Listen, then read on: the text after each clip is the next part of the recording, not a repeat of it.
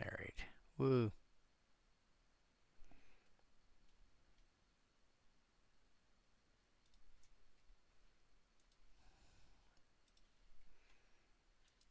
There we go. And a 1, and a 2, and a 1, and a 2.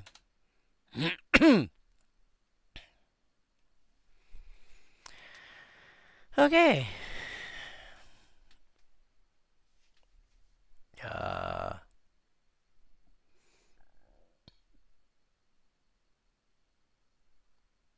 Oh.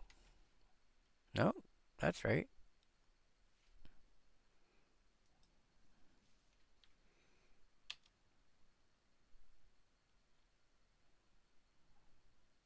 There we go.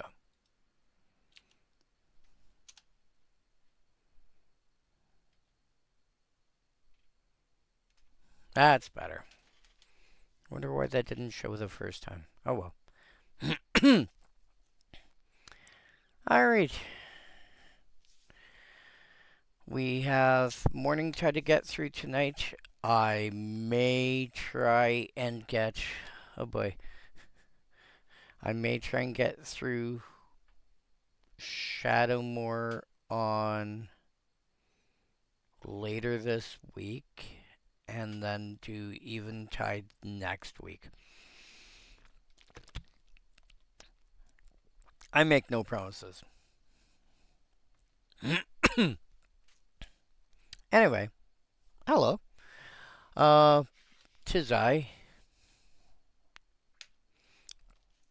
And, yeah, tonight we get to go through Morningtide and see what kind of shenanigans they've brought us in in Morningtide, which a lot of people again, we're looking for the forgotten stuff. We're looking for the stuff that people are like, oh crap, I didn't even realize this was a thing. Because let's be honest, when people look at, white cards, for example, from Morningtide, they see Reveillark, they see Idyllic Tutor, they see Stone Hero Giant. They occasionally see cards like Indomitable Ancients, which is hilarious. Because when it was in Standard, I basically saw this as Moat. It's the exact same cost. It's a 210. I'm like, people are like, who's going to attack into that? It has 10 toughness. Well, the answer is anybody that's got creatures with death touch, or... And the other thing is because Moat also says, creatures... was it? Creatures without flying can't attack. It's either can't attack or can't attack you. I forget which. I think it's can't attack. But this is a ground creature.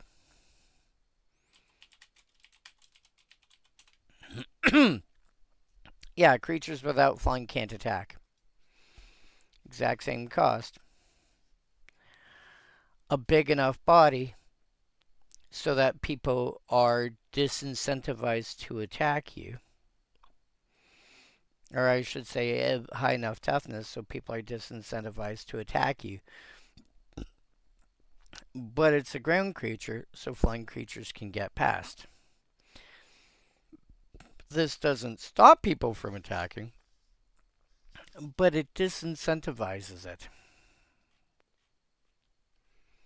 So they see cards like that, and Morningtide had a lot more going, a lot more Morningtide going on. Womp womp.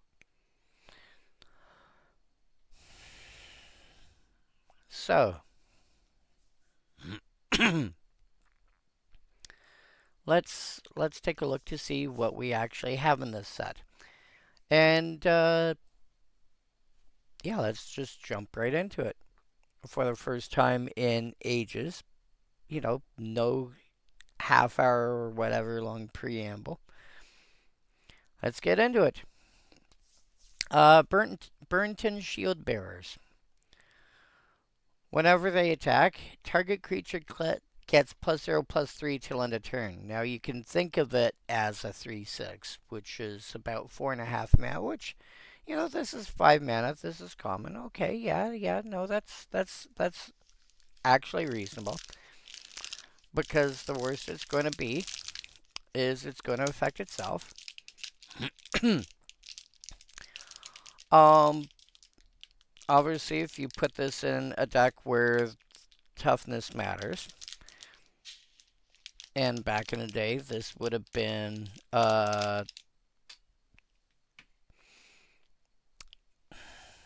Dorian the Siege Tower. Sorry, I keep getting Dorian the Siege Tower and Dosan the Falling Leaf mixed up name-wise. It's like, is it Dorian the Falling Leaf and Dosan the Siege Tower, etc., etc.?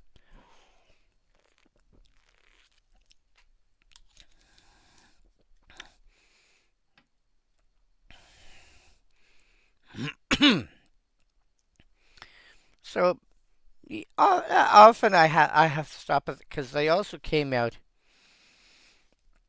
like what 2 years apart. So yeah.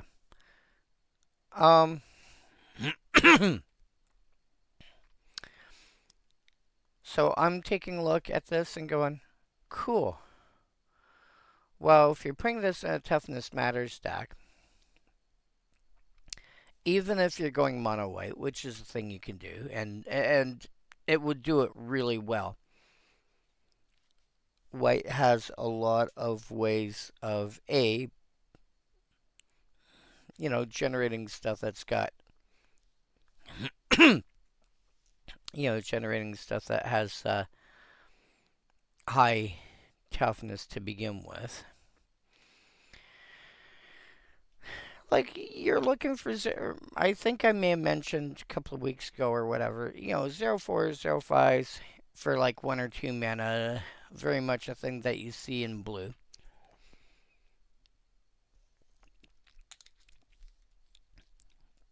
Also very much a thing that you see in white. Surprisingly.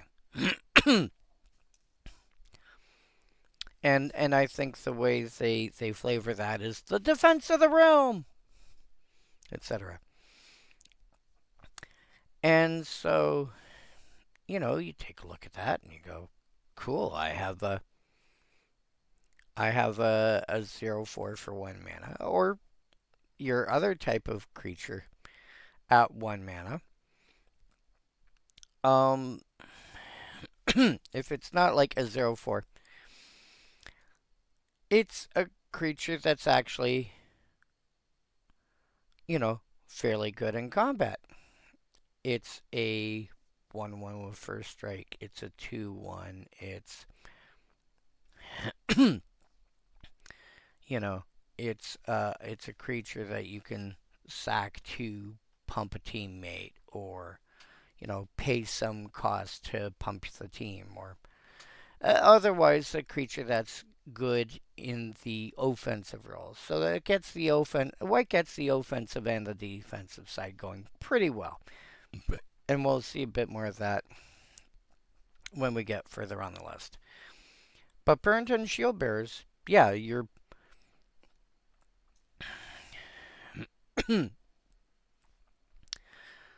like, the worst this is that it's a 5 mana 3/6 because it'll target itself. Cool. Works for me. I got no problem with that. The problem is, what kind of deck are you going to put in? And my first inclination is it goes into a toughness matters deck,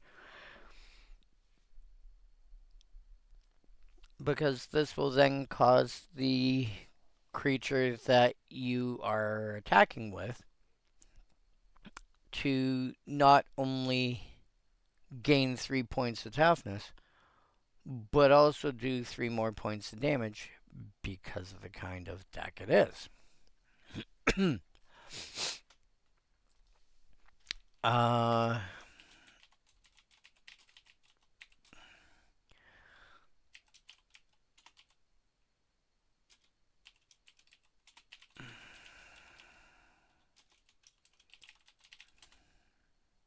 nope. Did it not have a partner?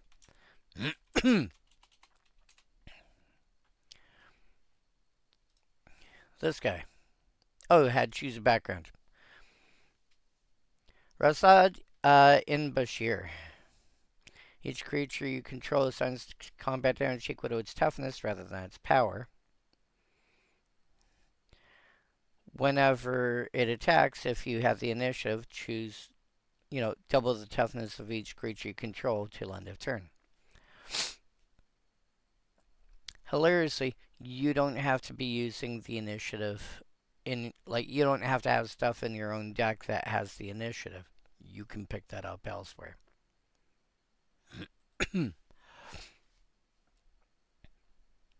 um, but yeah, and he's like even the fancy version is less than 25 cents.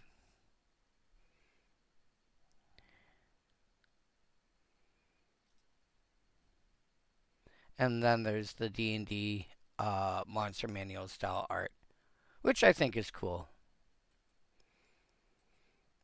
But yeah, you build a deck around him. Burnton Shield Bears suddenly goes to basically being, has no other abilities, doesn't have first strike or trample or anything. But suddenly you've got a six, you've got a six, 6/6 basically, as far as combat's concerned. Um,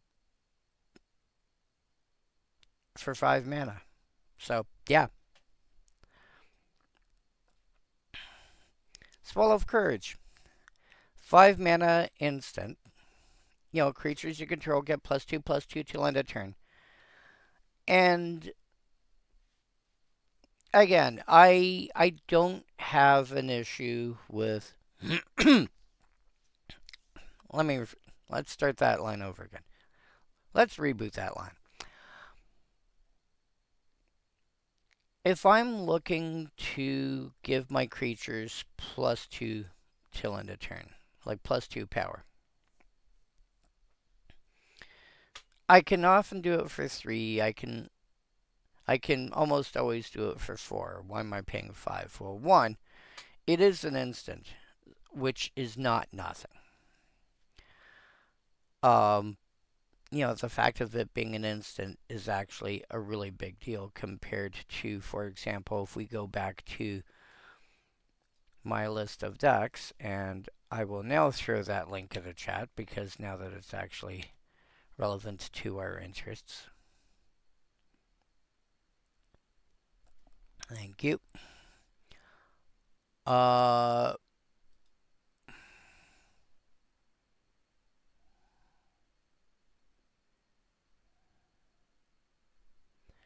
Excuse you. Thank you.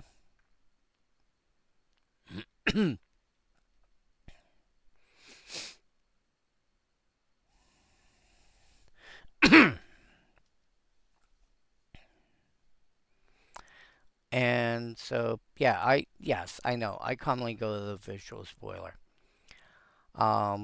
Just because it's easier to show what I'm talking about in that case. And, sorcery speed, instant only affects white creatures, can be relevant. Sorcery, +1 counters. Sorcery, instant, alternate cost, +1. Sorcery, instant, 5 mana to give +2/+1. And give white creatures, which is most of my creatures, double strike. Sorcery. And then 2 with activated abilities. So 3 mana as a sorcery is not unusual. To be fair, this is a deck that's nothing but commons.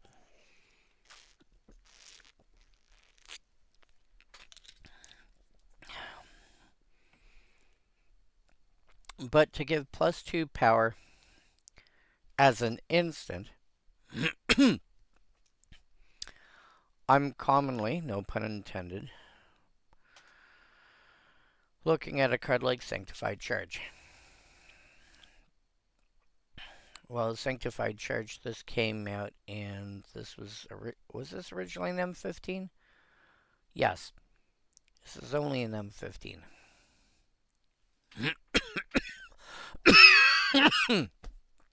Pardon me.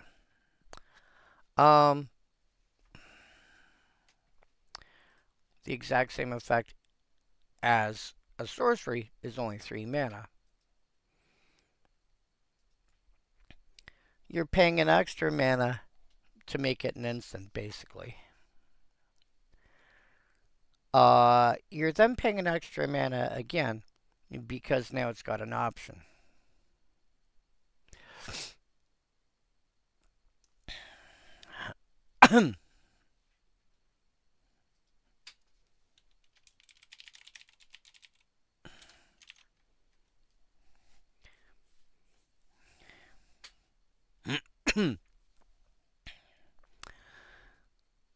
And the option here is this ability called Reinforce. Reinforce of X. So 2 white plus X. And then discard this card from your hand. Put X +1 counters on target creature. It is possible to X equals 0 this and just go pay 2 white and discard the card and get no benefit. That is a legal option. It's not a recommended option, but it is a legal option.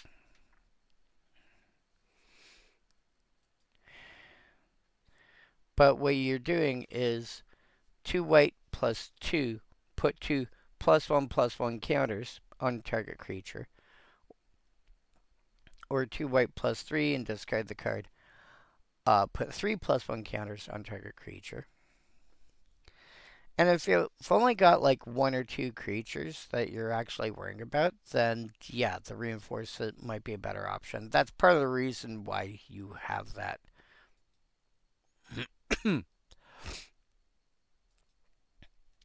But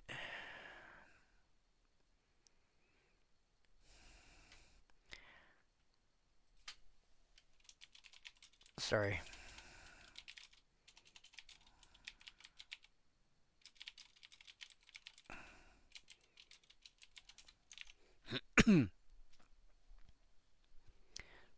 Sorry. Something came up. I had to toss a quick something out before I forgot about it. Yeah, but that being said, 5 mana to give all your creatures +2/+2 till end of turn. I mean, again, if you're comparing it to a deck like my mono white, my mono white deck that's got a bunch of token generation in it. Just if you think about it this way, if you have 1 creature in play, this is worth +2 power.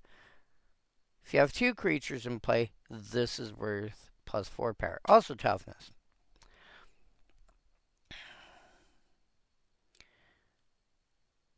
So already, once you've got 2 creatures in play, it's already reasonable. Once you've got 3 creatures in play, this starts becoming a bit more of the thing. Because now you're looking at 6 power. 6 power boost, but it's split between 3 bodies. But it's 6 additional power. That starts being noticeable. You have 4 creatures in play. It's 8 power, and chances are, I would say, if you've got 4 creatures, it's not unreasonable one of them's actually going to get through.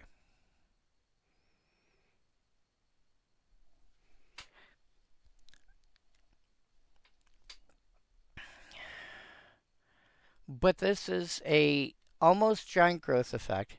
Also, again, I will point out instant speed, not irrelevant, that that ends up being pardon me.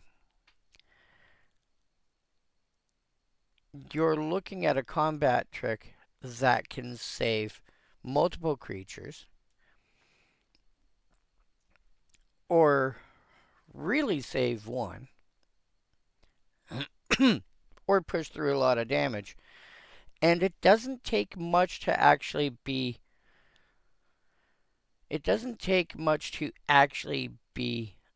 uh viable, useful. Again, you have two creatures in play. You're giving +4 power to your board. That's not, it's not amazing, but it's not bad. And once you hit 3 creatures in play, that's 6 power being boosted. You don't play this in a deck that's only got like a handful of creatures. Like, I would not play this even if it wasn't a matter of the color being wrong. I would not play this in my Squee or his Voltron deck because the entire premise of this deck is throwing everything on Squee.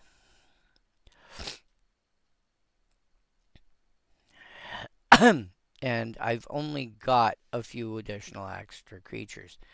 I've got Epitaph Golem to put cards back in my deck. Same with Ulamog.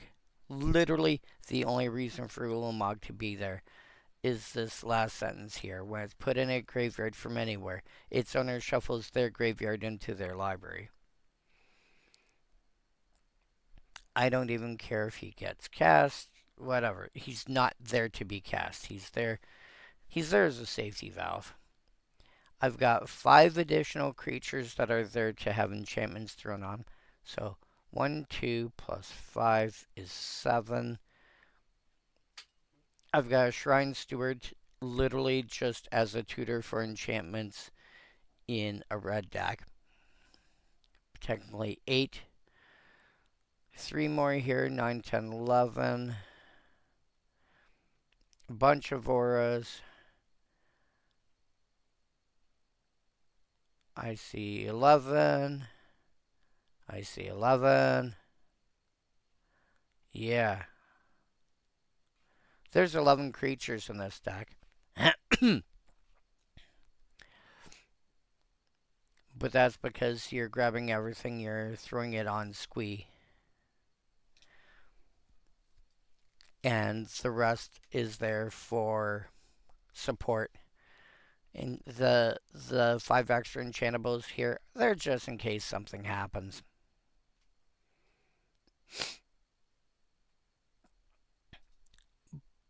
But again, it's only got 11 creatures in it.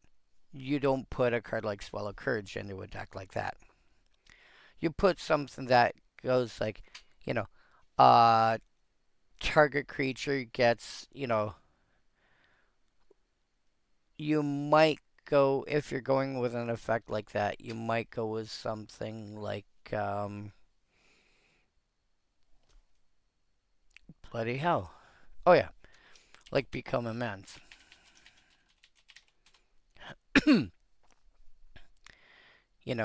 Target creature gets +6/+6 till end of turn. You are taking one creature and making it really big. It's becoming immense.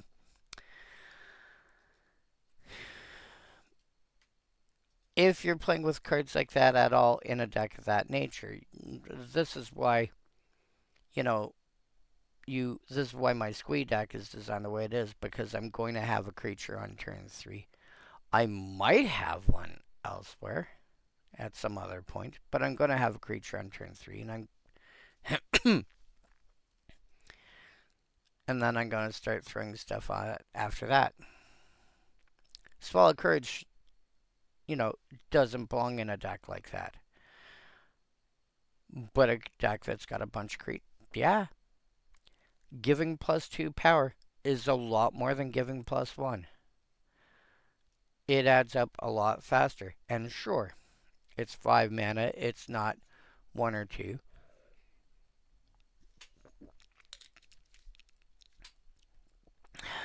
But if you're pushing through,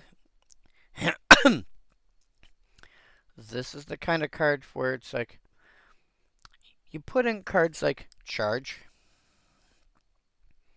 when you want to deal, like, I need to deal some extra damage, but I'm going to be able to do that repeatedly. No, this is the kind of card that you play. It's like, I got 10 tokens because various, or 10 creatures of some description because some effect.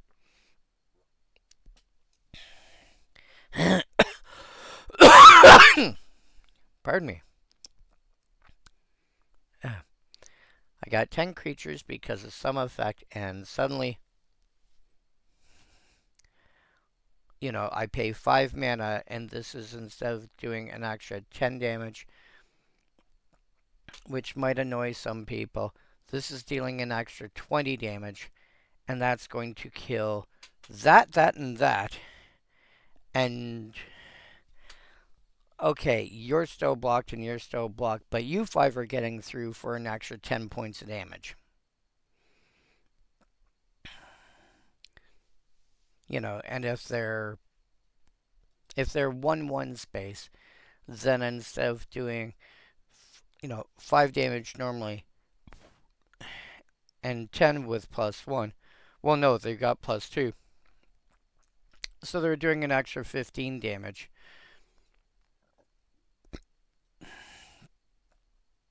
That is I stand up and I take notice. So yeah.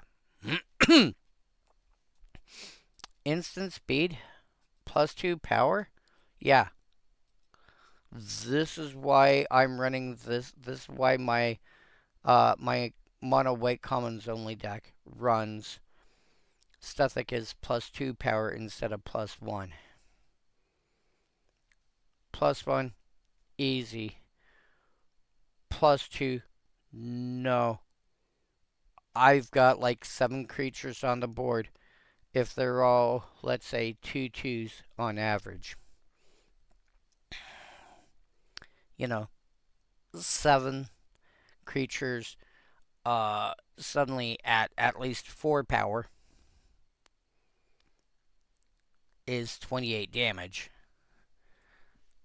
That is a good chunk of somebody's life, and it's cost me 1 extra card instead of going through like 2 or 3 extra cards. And again, that can recover from a Wrath fairly easy.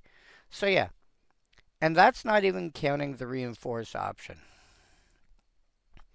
This is also the kind of deck that it's not unreasonable to put in a deck that's only got a handful of creatures. I'd be less I'd be less enthralled by it. However, it is a activated ability. It's not a spell. God damn it. It's not a spell, so it's a lot harder to interact with. Yes, you still have to worry about, creature removal being the key primary way that most people will deal with it.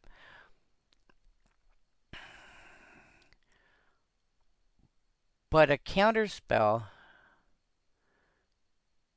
is not going to do anything.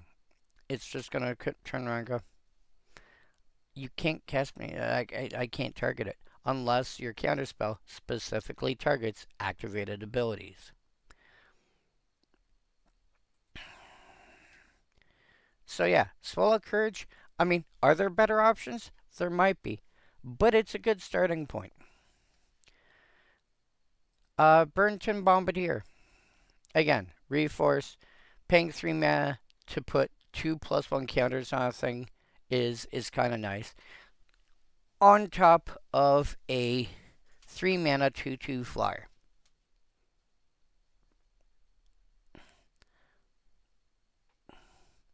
A 3 mana 2/2 flyer in and of itself is not amazing, but it's serviceable. But again, you're looking at, you're probably looking at this more for this activated ability of discarding it, any, like in the middle of combat, let's say, and suddenly going, hey, by the way, this now has 2+1 counters on. Funny thing is, Reinforce says target creature, not target creature control. I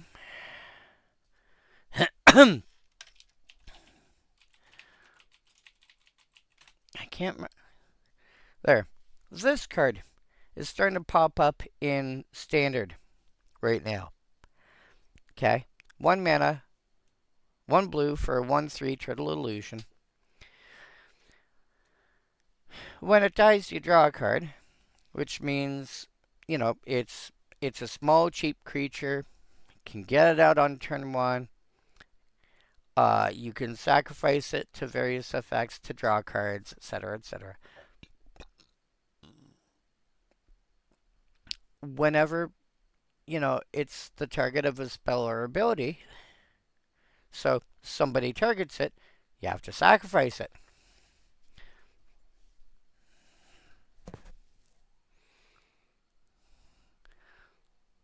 You can target that with a Reinforce ability here. Because you're targeting a creature. Great, I gotta sack it, but at least I draw a card for it.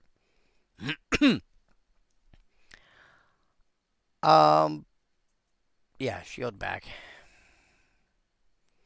Oh yeah, incidentally, I was looking up to see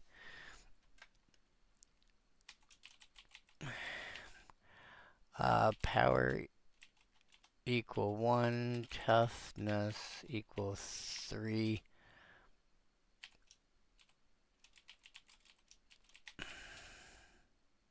Yeah?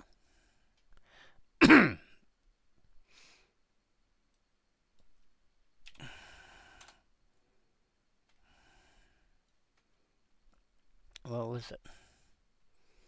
Oh, I think it might be the Riptide Crab I was thinking of. But that's not a turtle. Most phantasmal creatures are based on something specific. Like, Phantasmal Bear, for example, is basically, it's grizzly bears for 1 less mana, but with this clause.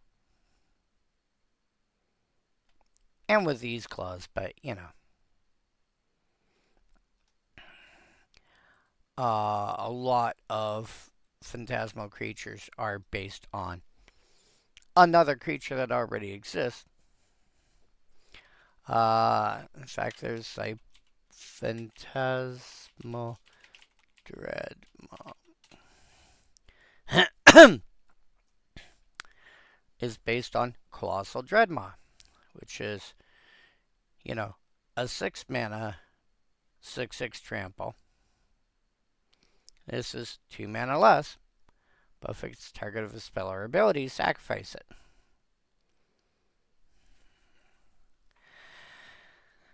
You can build a deck around those. Anybody targets it with anything, you sacrifice it.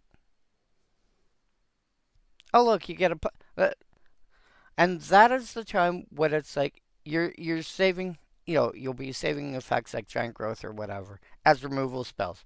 Oh, you're playing what? Cool, pump it by plus. Oh.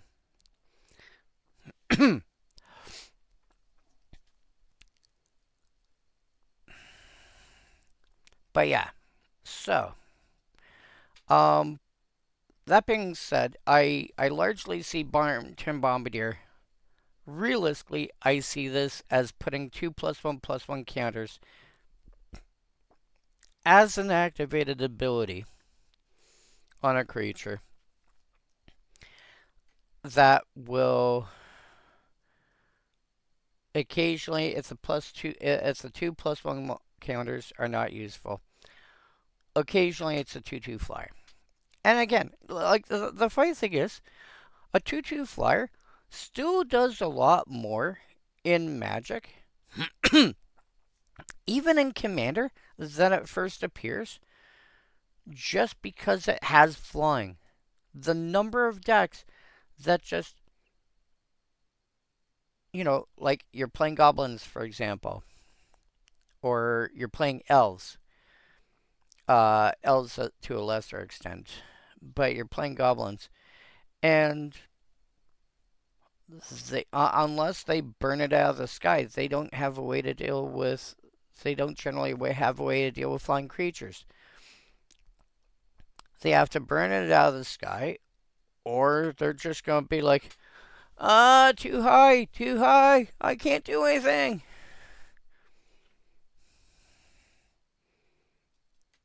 You know, zombie decks, same thing. A lot of decks that are based on. In fact, let's take a quick scan at this list. My colorless control deck is basically just gonna sit there and go. I think it might have a couple of random flyers, but that's it. Prismatic, my colorless ramp deck, same thing. Yomeiji, I know has got some flyers, and it's got the Sun Gun combo, but it does have some flyers, so it's not terrible in that context. Prismatic Piper, or sorry, my mono white commons deck, I think might have like a couple random creatures, but for the most part, no. Mono blue ramp has got some flyers. I know it's got Sphinx of Magosi, which is partly in there. That's part of what triggered the idea. Was it's a creature in it's a creature in mono blue that gets counters, which is not a thing that you see a lot of. Take Me Down Cantrip City has more flyers than I realized. Doesn't have a lot, but it's got some. Uh, Mono Black Aristocrats, no.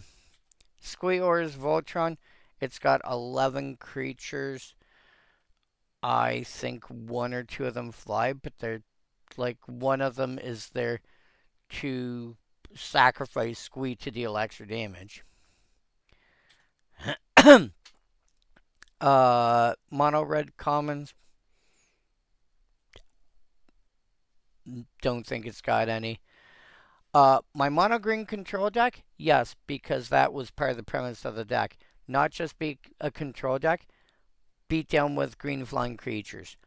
Not a thing that historically you would see. These days, it's a little more, no pun intended, it's a little more common. Actually, there's no pun in that one. Um, it's, but that's partly due to the fact that we recently had Kamigawa Neon Dynasty, and we've got what's the other set called? Tarkir Dragonstorm. Both of which dragons are a big deal. And so both of them gave us, big green flying creatures. My common elf stack, I think, has got a couple that have reach. I don't think it's got anything that's got flying. Tobias Andrian Advisor's Mill, nothing comes to mind.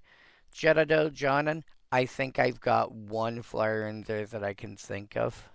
Actually, no, I don't even think I've got a flyer in that one. My Yu-Gi-Oh deck, which I'm amused to all sorts of pieces that I can actually find a deck box, which is actually no word of lie. Like, this is an official Konami deck box.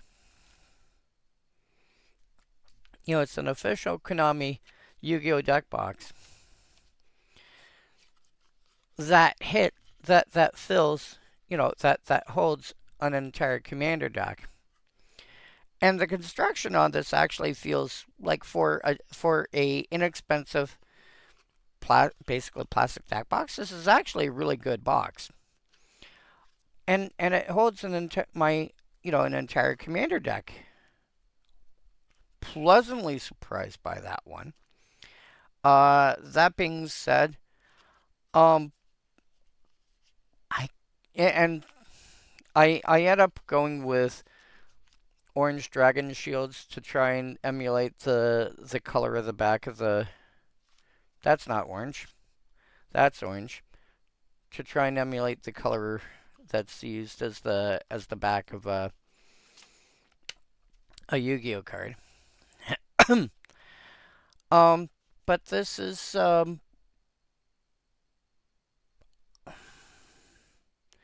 mean, I don't think any of the gods that are in here fly, and I don't think any. I might have like one or two random morphs in here that fly, and that's about it. I again, I'm not even going through like all my decks, but it's like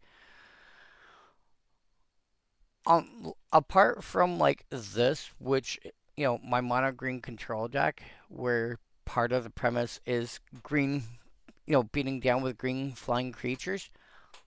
Yeah, most of these, it's like, yeah, you have a flying creature, you're going to get through for damage.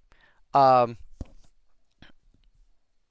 Angels, demons, dragons, sphinxes are all well. Most of these are going to have flying. Some of them don't. Um, for example, like you assume that angels do, you assume that dragons do as well until you start going to the D&D based sets where you start getting like the Dragonborn and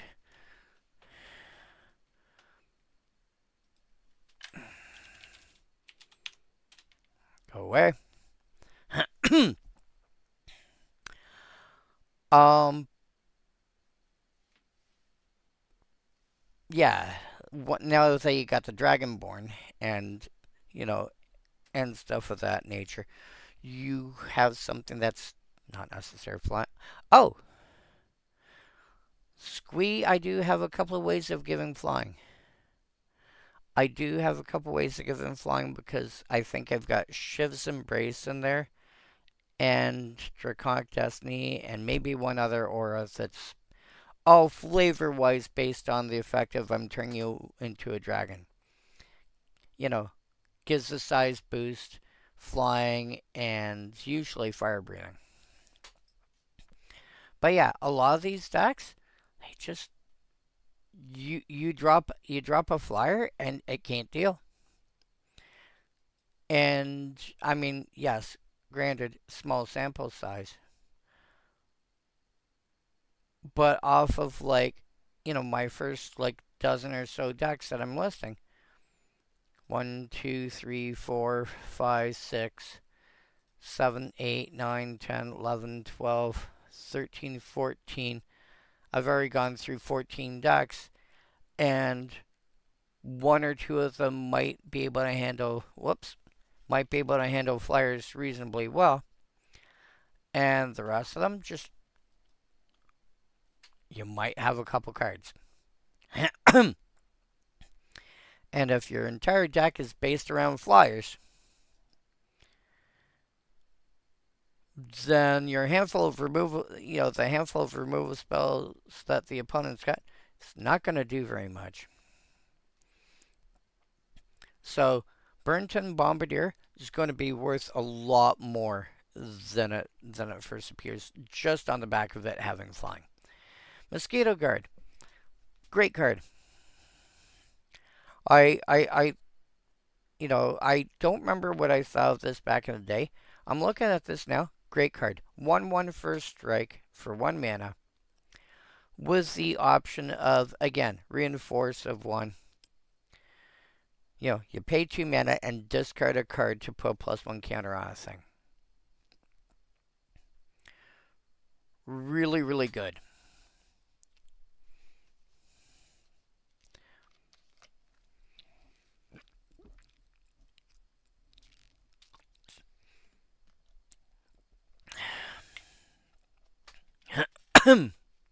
And First Strike, in my opinion, is a highly underrated ability. Highly underrated. There are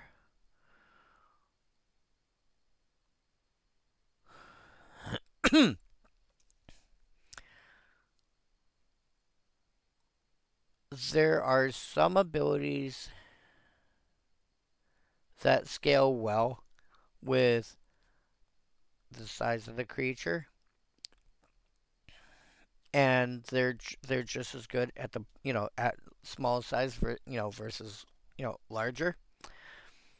And there's some that don't. Like for example, if you've got an 8/8 as regeneration, the biggest source of regeneration that you're going to need to worry about is damage.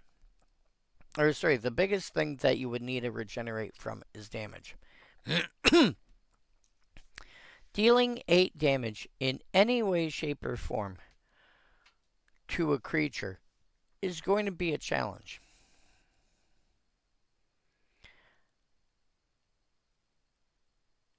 On the other hand, if you compare this, if you take, and yes, there's going to be removal spells, but there's also removal spells that just ignore regeneration. Um, Again, indestructible, same idea. What do you need to be indestructible from? You need that at like small, maybe mid range. Large creatures don't need it as much because they've got the size advantage you know, to help out there. Trample, on the other hand, you have like a 1/1 or a 2/2 with trample. Meh, why?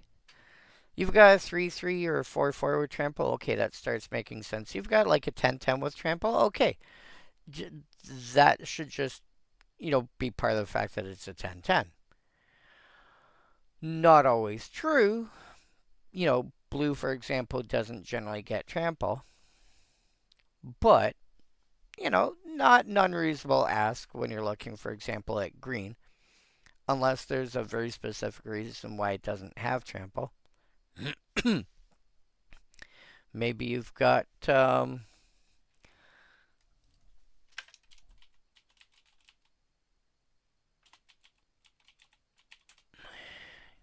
maybe it's just a Gigantosaurus, which is just a 5 mana 10/10.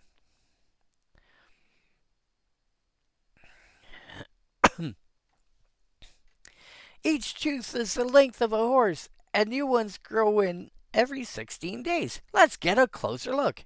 Vivian Reed. Yeah, Vivian would let you do that.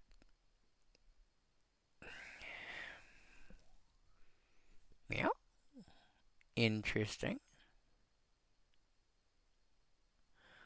Wonder why they went with a Japanese one. Not saying wrong. Oh, and then there's this one. Isn't he adorable? Anyway, um, but yeah, mosquito guard or not mosquito guard.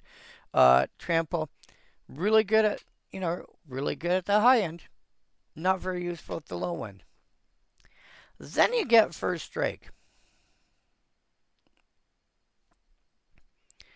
and or then you get Death Touch.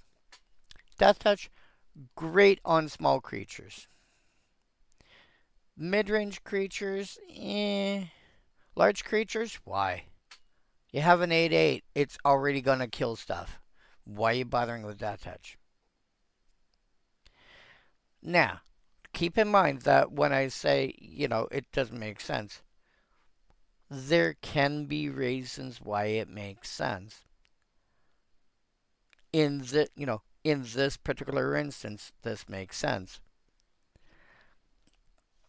But as a general rule, like you don't often see like 10/10s, 8/8s, 15/15s, whatever with Death Touch.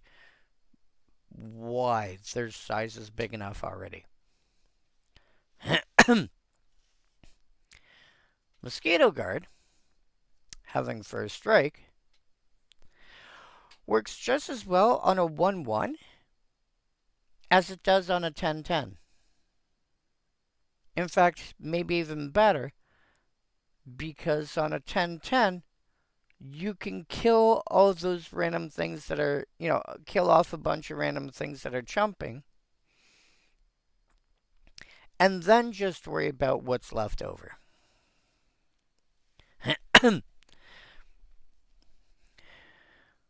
Okay, I block with like 15, I block with 15 squirrels. Okay, I'll kill off these 10. Now these 5 get a chance to do their thing, and they fail miserably because I'm ginormous.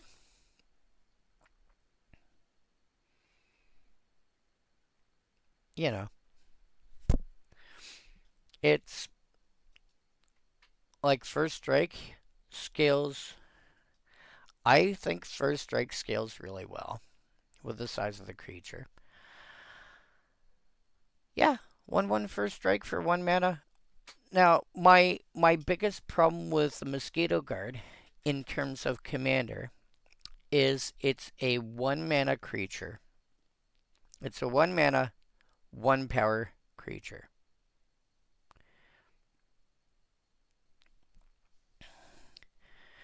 And if you've played Magic for any amount of time, any actual amount of time, you take a look at that and go, well, first of all, yeah, that's really good. But then later, it gets outclassed really fast. And I agree with you. It gets outclassed really fast because a 2 power creature for 2 mana that has first strike, what's the biggest first striker that we can get at 2 mana? Um, Paragraphism 1.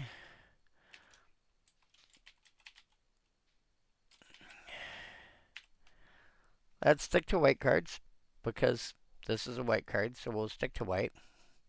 And then mana value equal 2. And we will sort by power descending.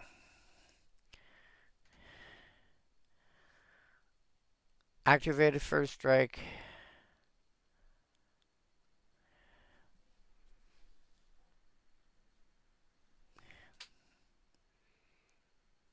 Okay. What?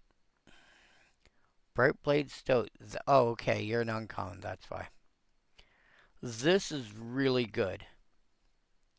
A Brightblade Stoat, Weasel Soldier, 2/2, first strike and lifelink. That thing is going to be so good.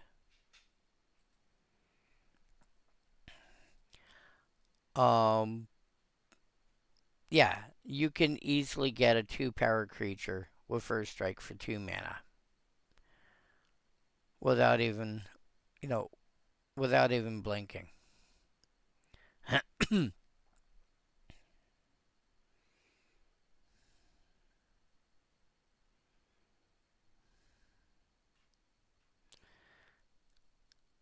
It's possible to get a 3 power creature.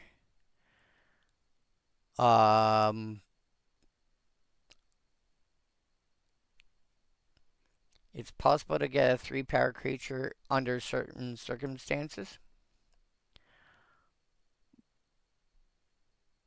But realistically, you are looking at a 2 power.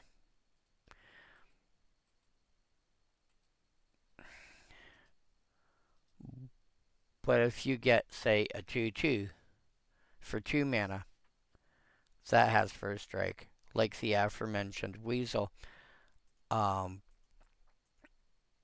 the Brightblade Stoat, for example.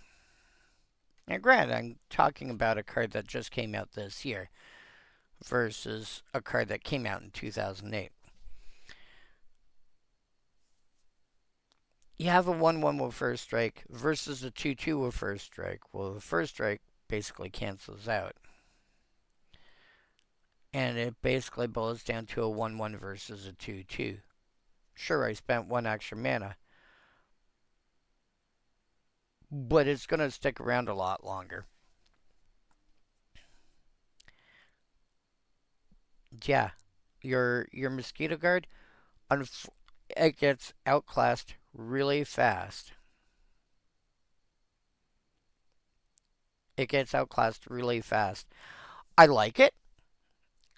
I'm largely playing it for its reinforce and occasionally as the fact that it's a 1-1 first strike. But again, a 1-1 first strike, you throw, it's something you can play on turn 1, surprise surprise, or when you have a random mana open left, surprise surprise, go thunk, play that, and then you throw an aura on it or something of that nature. And you've got and you might actually have a viable threat out. So it's fine, but I would play it more for the reinforced value than for the fact that it has that it's a 1-1 first strike. Kithkin Zephyronaut. This is trying so hard to be a Sarah Angel. This has got kinship. Kinship. Also, I just realized I may have did. Where are you? No, stream settings. Is it here? Edit. Nope. I'm good. Thought I may have made a mistake when I did. I thought I may have made a mistake when I was setting up my stream with the description for the YouTube bits and whatever.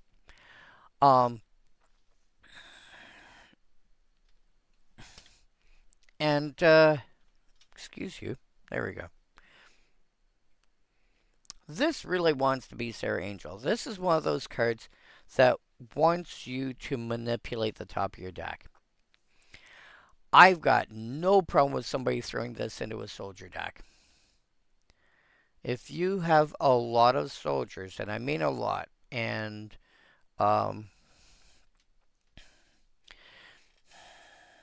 what have I got that I can pull out?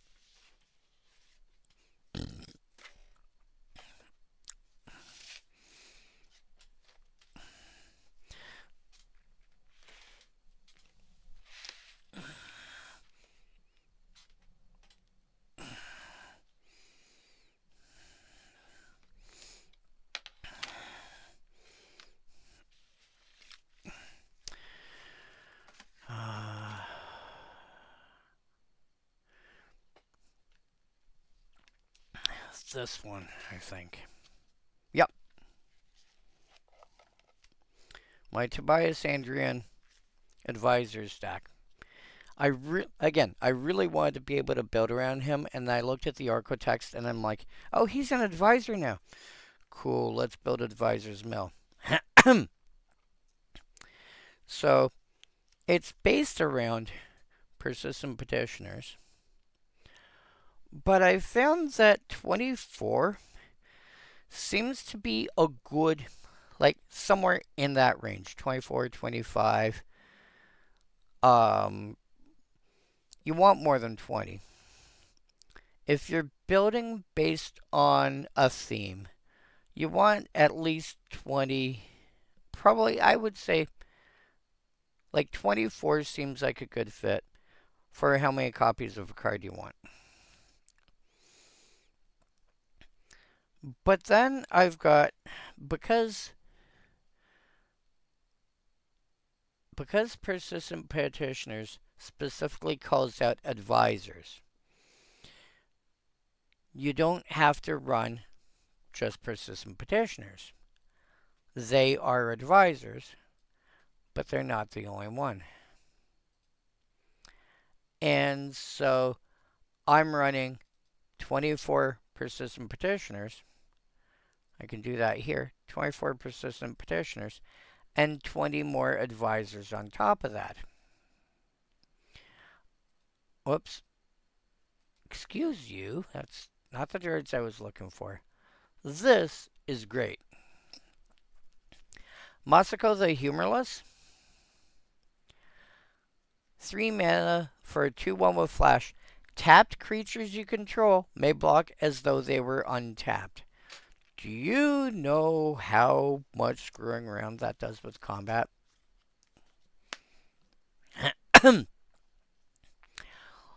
I can attack full out and go thunk. Somebody goes to attack and I go, Masako the Humorless.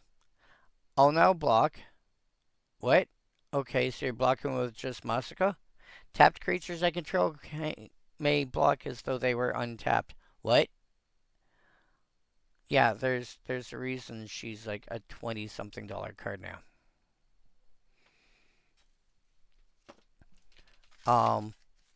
But yeah, I end up with about 44 plus my general, so 45 advisors in this deck. So almost half. And just over half of that are the petitioners.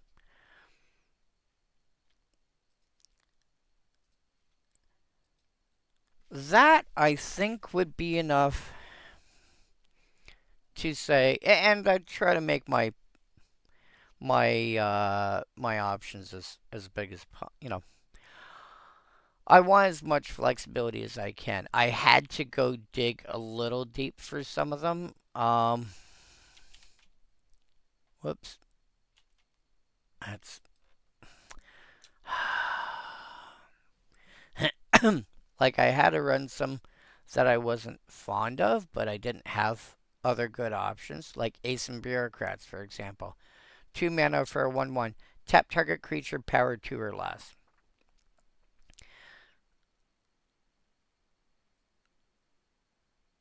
It's, it's fine.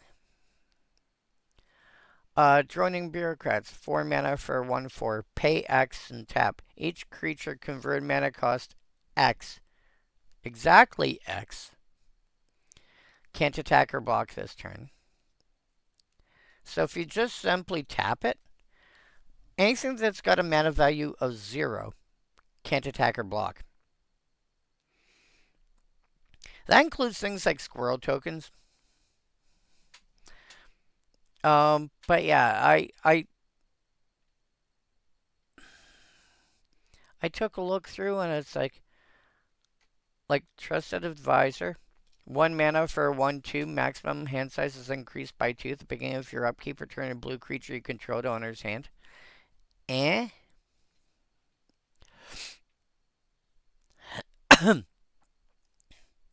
Although that can combine hilariously with Shield Broker to, every turn get another creature. Steal somebody else's creatures. Seasoned Tactician. 1 white plus 2 for a 1/3. Pay 3 and exile top 4 cards of your library to prevent all damage to you from one source. He's there largely because, again, he's a 3 mana 1/3 humanoid advisor, and his text is occasionally nice, but yeah, a lot of these advisors, I mean, there's going to be some new ones out now that have come out since I threw this together, but yeah.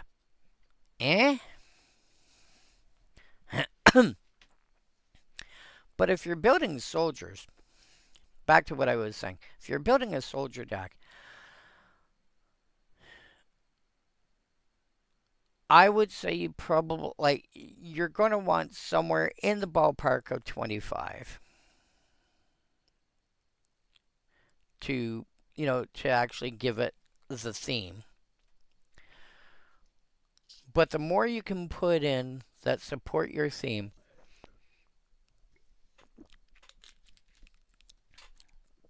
that do useful things, the better you are. And so if you're able to get yourself to, let's say, 45,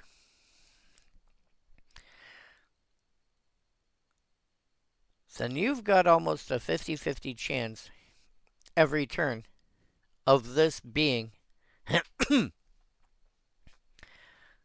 Sarah Angel.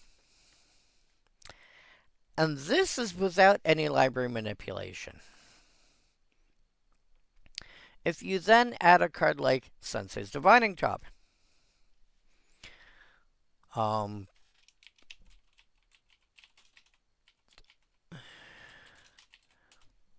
occasionally nicknamed the Dreidel because it looks like the Jewish toy. Well, I shouldn't say toy.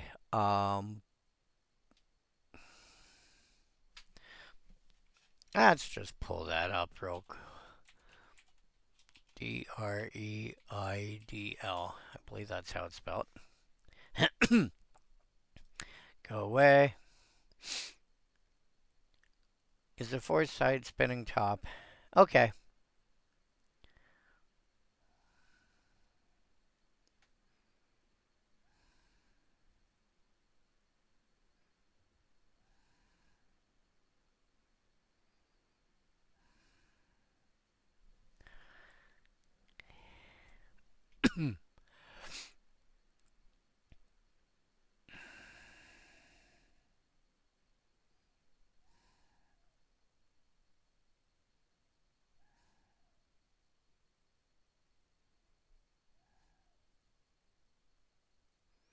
Okay.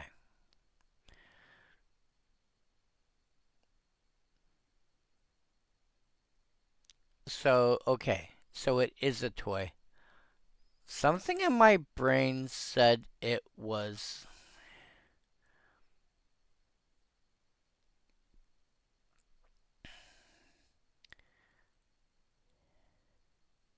Something in my brain said it was used elsewhere. Like, well, I mean, again, Sensei's Divining Top. Divining, to divine is to determine, you know, I I I I need to learn a thing, but without going through the training and whatever. So I need to use some other method of going, "Hey, by the way, um yeah, I need to figure this thing out. Mystery Booster 2, are you over? Okay. I was hoping you'd be whiteboarded. Anyway, um so to divine something is to basically try and like usually it's you're trying to figure out a thing, but sometimes you're using magical or supernatural means to do so. For example, if you look at Dungeons and Drivers. Wow. Dungeons and Dragons, there's a type of magic in for, for wizards, etc., called divination, which is basically you calling out to the gods or whatever. I need to learn X and getting some kind of useful answer back. So spells that can detect individuals that are invisible generally fall under, if they don't fall under abjuration, which is protection based, they fall under divination because it's based around knowing a thing. So, that being said, um, since it's divine top, its big thing is, paying one, colon, look at the top three cards of your library, put them back in any order. Well, if you have that combined with Kithkin Zephyronaut, if Kithkin Zephyronaut is a Kithkin soldier, and you put it in a deck that's heavily Kithkin or heavily soldier, or has enough changelings, then you can manipulate the top of your deck a lot easier and make sure the top of your deck is often enough a Kithkin or a soldier, or a changeling, which has all creature types, so it would fall into being a Kithkin and a soldier. And yeah, this on your turn is going to be a Sarah Angel because it's going to be a 2/2 with +2/+2, so 4/4, and flying and vigilance. Tell me you wouldn't want to do that for 3 mana. Like I'm seeing, if you're talking rares and mythics these days, you might be able to get away with that with a legendary creature that's triple white.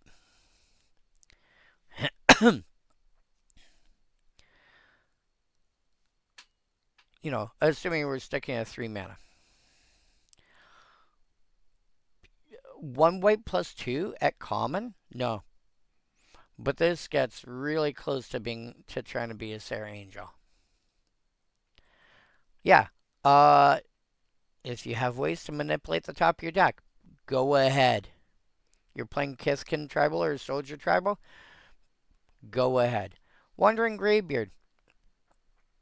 5 mana for 4/4. Again, similar concept. It has kinship.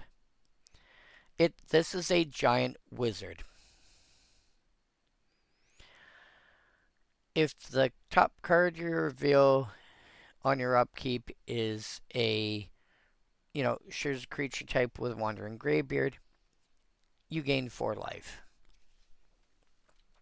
Let's just put up Masquerade Nexus. Creatures you control are every creature type. Same is true for creature spells you own and creature cards you own that aren't on the battlefield. So in other words, stuff that's in your library. If you can combine Masquerade Nexus in any of these kind of decks, that basically means every creature you reveal is going to be the appropriate creature type. You just have to reveal a creature. Get your Masquerade Nexus out first, ideally, and then start doing shenanigans with kinship.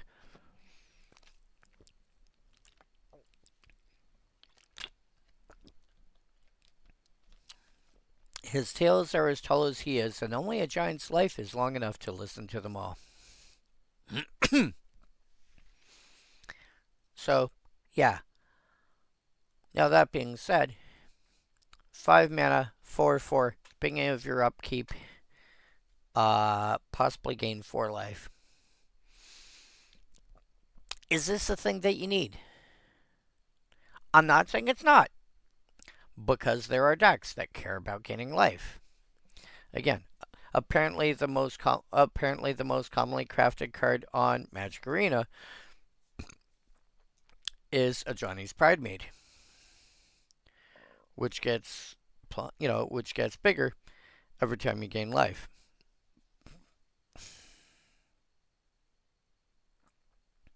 And I'll readily admit, there are cards that I really enjoy that fall into the Johnny's Pridemate camp, and that fall into the life gain camp, like that, as in that are designed for gaining life.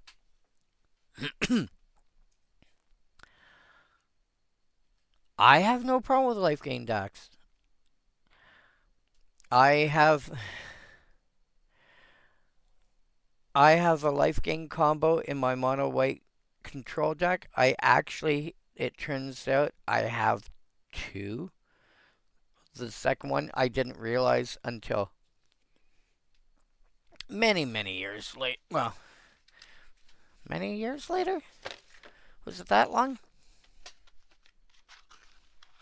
Here's my mono white multi combo deck. Basically every combo I could think of jammed into the same deck. And this also got designed before we even heard about brackets. So there's some cards in here that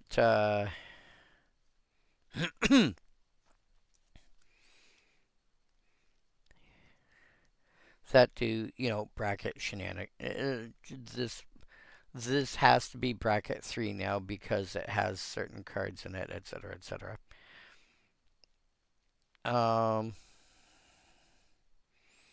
Not a thing I cared about, but that's a thing now.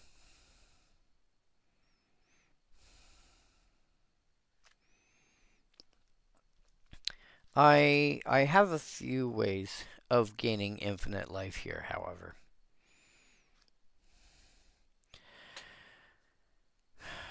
Where are you? Oh yeah, you.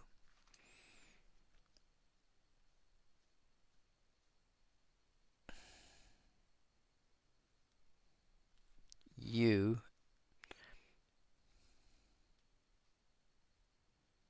Nope.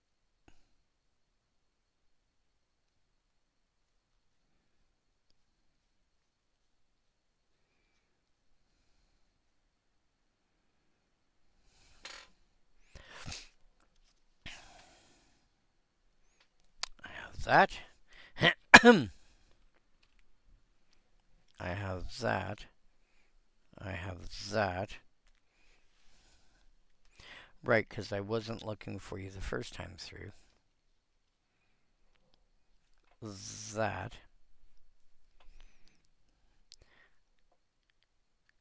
That.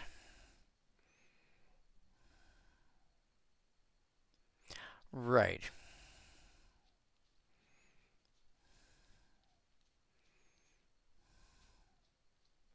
And that. So.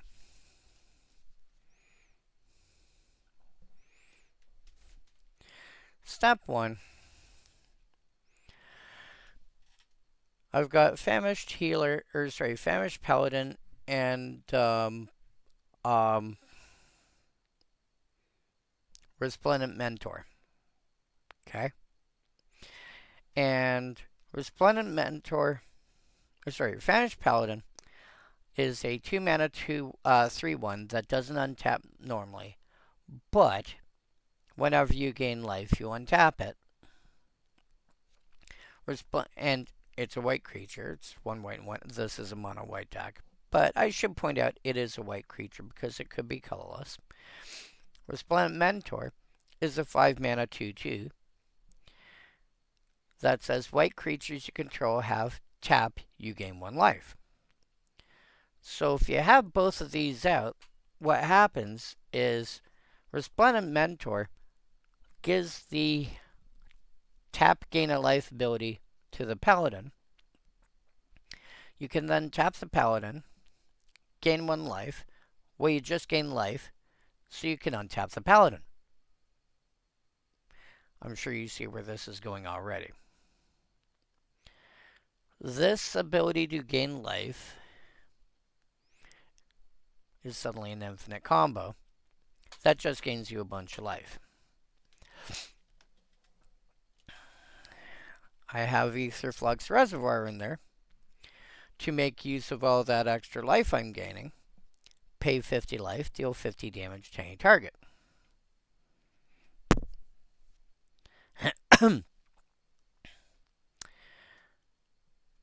Second combo.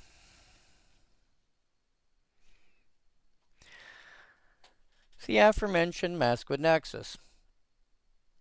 All creatures have all creature types. Any useful, unbounded, shall we say, sack outlet, i.e., something that doesn't require you to tap it, etc., etc. Ashnod's Altar works just fine here. And Bishop of Wings.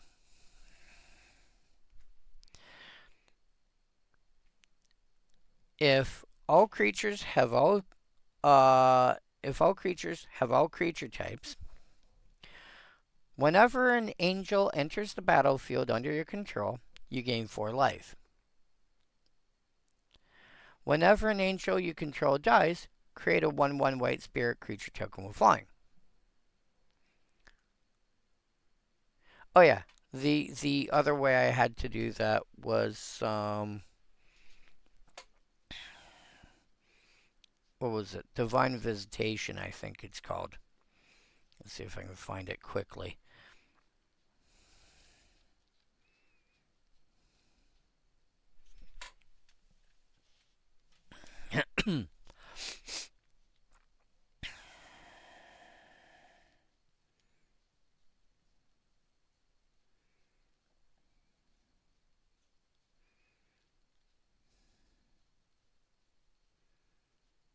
There it is.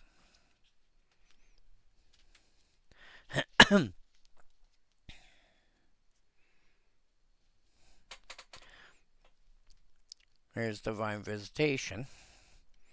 If one or more tokens would be created under your control, that many 4/4 white angel tokens with flying and vigilance are created instead. So, Mask with Nexus and Divine Visitation in this context basically make their duplication of effect. You want that in Commander. So what you do, Bishop of Wings, you generate a token. Let's say you create a token with Mask with Nexus, because it has a tap ability to create a token that people forget is the thing.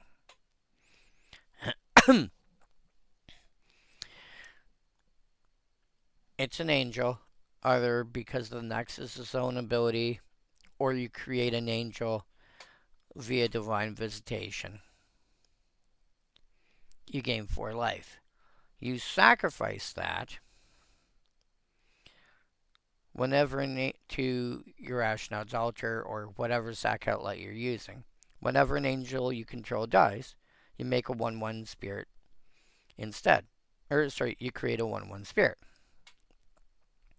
But because of either Divine Visitation or Mask with Nexus, it's now an angel. Divine Visitation replaces it with being an angel. Mask with Nexus turns around and says, by the way, you're now also an angel. Well, an angel has entered the battlefield, so you gain 4 life. So then you go back to your sack outlet, sack it, and in this case, you end up with infinite colorless mana and infinite life. Again, Aetherflux Reservoir kicks in.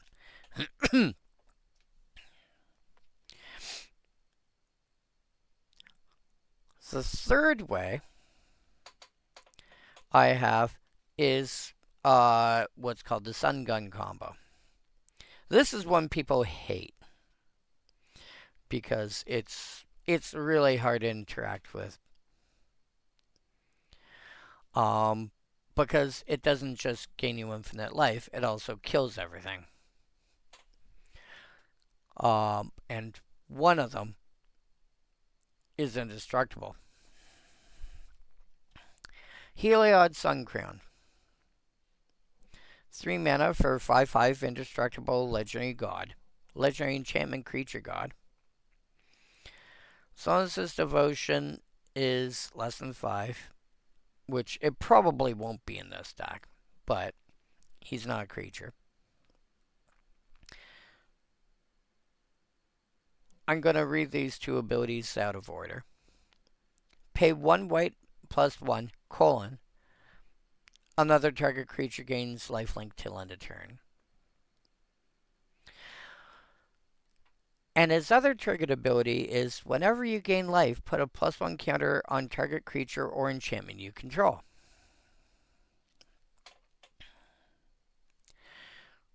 So you want to give Walking Ballista lifelink. You also want to give Walking Ballista the +1 counters. Walking Ballista, double X to cast. It's a 0/0, but it enters with X +1 counters on it. You want this to at least be 2 counters. So you want it to end up being at, you want to spend at least 4 mana on it. You don't need to go further, but 4 mana is good. Pay 4, put a +1 counter on it. Cool, additional way to get counters. Remove a +1 counter from it to deal 1 damage to any target.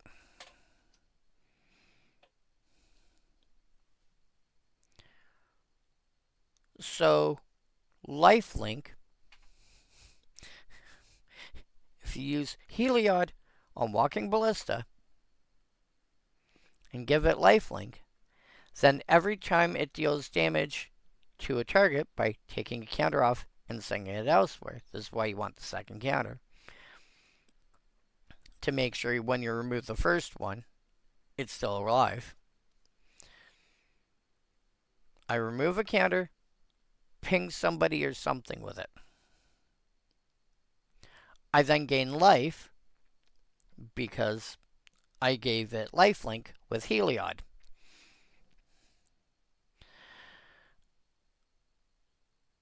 Heliod then turns around and says, hey, guess what? Put a +1 counter on any creature or enchantment. I'm going to put that on the Walking Ballista. I'm then going to take that counter and throw it at somebody else. Gain another one.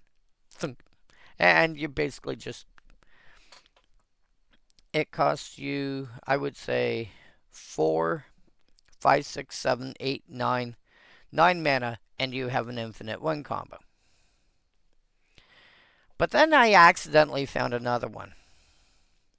I wasn't looking at combos in, EDH Rec or whatever. I came across this myself with this deck. I have Karn Silver Golem and Toymaker, and I think one other card that can take a non-creature artifact and animate it. I pulled out Toymaker for this example, which has got an activated ability that lets you turn a non-creature artifact into an artifact creature till end of turn. If we go back to that first combo, and by the way, the second combo, once you've got as much life as you want, you then do the same thing.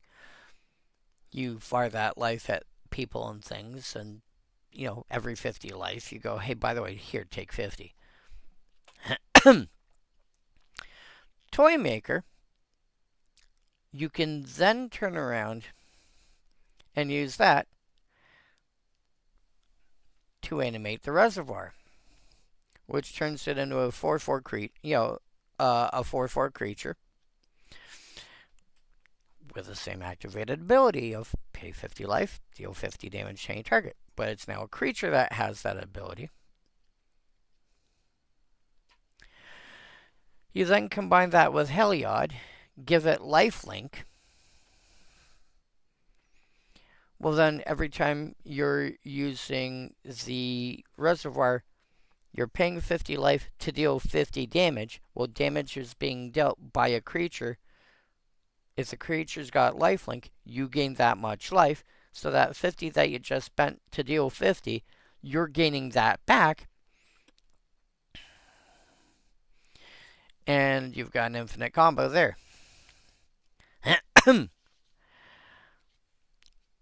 Oops. Now, all that is a very, very long-winded way of saying that there are times, there are reasons to have life gain in your deck. Um, Etherflux Reservoir is one of those. You're going to want an effect of that nature in your deck if you plan on playing with a reservoir or some other. What's that one that's there's also that one that gains you life for each additional spell you cast.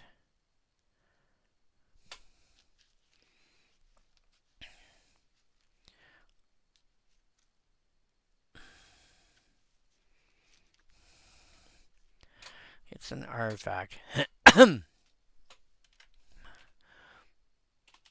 Type artifact. Whoops. I think it's in the last 5 years.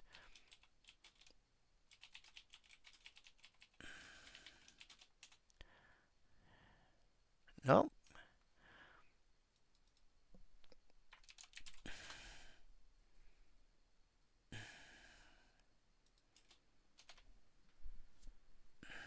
Nope.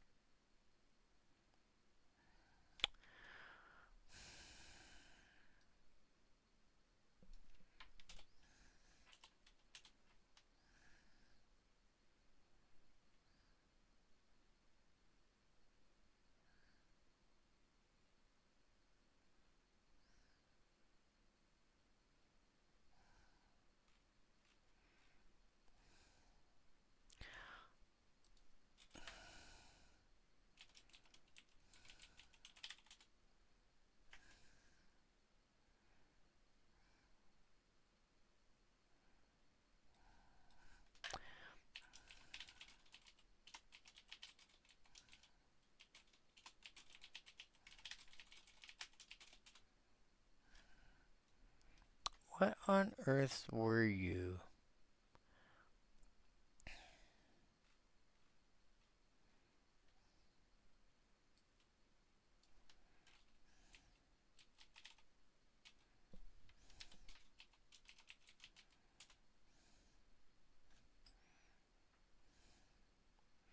It's gonna drive me bonkers. ID equals C.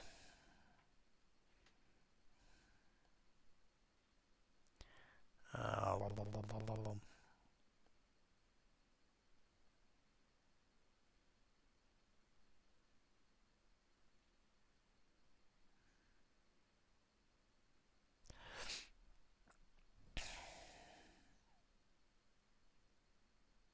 Why can I not see it? Unless it's not an artifact.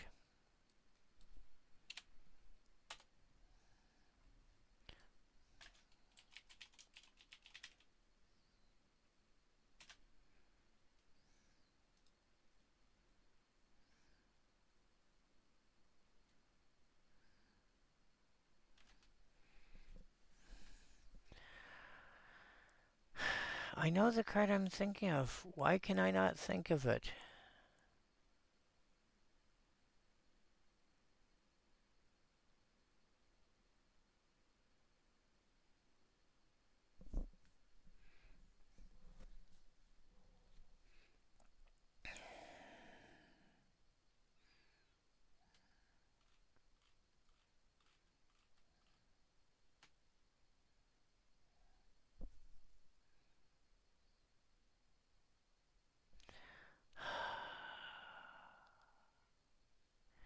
You gain life equal to the number of spells that were cast that turn.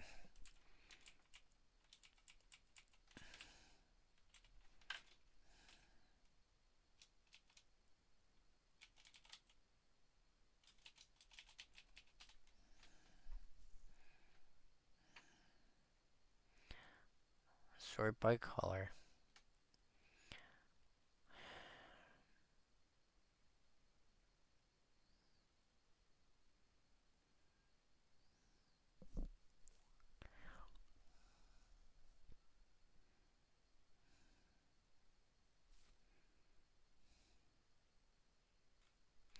I cannot see it. I know.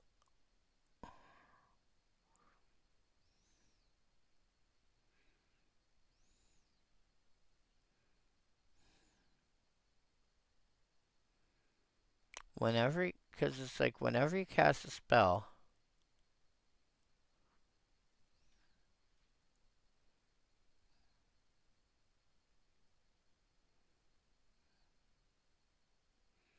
why am I looking for enters? No.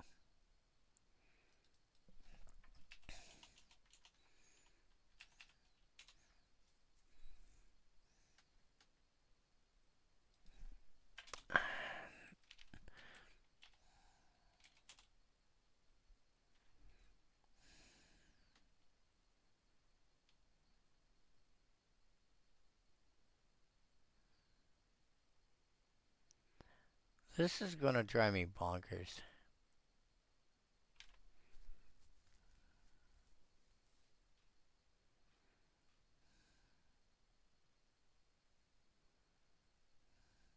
It's not Forsaken Monument. Oh, I'm dumb. Oh my god, I am so dumb. It's the card I was already looking at. Wow. I has the dumb. Aetherflux Reservoir. Whenever you cast a spell, you gain 1 life for each spell you've cast this turn. It has the same ability built in. Wow. I just remembered the 50 life bit. I completely drew a blank on the other half of it. Anyway,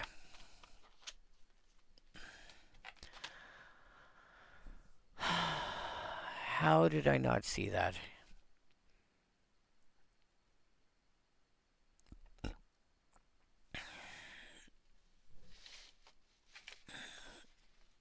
Yeah, I'll just leave that.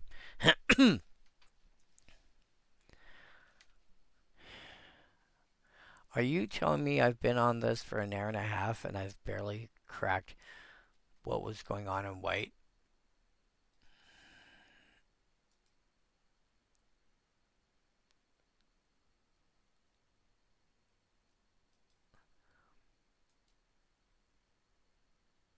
There we go. Right. All the way back to go back to this. Wow, can I get distracted? Welcome to having ADD. Welcome to having ADD. Uh. Anyway, so Wandering Graybeard. All this, all the way back into this. Now you can play Aetherflux Reservoir and cards like that fairly. You can. And if you're trying to play it fairly, then yes, a card like Wandering Graybeard is going to be perfectly fine.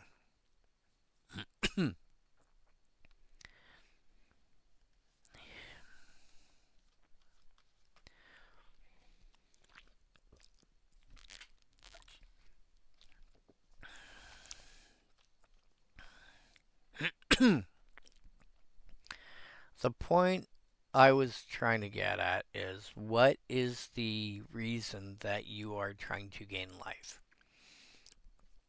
Because he's just a 5 mana 4/4 otherwise.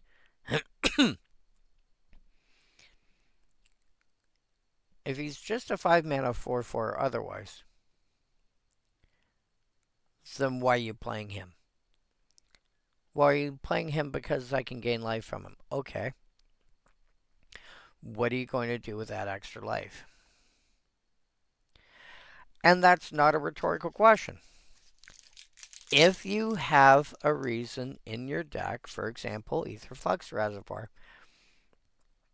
or a Bolas' Citadel, or something that you can use that extra life on,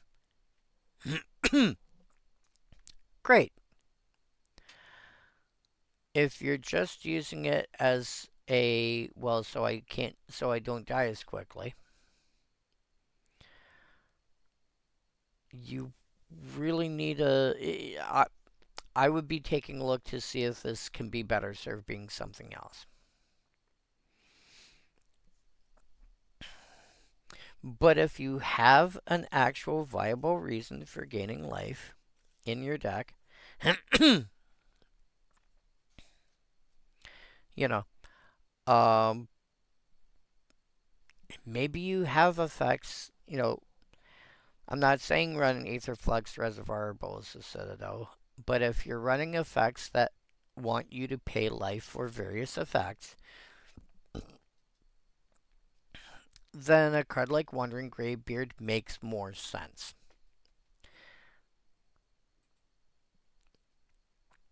Otherwise, I just wouldn't bother. Order of the Golden Cricket.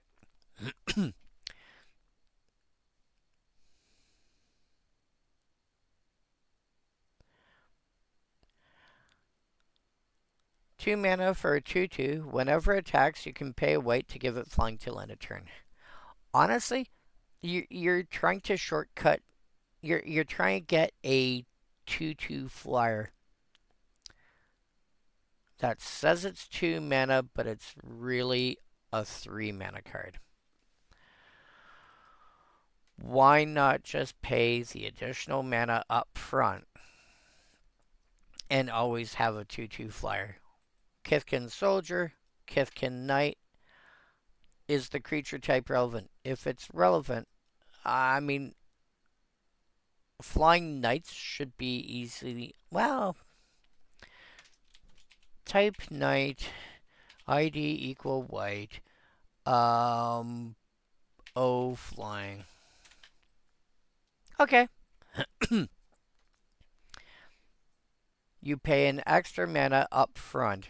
You get a 2/3 flyer, which also has an adventure pass, added on.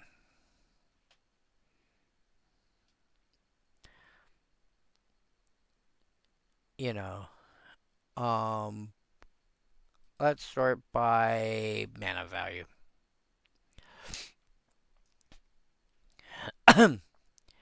During Skyjack, if you battalion, it's a 3/1 flyer. Griffin Rider, as long as you control Griffin, it's a 4/4 flyer. Which, again, your Masquid Nexus, etc. Suddenly, it's also a Griffin itself. You can also just simply equip it with something like Rune Stalactite, and now it's a 5/5 flyer on its own. That doesn't need extra help. Knight of Cliffhaven. It's a Grizzly Bear on its own, but if you pay 3 extra mana, it's suddenly a 2/3 flyer. We'll just leave the rest there. Leonin Sky Hunter. 2 white for a 2/2 flyer. White Orchid Phantom. Less than $1. You really should be playing this one.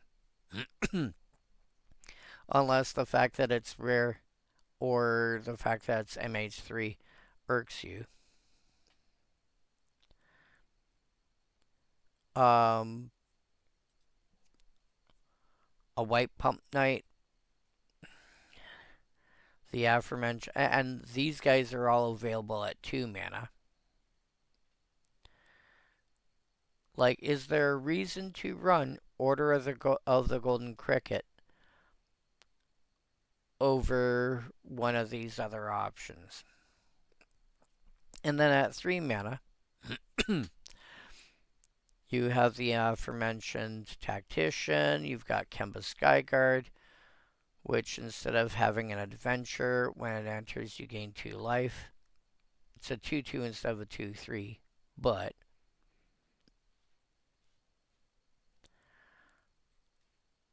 Um, Strike Force. It says it's a 1/3. Flying Double Strike and Vigilance. This is essentially going to be at least equivalent to a 2/3 first strike Flying Vigilance. You should probably be playing, again, unless rarity or something like that is relevant. You should be running that.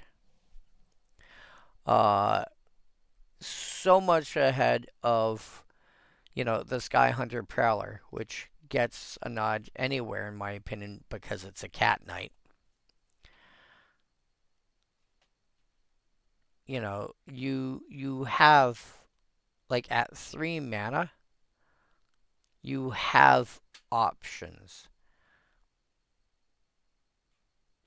And I'm stopping at 3 because you really don't need, because at 4 you should be starting to look at like 3/3s, 4/4s, whatever, potentially mores. But at 3/3, for 3 mana, you're already paying 3 mana. You're paying 2 here and 1 in the triggered ability. You have 2 mana options that can get you there.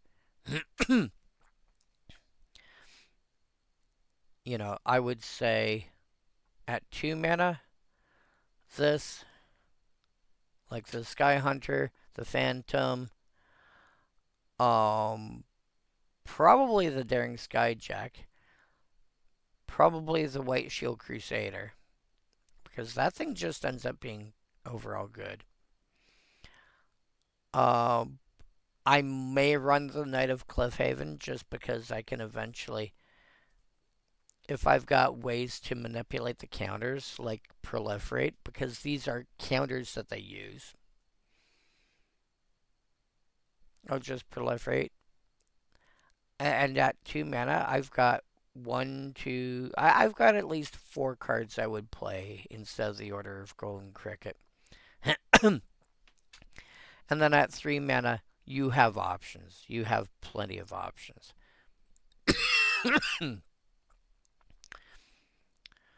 For Fend, this tries to be a fog and only does about half the job. However, it doesn't say combat damage. So, low column A, low column B, where do you want to go? Prevent all damage should be dealt to creatures this turn. I would not complain about somebody keeping this in their side pocket somewhere, just, as in case of emergency button, where somebody's playing with cards like Starve Extinction or whatever. It's still a fine card. It's only going to prevent damage to creatures, which also means that it can completely muck up somebody playing with cards like Stuffy Doll.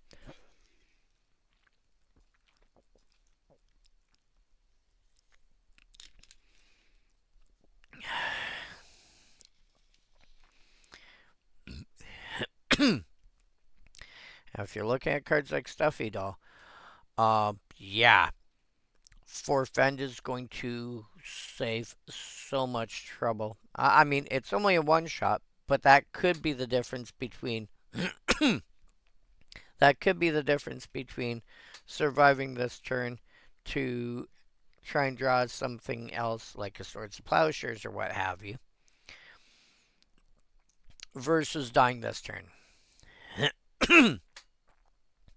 Again, there are times when life gain and damage prevention, stuff like that, is useful. But you need to know when, you need to know why, you need to know how.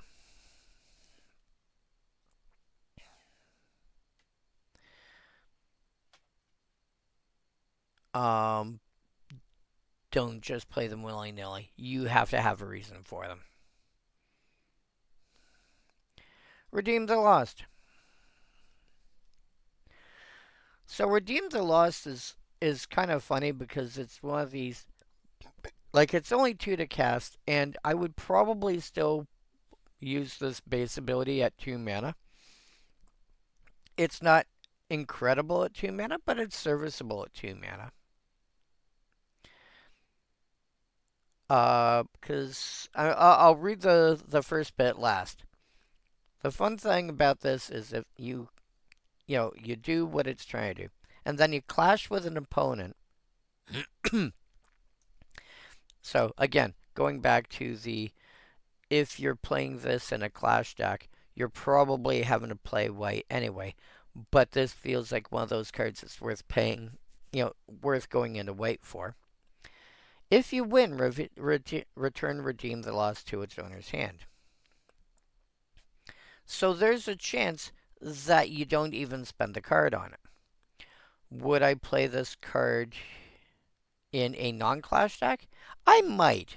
Depends on the rest of my deck. Like my mono white multi combos deck has got a lot of more expensive cards, and I mean that in terms of mana value in it.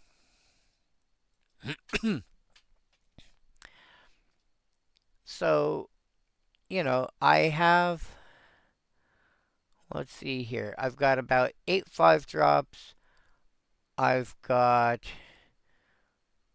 2 6s, 3 7s, and a 9 in this deck. So it's not bad in terms of mana value. So maybe.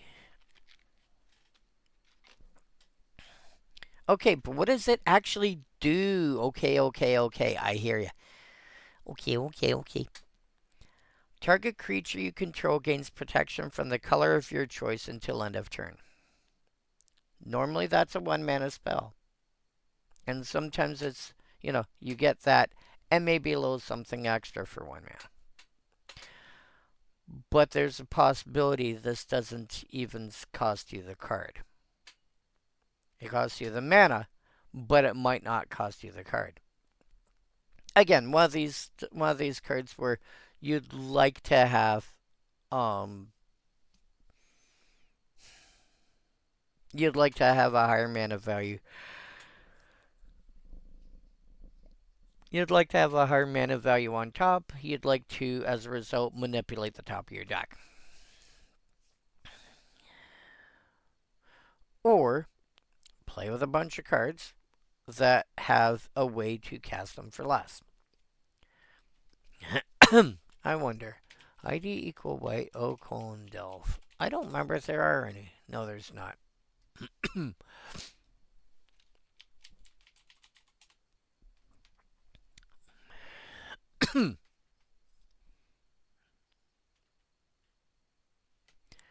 They didn't actually write it as Affinity for Citizens. I wonder why.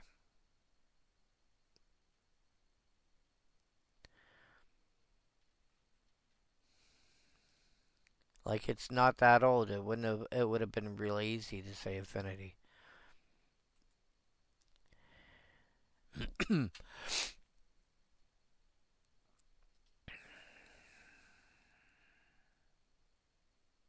Oh yeah, this thing is cut. I could have put this in my mono white common stack, but it didn't fit the theme of what I was doing. But it could have made sense because this is the kind of card that on like turn 3 I'm casting this as like a turn 3 or turn 4 I'm casting as a 1 mana 4, maybe a 2 mana 4/4.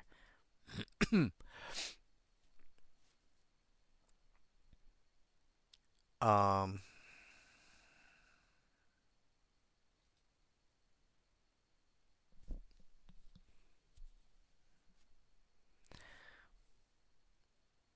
But yeah, there are.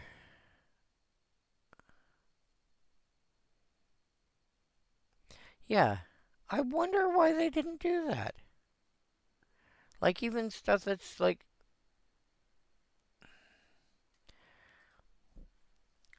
this is in Tarkir Dragonstorm. Why did he not just put Affinity for Creatures? Know what? What do you actually say on Gatherer? It does say affinity for creatures. Fascinating. Why did they not just do that?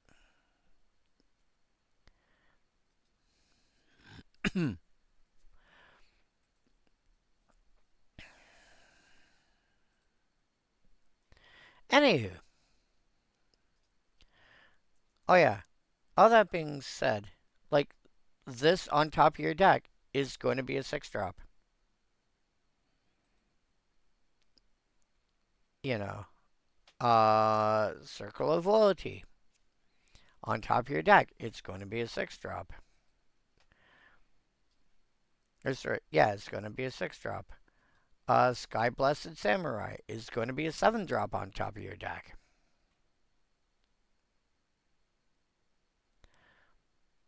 You know, a lot of these cards that have got affinity are 6 and 7.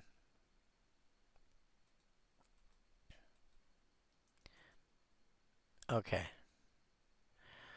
So, yeah, if you're playing a deck that's got a bunch of that sort of stuff, then Redeem the Lost is suddenly so much easier to cast. Anything that's got affinity, anything that's got delve, anything that's got convoke, anything that's got any sort of built-in cost-reducing mechanic, and there's a lot of them. I had a search at one point pulled up that was like um what was it? Uh I was trying to find any like self cost reducing creature or yeah, creature that I could. Cuz I was working on this deck. My commons only Gruul deck. You know, discounted fat, now 20% off. Um, and the premise of this was, first of all, stuff that reduced the cost of stuff. Uh, Stink Drinker Daredevil incidentally makes it in because even though it affects only giants, Lady of the Mountain has been oracled to be a giant. She is now legendary creature giant.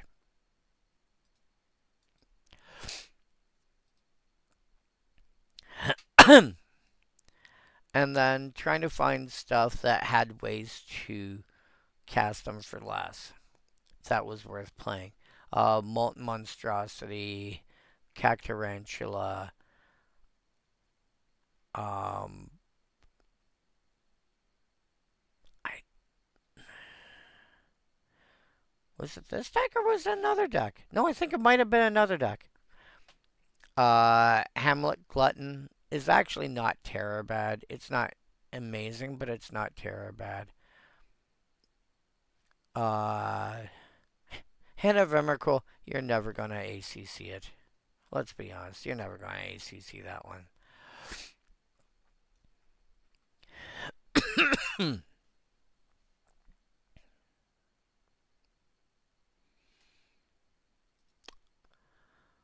But yeah, I had a deck because I wanted to, or sorry, I had a search pulled up because I want specifically cost reducing, and I think it was that common, like stuff that could reduce its own cost. So again, stuff that had you know anything that's got affinity, anything that's got any ability of that sort of nature at all. You put enough of those kind of cards into a deck like um or you know uh I don't think it's legal. I think the only place it might be is Vintage, is Channel. Yeah, legal in Vintage, legal in Timeless, banned everywhere else.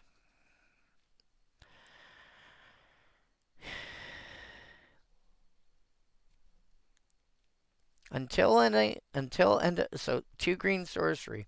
Till end of turn, anytime you could activate a mana ability, you may pay 1 life. If you do, add one colorless. Real simple, real easy. You can pay life for mana.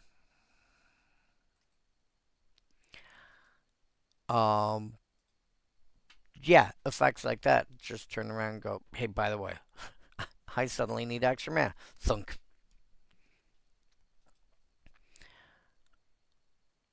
So yeah, the biggest drawback is going to be the lands in your deck. So you can run enough double face cards though. Um, stuff like you know, Fell the Profane. It is a land on the back. Yeah, this one happens to be foil. Eh. I don't care about foil versus non-foil too much. Again, if it's a little bit more for the foil, I'll spend a little bit extra. Um,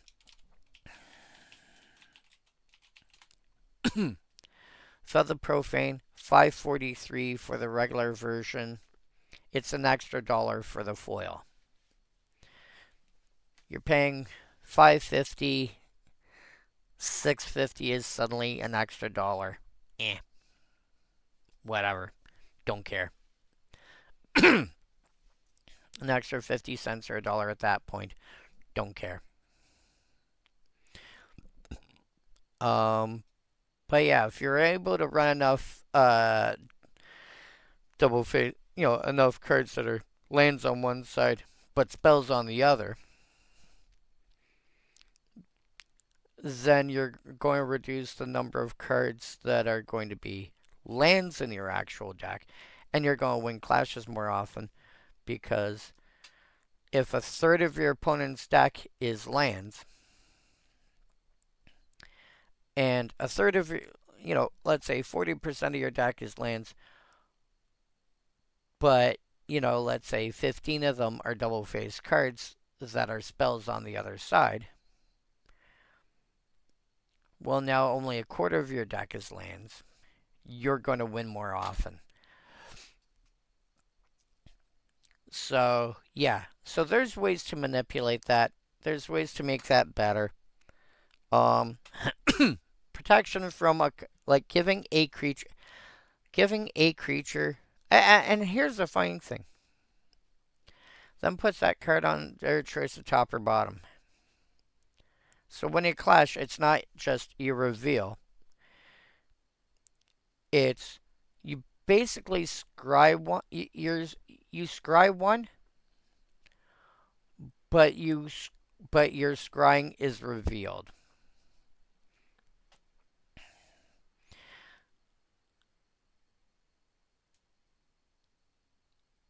So yeah.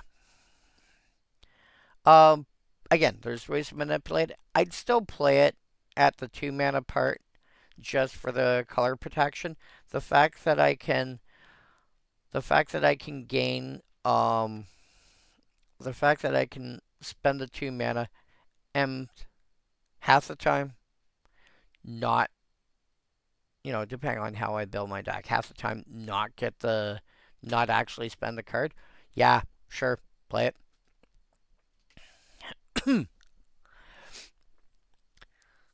Kinsale Border Guard. You really want this in a Kithkin deck, but again, you have Maskwood Nexus et al. There's Maskwood Nexus. There's Birthing Boughs. Is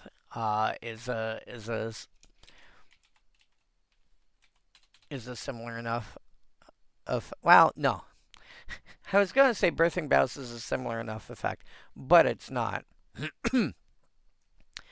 It does make it does make tokens out of Changeling, but it doesn't give your creatures additional types. So you would have to put in more Kithkin than you would otherwise. However, when it dies, create a 1/1 soldier, a 1/1 Kithkin soldier for each counter on it. That's easy to manipulate.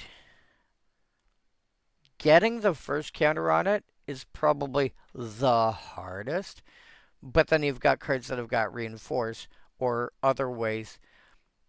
Um,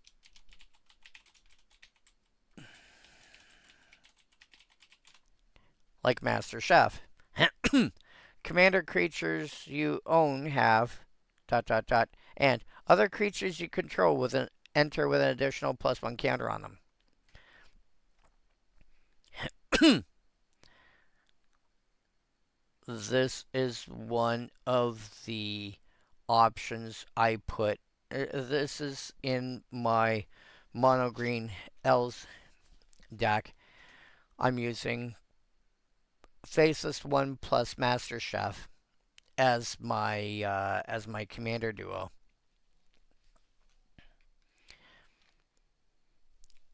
In my mono green deck, running Master Chef because this gives me a Lord effect for my mono green elves. It's not hard in this deck to get this out on turn, like this probably on turn, like I could probably have this and my commander both out on turn 4. Not unreasonably. But you do something like that, creatures you control enter with an additional +1/+1 counter. Or, you know, creatures you control have Outlast. Or something of that nature. Suddenly it gets a +1/+1 counter. Suddenly you've got something you can proliferate. Or a creature dies and this has somehow become an artifact creature, and suddenly it gets a bunch of counters from uh, modular or whatever. There's enough ways of getting +1 counters on this, and then once you do that,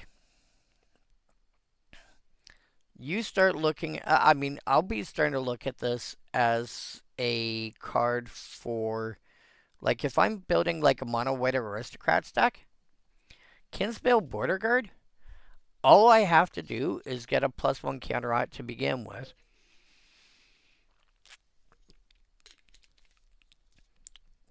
At which point, now it's an expensive Doom Traveler. But if I get a second counter on it somehow, I think that's where it breaks even. Actually, it gets better because it'll be a 3 mana 3/3 that comes in, that when it dies, you get 2 1/1s out of it.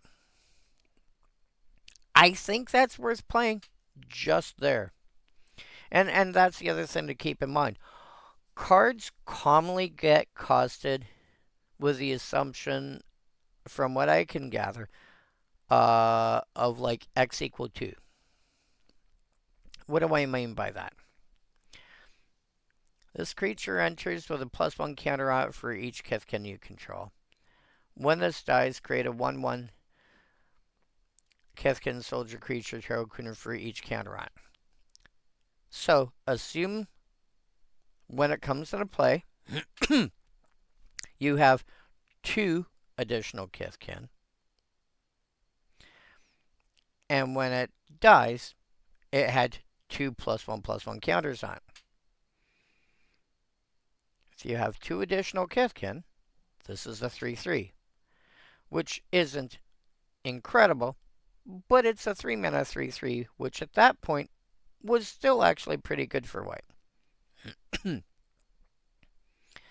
When it dies, you get 2 1/1 tokens. If you do better than that, you're ahead. And yeah, I don't. You don't need to do anything crazy. I think with 1 counter on it, it's fine. It's not exciting. Like with no counters, it's depressing.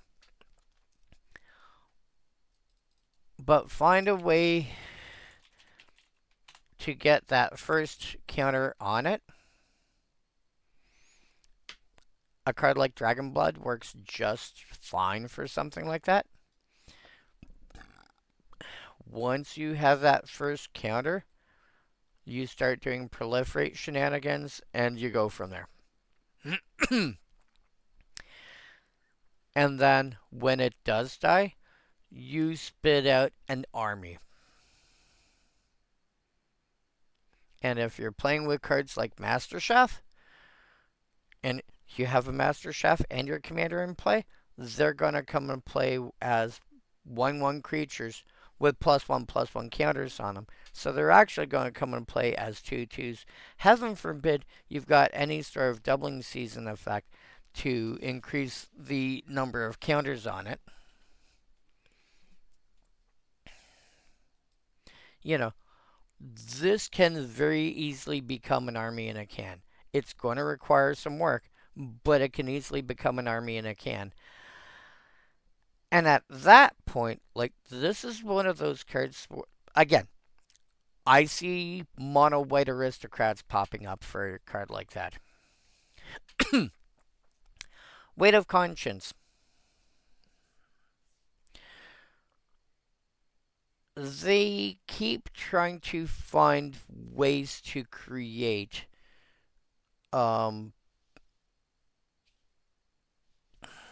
they keep trying to find ways to create Path to Exile, Swords of Plowshares, and effect like that. Unmake. In white at common. This is actually really close. This is surprisingly close to that effect. What the heck is in here?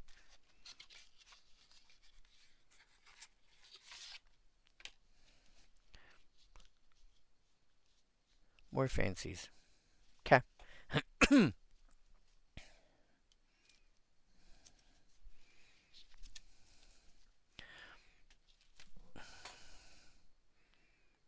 I apparently have another box now.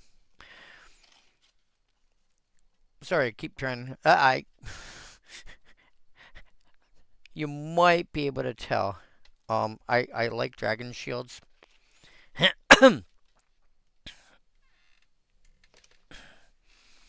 um, this and this are all decks that are in progress. That I have enough cards that I can actually put them into a something. Not yet enough to sleeve up, but enough cards to create a yeah, here's a batch of cards that I need for deck X. Now that I've just done that. So, for example,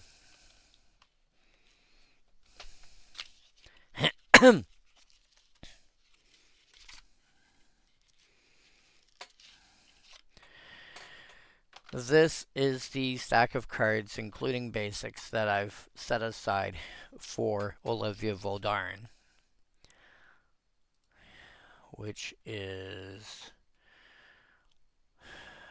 Where is she? She's Rakdos. So this is my Steel and Sack deck. So that's going to be this list here. And Commander needs by deck. This is the list of cards that I still need for it. However, I haven't checked all my cards for it. Because I know some of the stuff I have, I just have to find them.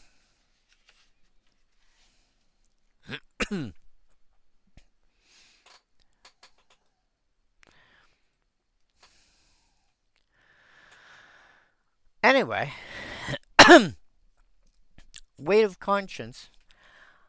I think I might actually throw that into one of my actually a couple of my commons only decks, at least my mono white one, because just simply being able to go, cool, I have, I don't know, let's grab a list.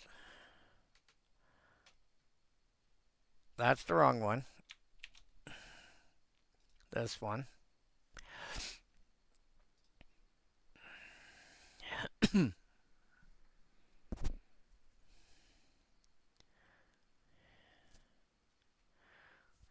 Gallant Cavalry.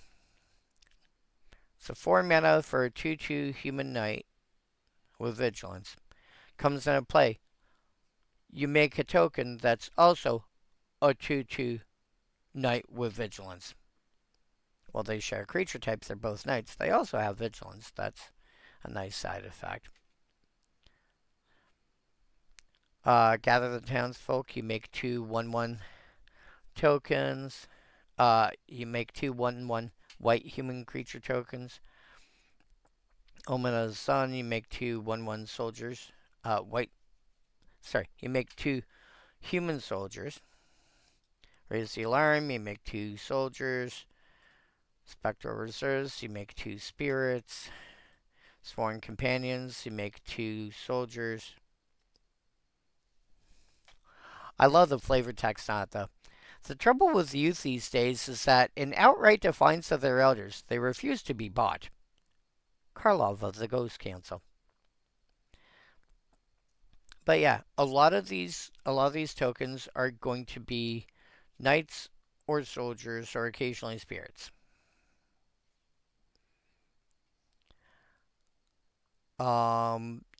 I get to 3+ and it's like, here's more soldiers. Here's Sons Enlistment, more soldiers. This has been replaced. I don't remember what with.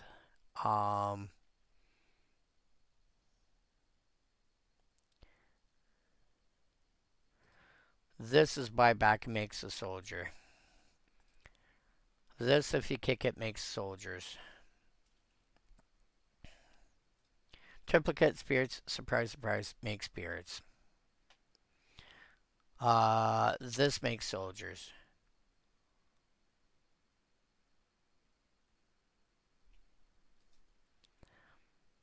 You know. So there's enough ways in there that I'm going to end up having creatures that have got,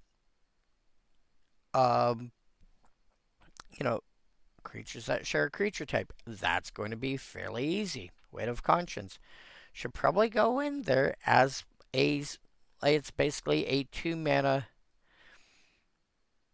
It's basically a 4 mana with Convoke up to 2. Well, let me rephrase that. 2 to cast. As an additional cost to cast this, tap 2 creatures you control that share a creature type. Exile target creature. I know, it's not quite what it says, but when you're looking at commons, that is really good. And they don't get reimbursed for it.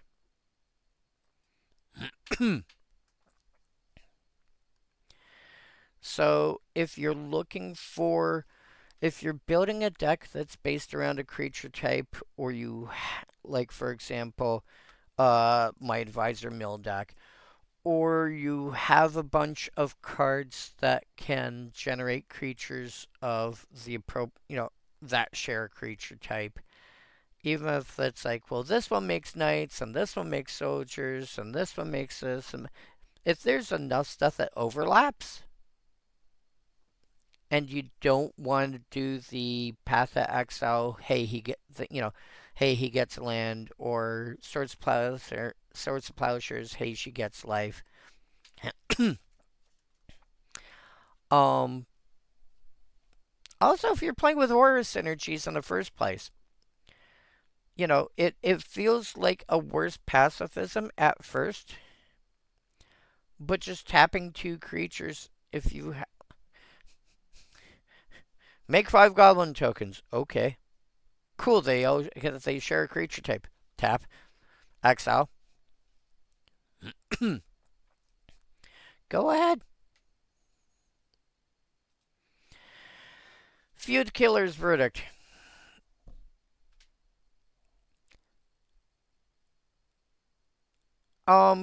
6 mana for a giant sorcery. Step 1, gain 10 life. What? Gain 10 life. Now, gaining 10 life for 6 mana is not great considering you can gain 7 life for like 2.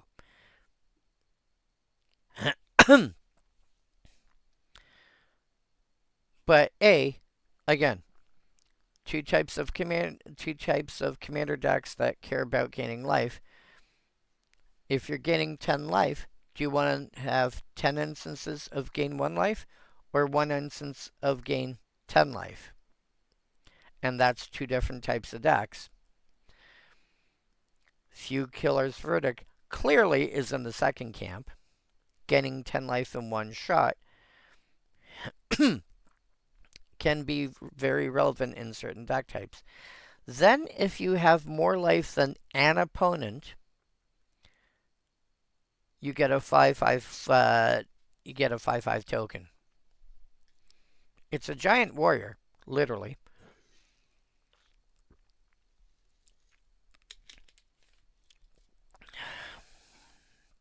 But you get a 5/5 token. Thunk.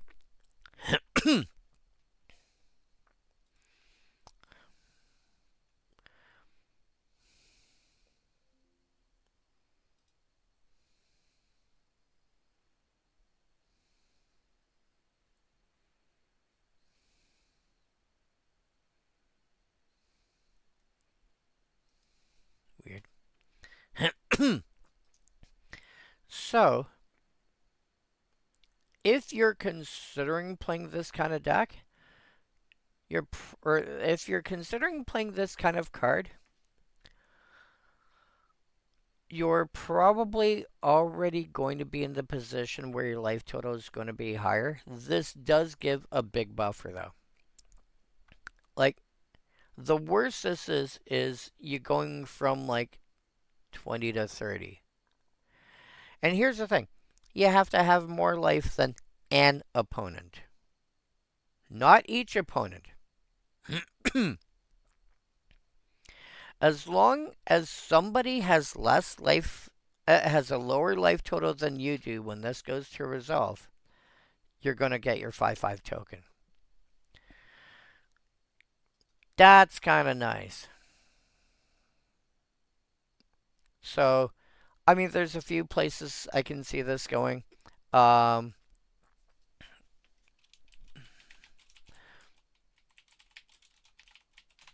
Cards like Where Ancients Tread come to mind. You know, your Where Ancients Tread, your Pandemonium, other similar effects. You know, hey, I had a creature come into play. Let's take damage and send it there. And then Feud Killer's verdict is going to make it so much easier for you to actually. Hey, Holly. Holly, get your adverbs here. I'm never going to stop that. You know that, right?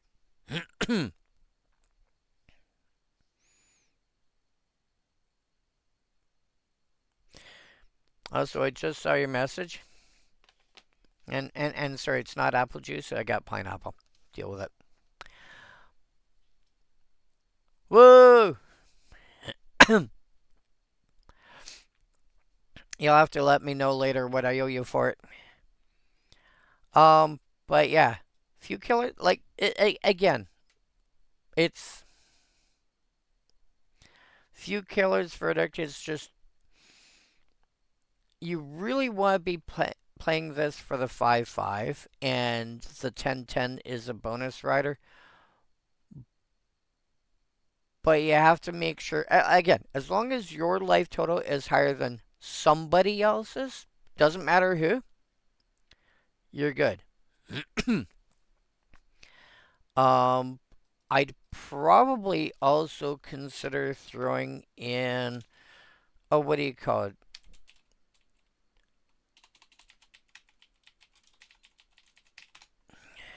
aerial responder into a deck like this. Because 3 mana for a 2/3 with Flying Vigilance and Lifelink. It's like this is going to be a card that's going to make sure you stay higher in your life total, even if it's only, a couple points at a time.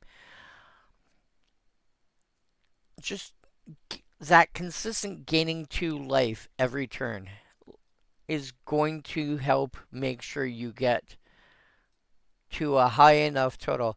You might only be at sure, you start off at 40. You go to 45. Chances are you're still going to be higher than somebody. And you're also going to be poking at somebody else for 2 every turn. Oh, you're at 36. I'm at 40. Cool. I get my token. So, yeah, you're playing some kind of life gain deck that ideally wants to gain a chunk of life at a time. I would be playing that. And that's one of my rewards for gaining life. So you can play that in a deck that's also got your Essence Warden and whatever effects in there too. Blue cards. Blue cards. Fencer Clique. 4 mana for a 3/2 flying. It's fine. Again, it is common, so keep that in mind. But the funny thing about the Fencer Clique is that, look at its activated ability. Pay a blue, put this creature on top of its owner's library. I've said this before with a few cards over the year. Well, I shouldn't say over the years because I only started doing this routine this year. I want to say I started in February. There are cards. Surprise, surprise. There's cards that'll do pretty much anything that you can think of. Where was it? It was. Oh, yeah.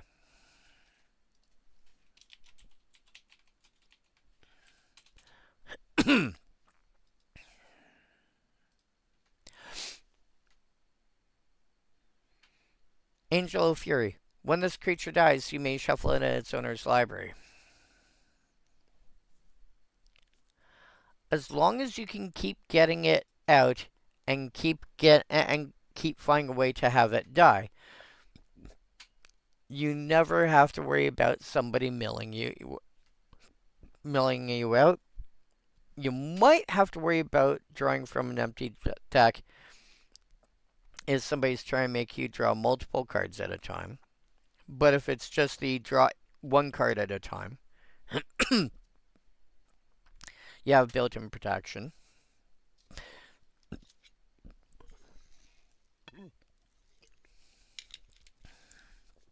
Fencer Clique falls into that save camp and saves you a step because you don't need to find a way to sacrifice it first. And a 3-power creature for 4, a 3-power flying creature for 4 mana, while not exciting, is still going to do more damage than it first appears. Again, because people don't play with enough flying or protection from flying. Again, boop. If you look at my list of decks, I went through the first 14 decks that I've actually got lists for. I got down to, Dimir, and most of these decks, realistically, only have a couple flyers or a couple creatures with reach. And, so that Fencer Clique, I mean, it's only 3 damage, but it's 3 damage that's going to get through against a lot of decks. Because people don't run protection for them. People don't run, myself included. Don't run a lot of creatures that have flying or reach or some other similar effect. You know, Chaos Sphere.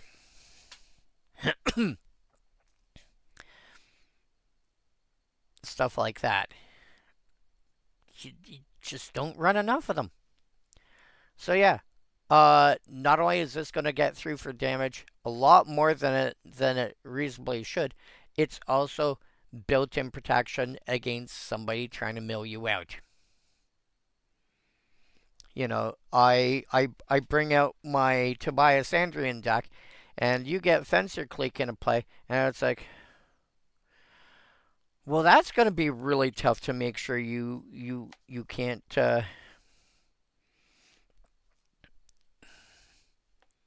Yeah, yeah, yeah. But here's the thing: like people will look at it as sure that's a way to protect itself, and yes, that is true. But it's also protection against mill, which does creep up every so often. And in fact, I feel like I've probably got more than one deck in process, either built or in process that's going to be. Actually, my Azorius deck is specifically a mill deck. My mono white deck has got the option of a mill finisher in it. So there's two that I know of that I've got. I think Kozilek might have. Go and make me look this up now. See what you did. uh, you are spot removal, so you I don't care. Your master removal, so you I don't care. Countering. I could potentially do something with something like that with cards like Gesture Scepter. Reusability.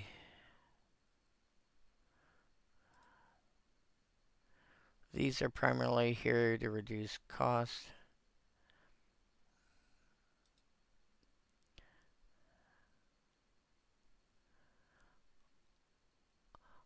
I don't think I do.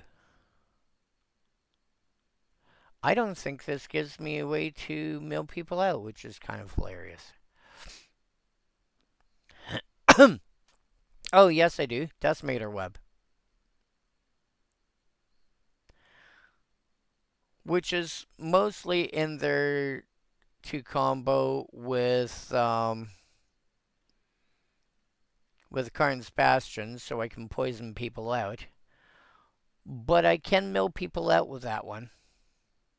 Because certain people really enjoy drawing extra cards.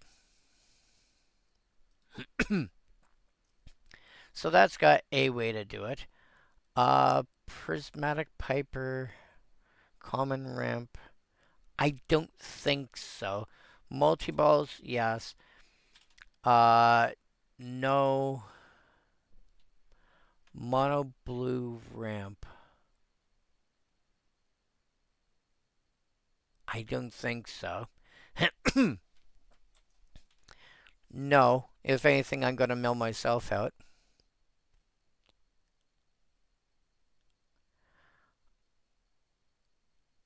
To make somebody else skip a draw or to make yourself skip a draw? Because if you're just doing yourself, there's cards like Necropotence and Obstinate Baloth. And Solitary Confinement.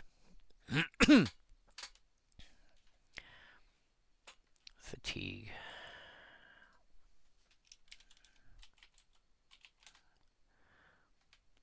Target player skips his or her next draw step.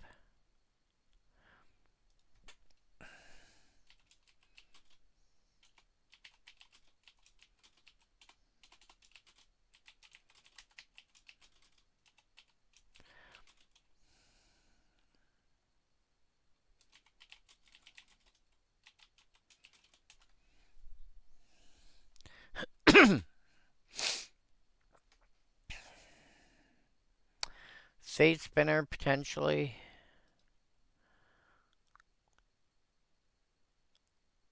Uh...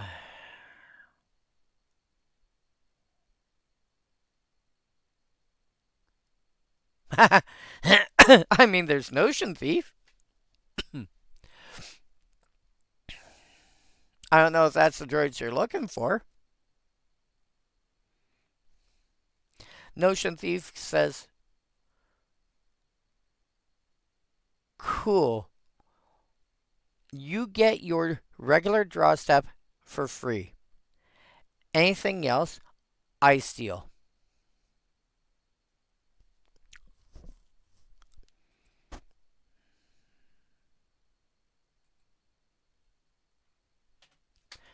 Yep.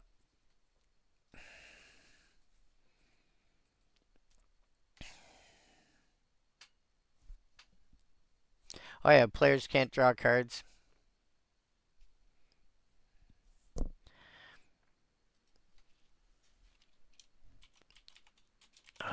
What about Uba Mask? If player were to draw a card, this would also stop you from losing the mill.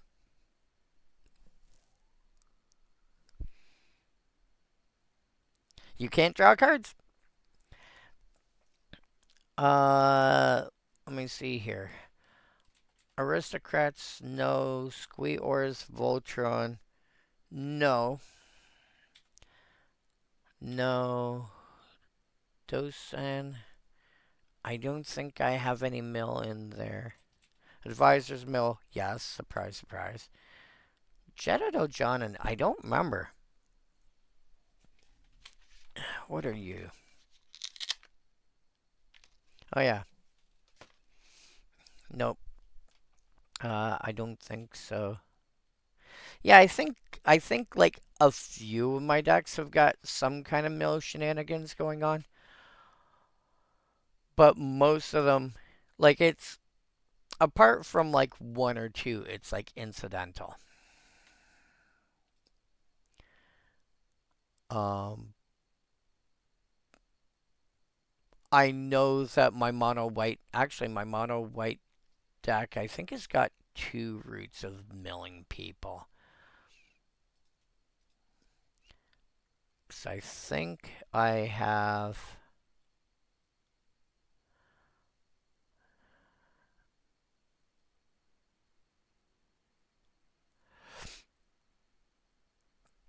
Oh no, I don't have Karn's Bastion in here. I guess not. Okay.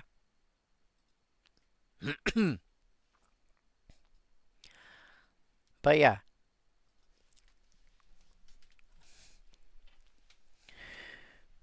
No, my big one there is creating infinite creatures in some manner or other, and then using like Ultra the Brood to kill people. But yeah, Fencer Clique again gives you a way to survive mill.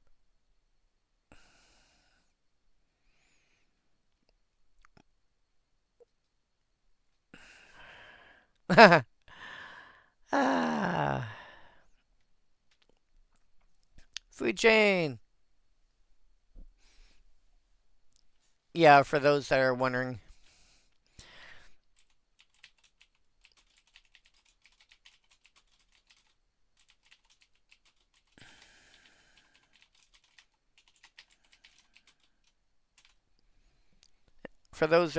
what Holly's talking about,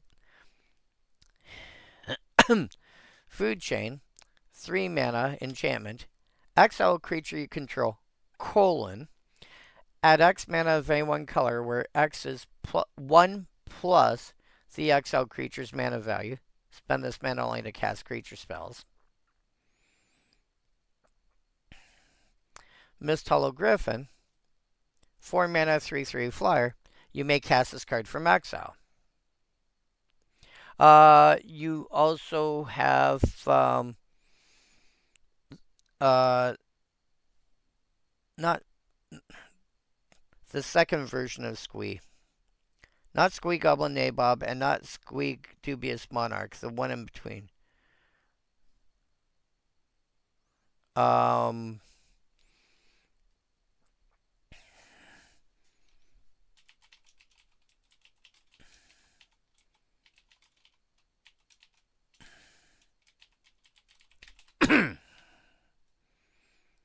can't remember. Squee the Immortal. You may cast them from your graveyard or from exile.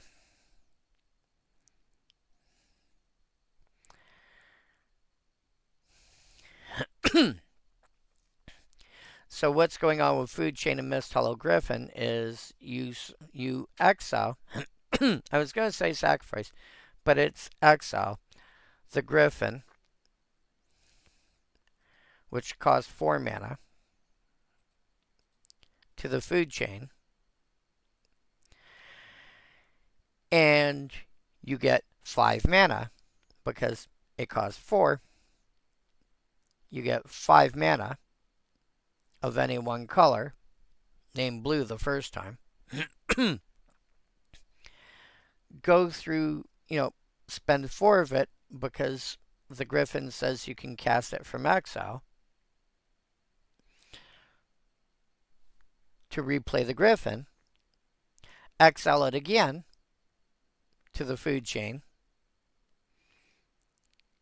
get 5 more mana, spend 4 of it, and just keep generating. You're always ahead 1 mana using Food Chain plus Mist Hollow Griffin. The only thing is, quote, spend this mana only to cast creature spells. Okay. So you generate an infinite amount of mana that you can only spend on creature spells. And, well, there's over 9,000 ways to do that, including, as I mentioned before,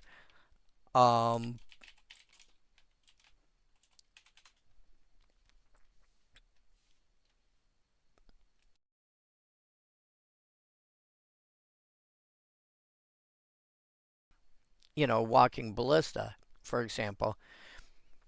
Throw 1,000 counters on it, take 1,000 counters off, fling them at people, and kill the board that way. Yeah. Holly's talking about Shivan Devastator, which is not unreasonable. It's basically Fireball as a creature. It's an X-Spell with Flying Haste, as big as you want.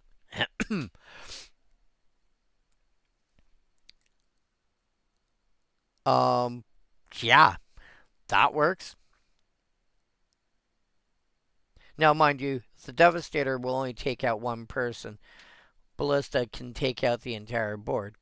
But, although if you're running Devastator, I would probably run Squee the Immortal instead of Mist Hollow Griffin. Although that doesn't mean you can't run both.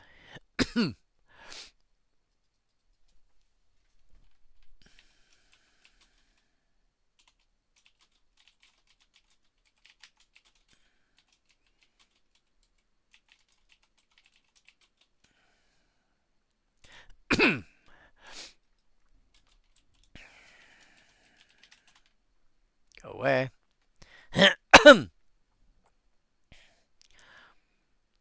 Eternal Scourge is also an option.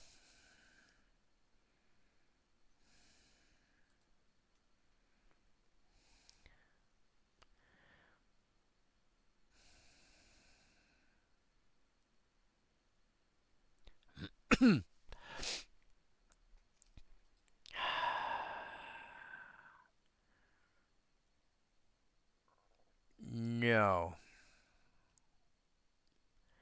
You only get this ability if you pay this cost, which means it would have to be exiled from your hand first. You'd have to get it back to hand first. It's not impossible, but it wouldn't get you ahead without doing extra shenanigans.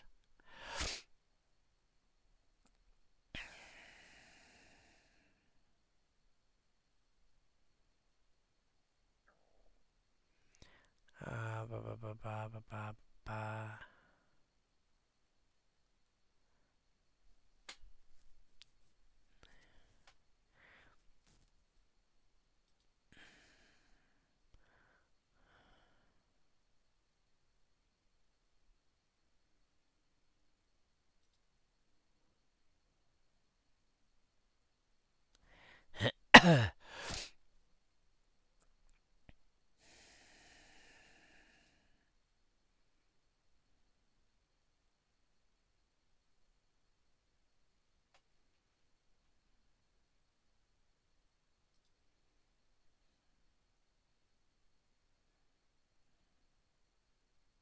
Yeah, no.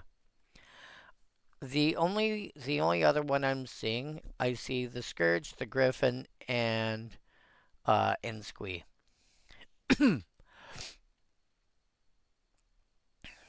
Actually, where's Squee? Or from Exile. Yeah.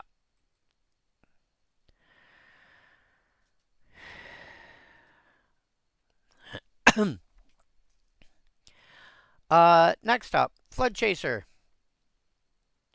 Uh, I mean, again, you were looking at commons at this point. Also, manipulating +1/+1 counters is easy enough to do.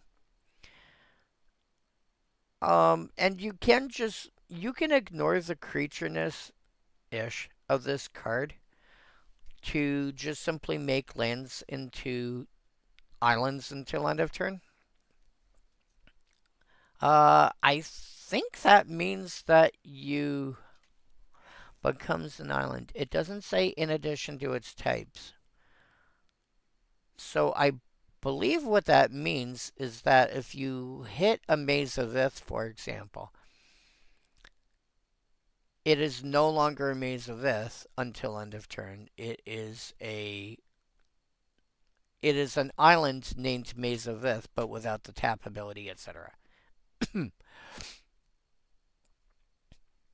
So you could throw this into a deck just as like regular protection. I don't think I would do it that way, but there's nothing saying that you can't. And sometimes just going, oh look, your land center tapped. You know, okay, that strip mine is now an island. Wait, what? Oh. It does also help to a small extent with mana fixing as well, because if you suddenly need like additional blue sources, you can. Oh no, not easily. Oof. No, that's better at denying sources.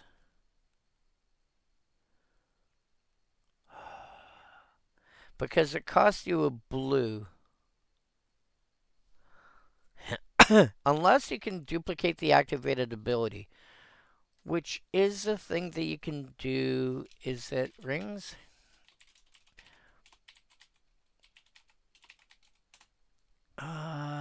Yes.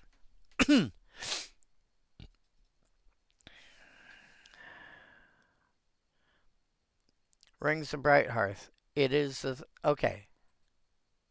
So this is an activated ability. Keep in mind, activated abilities have this nice colon here. Cost colon effect, which means planeswalker abilities, the ones that have loyalty, loyalty cost and whatever, they are activated abilities.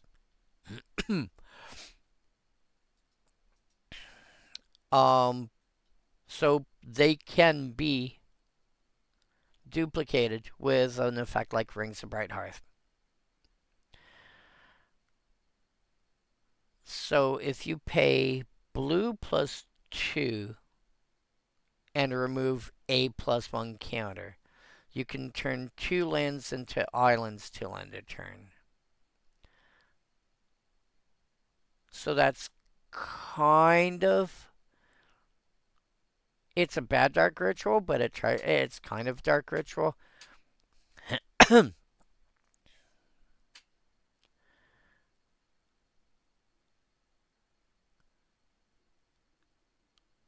I think that's closer to Grinning Ignis, actually. Because it's 3 mana to generate 2. Ignis. Yeah, this is 4 mana, 3 to cast +1 to generate 3.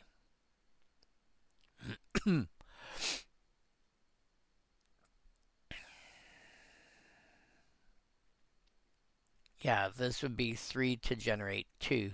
Same idea.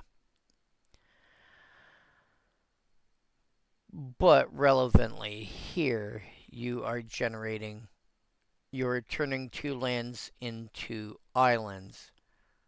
So you can do mana fixing there. It's not great. Probably the easiest way to think of it. I mean, to be fair, if I'm looking at that, I should probably be looking at Gemstone Array instead. But I don't know. Fencer Cleek I can see used for. Flood Chaser. It's a tougher sell. But I think the number one reason you want Flood Chaser is to stop a person from being able to use a land for a certain thing. Usually a land that's got bonus abilities. Um, strip mine, etc. Until the end of turn. um, Shutting off a man land of somebody you're trying, or a creature land, whatever you want to call them, of somebody you're trying to attack, is not unreasonable.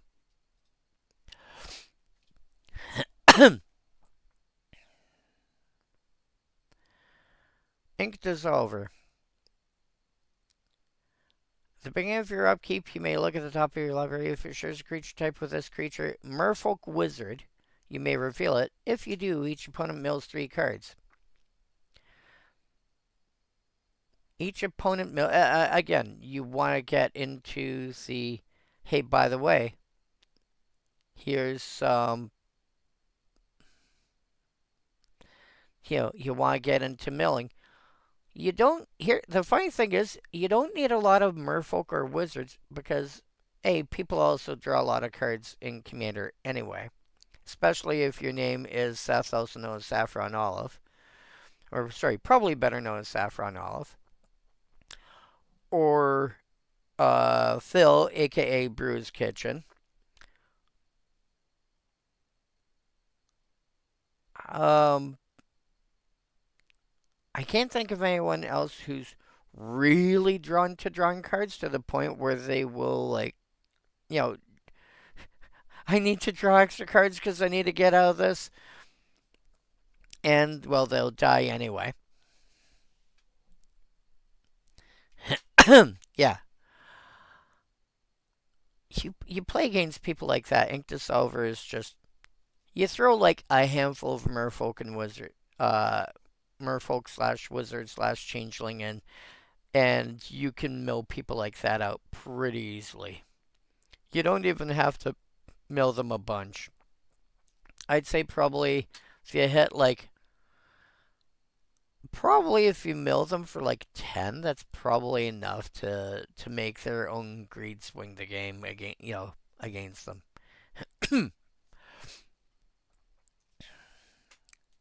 Yeah, I think if I was to build a commons only mill deck,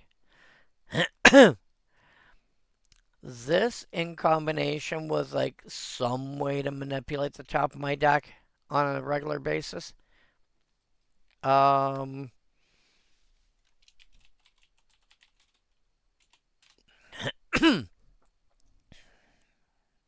nope. What were you? Onslaught.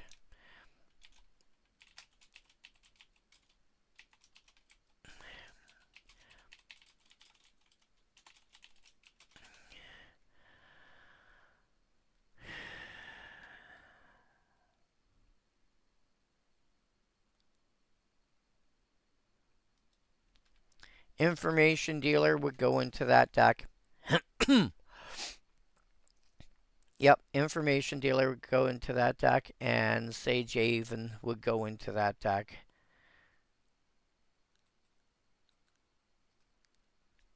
And they're both wizards. And they both let you, what more so the information dealer that lets you like reorganize the top X cards of your deck and just go. Like once you've got like 5 wizards in play, I think you're pretty safe.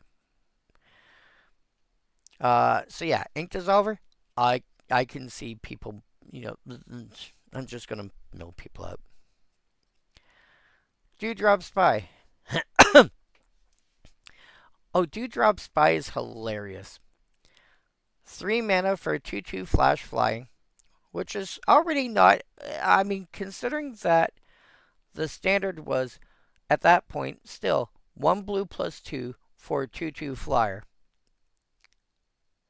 So at common, A, at this point, having two relevant abilities, or two relevant creature types, because fairies and rogues both being supported at that point. B, for an extra half mana more in mana cost, i.e., converting a colorless mana to a colored mana, you're gaining a flash and a come into play ability, i.e., when it enters, look at the top card of target player's library. You can, yeah, as Holly said, you can flash it and look at the top of your library. Or, if you're going to play a card that's got Clash, or Kinship, or like Kinship, you want to look at your own. A card with Clash, or another similar ability, you look at your opponent's deck and go, hmm. So you've got a card like Soldier of Fortune as an example. What's the, is it,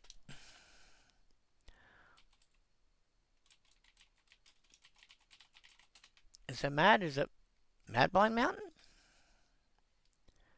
Shuffle your library. Oh, okay.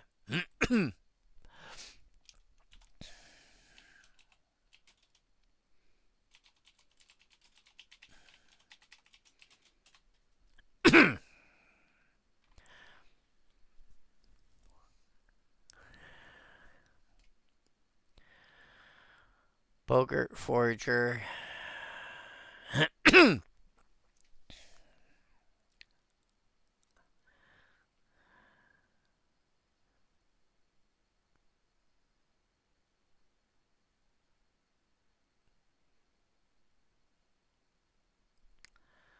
Psychic Surgery. That is a weird card. You look at it as the triggered ability results. This after your opponent is done shuffling.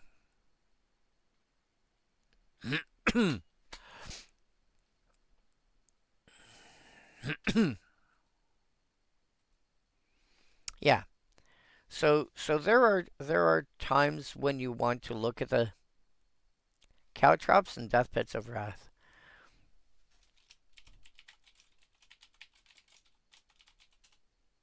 Whenever creatures don't damage. Oh yeah, that thing.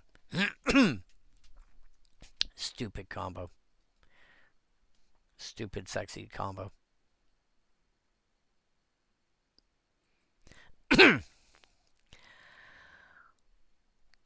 But yeah. So yeah, Dewdrop Spy. I don't know why I can't say Dewdrop. Dewdrop Spy. Uh, yeah. Again, if the worst it is a 3 mana, 2/2 flash flyer, it's still fine. And again, flyers do not get enough attention in Commander.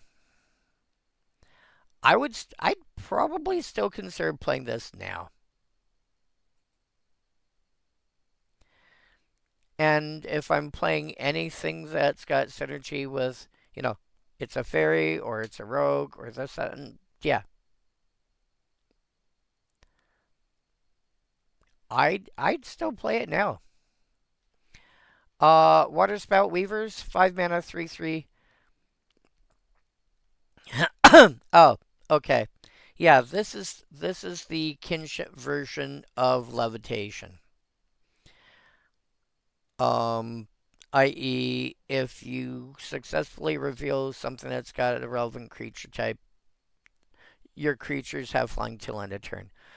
Honestly, there's better ways to give flying. Giving flying is so easy. You have Wonder in your graveyard and having an island in play, which doesn't have to be a basic island, I would point out. You have Levitation and and enough of its variants. You know, you have your. I mean, I keep going back to a Chromos Memorial. You don't need a Chromos Memorial for if you're playing blue, but you've got stuff of that nature. Or you've just got like decent creatures that have flying anyway.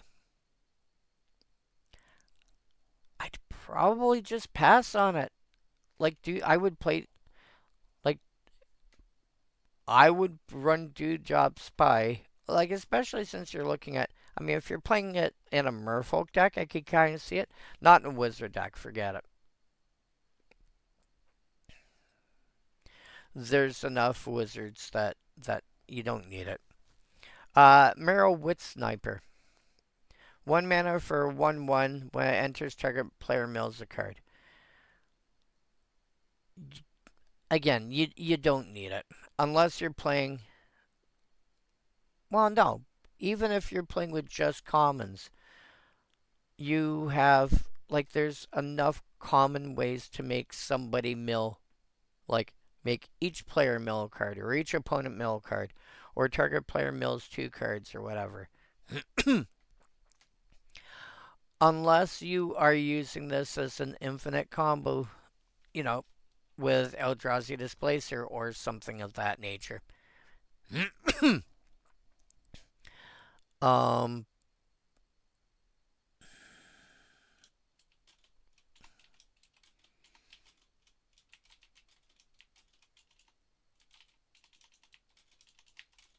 damn it.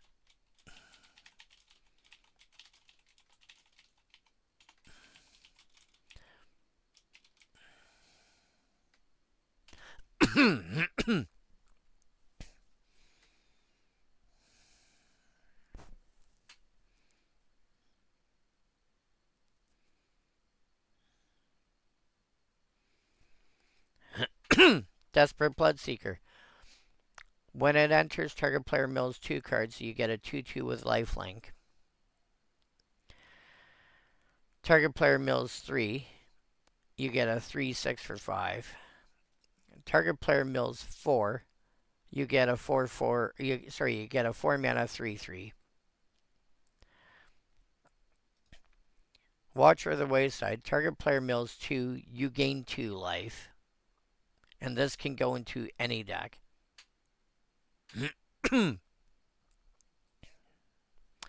Return Centaur. When it enters, target player mills 4, you get a 4 mana 2/4. It is easy enough to get something, even at common. And that's target player.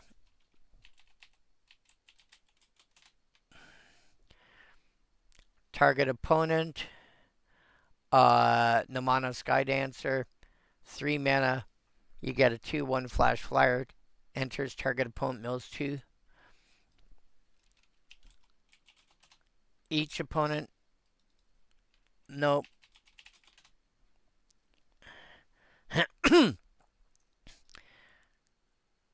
Subsig Host. 5 mana 2/6. When it enters, each player mills 3.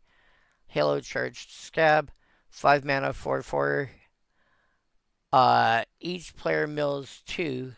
Then you can get an instant sorcery or battle from your graveyard back on top of your deck. So there's enough ways to have an enter the battlefield ability, even at common. You know, and that's assuming we're only talking commons here. You don't need a Merrill Wit Sniper for that. It's cute. You don't need it. Supreme Exemplar. This thing is weird. It's a 7 mana 10/10 flyer. Where you with champion and elemental, which means you need, if you have an elemental of any type in play, you've got two choices. You can either sack the exemplar, or you can exile the elemental that you've already got in play, and then when the exemplar leaves play, you get the original elemental back. You can do timing shenanigans with this. You could also just simply run it with a card like Torpor Orb and not worry about the champion ability at all because it's a when it enters, it's an enters the battlefield's triggered ability. Cool, 7 mana, I've got a 10/10 flyer. Or you can not care about the fact that it comes into play and you have to die. You have to kill it. And run effects like Pandemonium and just go 7 mana. Here's 10 to your face. There are, you have ways. I would probably try and play it in a deck that ran Torpor Orb. Or just run enough elementals.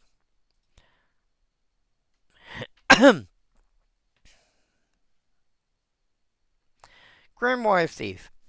2 mana, 2/2 Merfolk Rogue. Again, at at this point, well, at that point in time and now, two relevant creature types.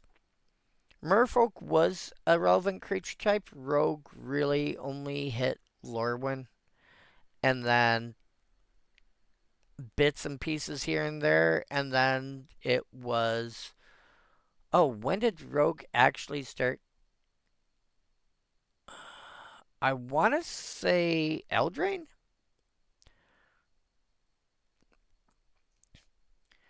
Whenever it becomes tapped, here's the other way to mill people. Whenever it becomes tapped, exile the top 3 cards of target opponent's library face down.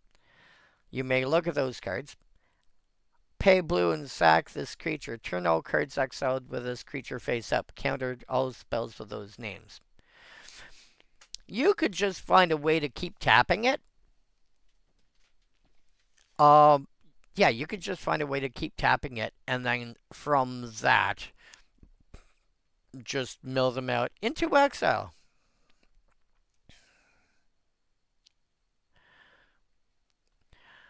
I will be right back. I have to go do chair stream. Be back in a couple minutes.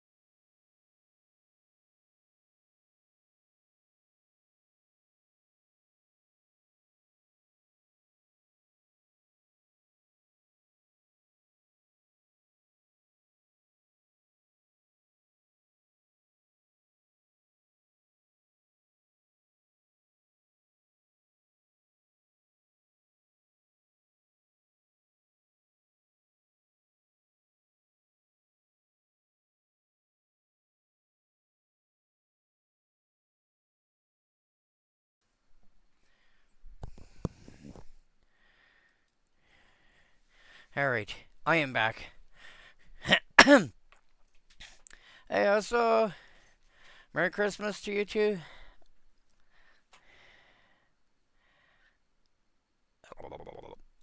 Where are you?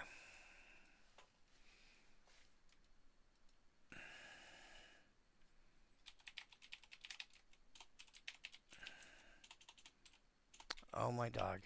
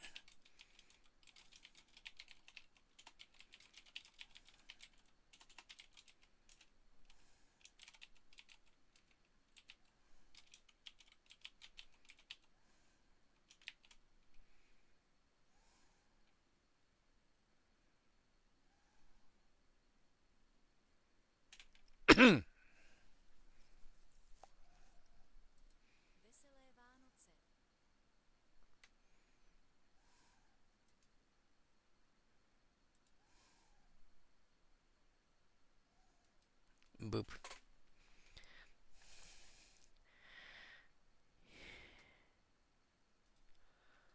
Alright. Make sure I'm. Yep. Meow?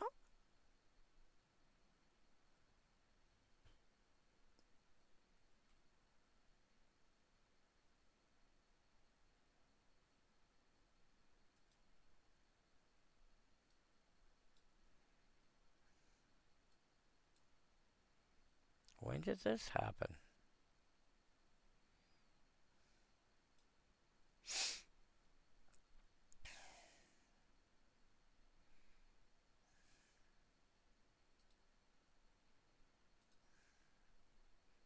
That's kind of weird.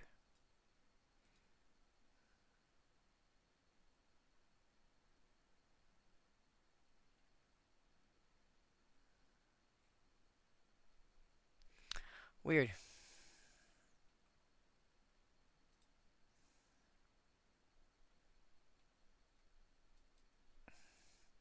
Alright, does everything look okay? I got a message from Holly earlier saying that there was my stream may have froze or something, but and then I saw a message on Twitch a few moments ago saying there was a problem with my bitrate or whatever, but dunno. So Holly, what did you end up missing? I know we were talking about Dewdrop Spy. Um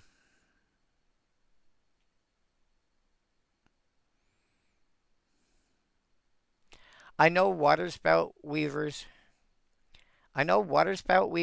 I said I would pass on. Marrowwit Sniper I would pass on. Supreme Exemplar, I know there's ways to make that work depending on how you want to do it. Grimoire Thief, I think we covered. Yep.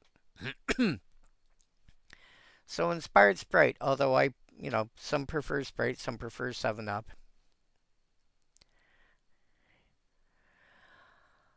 4 mana for 2/2 flash flying. Whenever you cast a wizard spell, you may untap this creature. Whoa, what? Oh, yeah. Shrug. Deal with it. Deal with it! Um, yeah, tap, draw a card, then discard a card, aka tap to loot.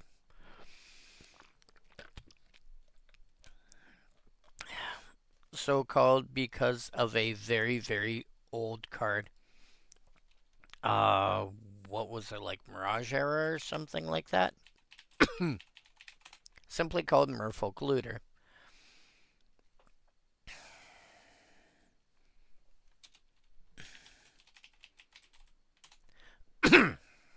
Exodus. That's what it was. Wow, that's a long time. Yeah, Mirage Visions, Weatherlight, Tempest, Stronghold, Exodus. I knew it was somewhere in that time frame,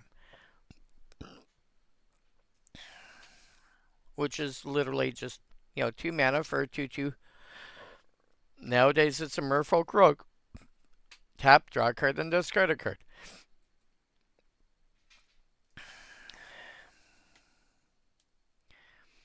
This is you're paying 2 extra mana for flash, flying, an extra point of power and toughness, and the occasional ability to untap it. Know what? I am curious. Type wizard. Not type creature.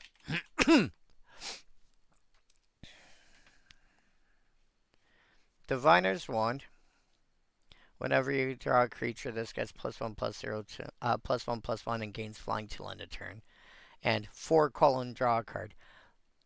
There are times that I want to put this into a deck just because a quick creature has 4 draw a card. Do not care about the rest of the card at all. 4 draw a card actually does quite a bit. Sage's Dowsing is a slightly more expensive mana leak, but if you control a wizard, you draw a card.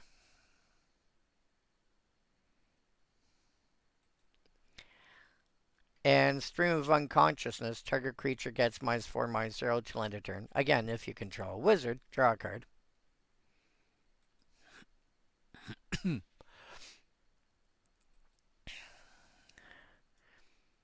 So, apart from those 3 cards, and realistically, most of the time, I would probably just play the wand. Although I could see me playing the Sage's Dowsing. Stream of Unconsciousness, I don't think does enough. But that's another story. We might get... Well, actually, those are all in the set, too. Yeah, so whenever you cast a wizard spell, you may untap this creature. I really hope they bring back Magecraft and Strixhaven 2 Electric Boogaloo. I added the Electric Boogaloo. Holly didn't. Not this time. Yeah, I mean, again, I like this. Again, if nothing else, like you're paying 1 mana more than your base 2/2 flyer. You're getting flash, you're getting the looter ability, and you're getting the ability to occasionally get extra untaps out of it.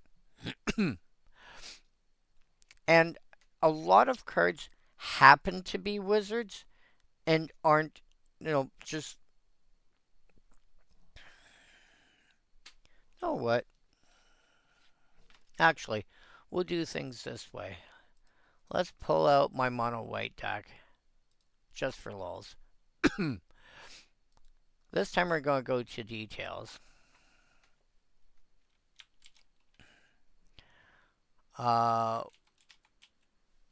Mengar of Karondor is a wizard. Yeah. So, he's... I have a random... Oops, I happen to be a wizard in this deck.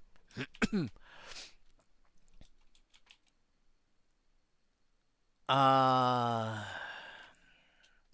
don't have any shapeshifters in this deck. I remember not having any shapeshifters in this deck.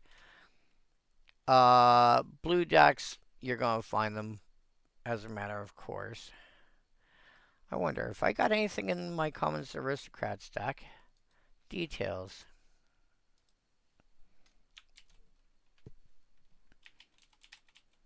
Viscera Seer. Pit Keeper. Joven, Joven I think should have some.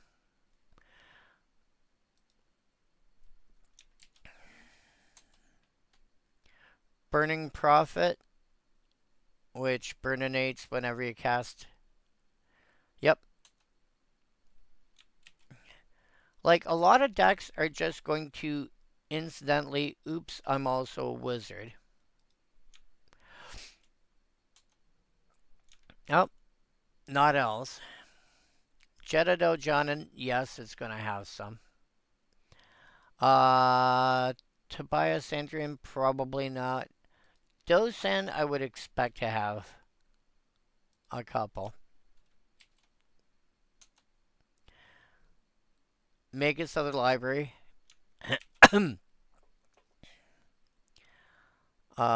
Squee, no, I've got so few creatures in there anyway. Yu-Gi-Oh! Probably.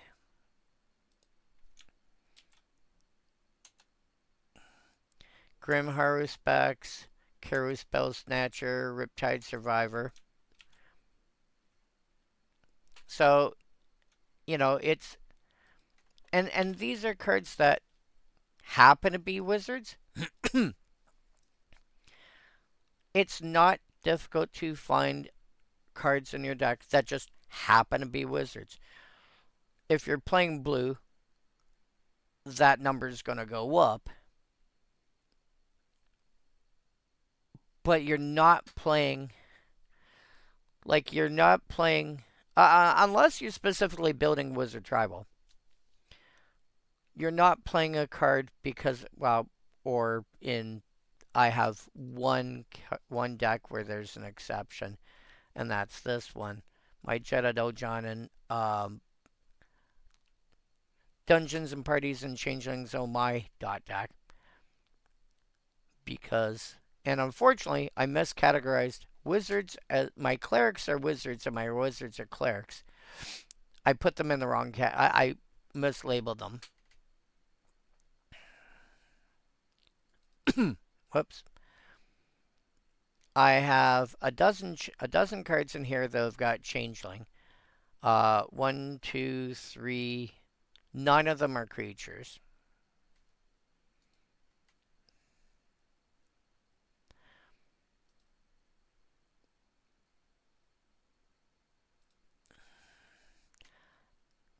And then, because this deck cares about having the initiative, having a full party, or having or venturing into the dungeon, it's basically D&D the deck. And so I've also got 6 wizards in this deck, like 6 cards in here that are specifically there to be wizards.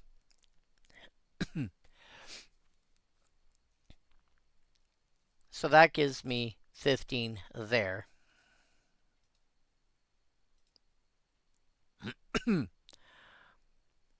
Cascade Seer is also a wizard, so that brings me to 16.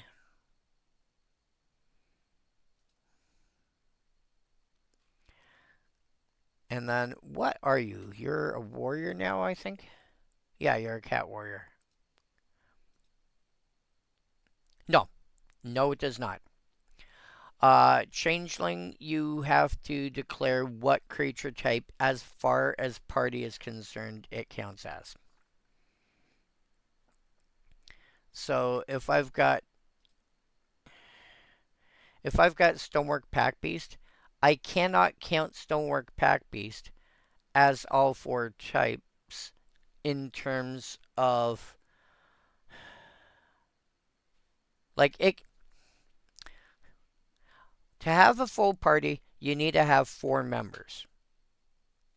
You cannot have one member that's like, as far as the D&D mechanic is concerned. You have to have 4 members. You cannot have one member that counts as all 4. If you do that, Stonework Pack Beast, for example, if you're like, okay, I have, whoops, if I have, third pass savant in play, I have my wizard. I have Realm Shield Frost Giant. Okay, I have a warrior. Stonework Pack Beast. Okay, I need this to count as either my cleric or my rogue. I can count it as one of them. I cannot count it as all four. Same with changelings. Fortunately, if you cast a regular cohort, because it enters and it makes a token that's got changeling, you can count one as your warrior and one as your rogue, and then you've got a full party. It's part of the reason why a regular cohort is in the deck, because it's not just two bodies, it's two bodies that have changeling, and so therefore it's one card that can spit out uh you know two separate um two separate categories for creating your party. What do I have for payoffs?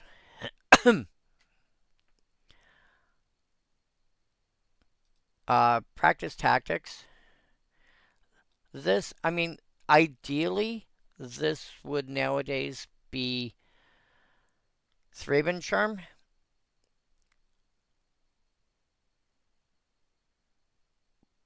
But this now this is 1 mana, deal up to 8 damage.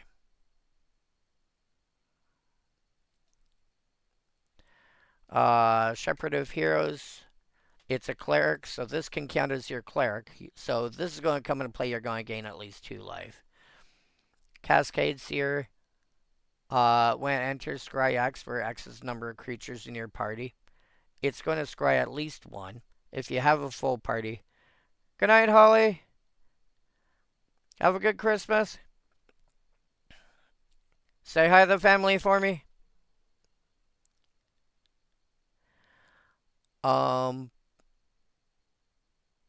Yeah, Holly lives around the corner from me. Not literally, but I mean, I could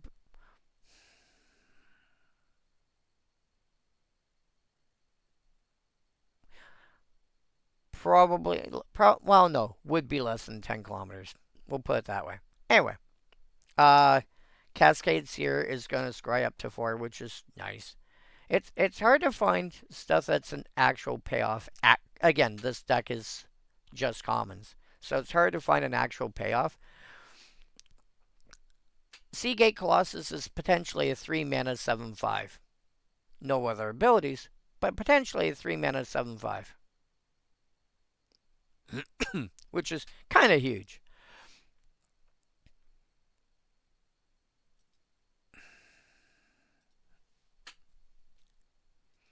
So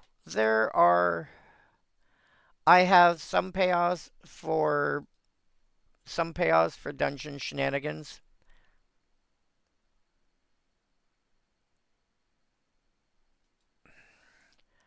Um,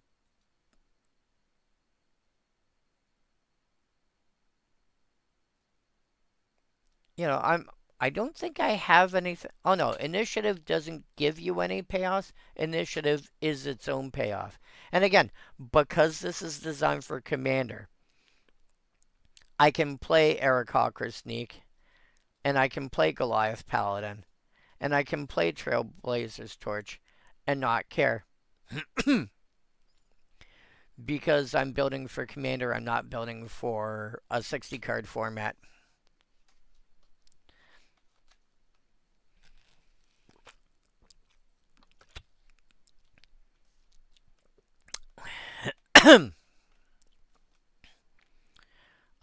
But yeah, that I would have to create them. Cause this is all stuff that I have like in paper. Like here's my mono black. Like here's my mono black aristocrat stack.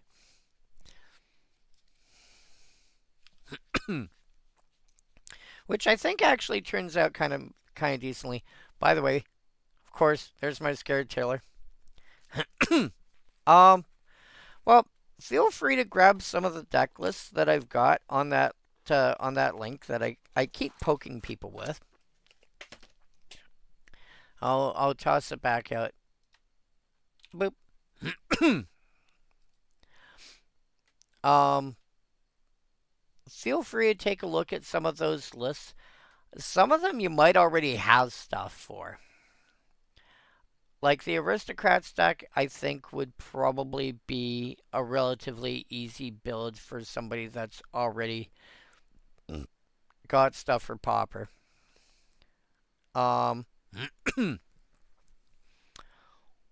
White, probably not as much. Blue, same thing. Black is Aristocrats. Red, no. The green Elves deck, maybe. A lot of this stuff is stuff that I've seen people play somewhere before. Um, Rakdos, maybe.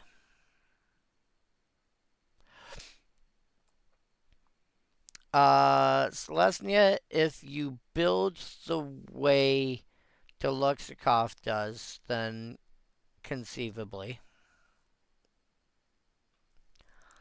So I could see probably about 3 or 4 decks that it's not unreasonable that you'd already have a decent amount of stuff towards.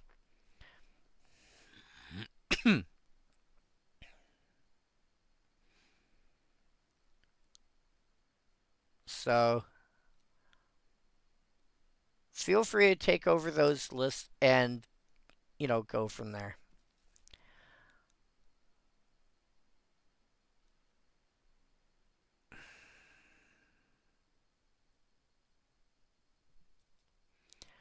But yeah, Inspired Spite I can easily see getting played. Just yeah, which prismatic piper one? A lot of them end up running prismatic piper just because there was no better. Probably, I'm guessing the aristocrat. Oh, really? You have a bunch towards this one already?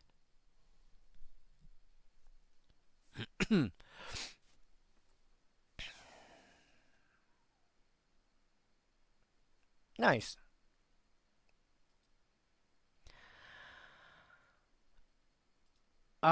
Declaration of not. There are 2 ways to play this that are really good. And both of them are kind of brutal.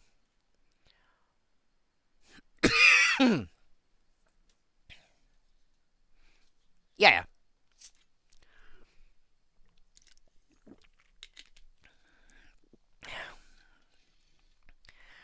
The first way to play Declaration of Not is basically stopping somebody's commander from resolving. And the second way to play it is cards like Rat Colony and Slime Against Humanity and other cards that allow you to have a unlimited number of them in your deck.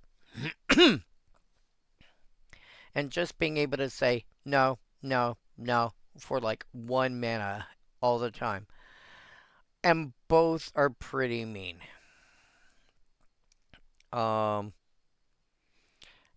if you're playing that kind of deck, I probably don't want to be sitting at the same table. This, I would be looking more at a. Honestly, I would be specifically, like, a card like this, I would be specifically aiming for a higher tier 3, maybe a tier 4 deck. Possibly or not tier, bracket, like, lower than bracket, lower than bracket 3, honestly, don't play it. You're just gonna get people annoyed with you. Not worth it. Thieves Fortune. Thieves Fortune is kind of cute. 4 mana instant. Look at the top 4 cards of your library. Put one in your hand. The rest on the bottom in any order. So kind of scry 4 and draw one of them.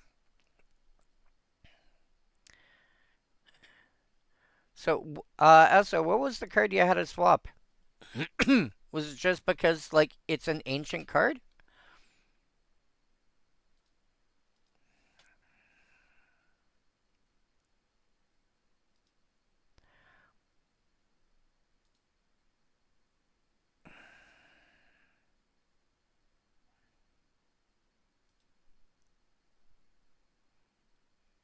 Um, might be Rune Sword. Yeah, might be Rune Sword because I don't think. Yeah,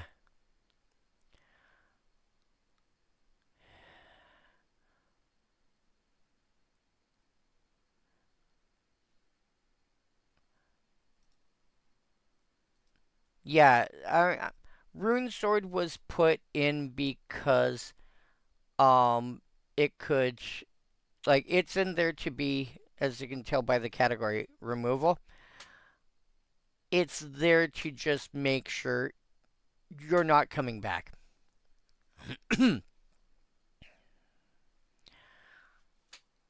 um, it's hard to find common color like good common colorless removal. I think there might be a better option now, but at the time I was coming up with a list, yeah, there really wasn't anything else. um, stuff to ramp into, this stuff can easily be replaced with something else. I'm not really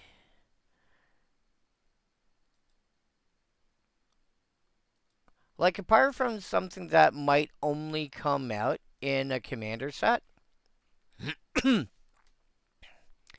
or something else weird like that.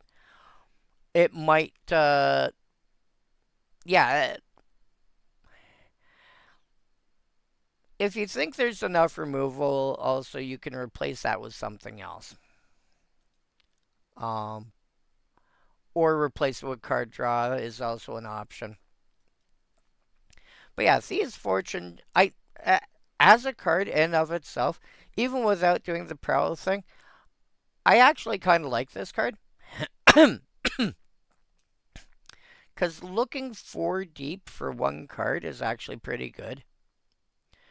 Sure, a 3 mana, but it's also instant.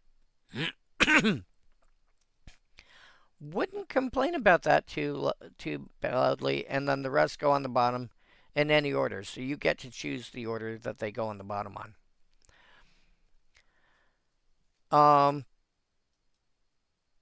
And then if you manage to deal combat damage with somebody or to somebody with a rogue this turn, you get to cast it for a single blue.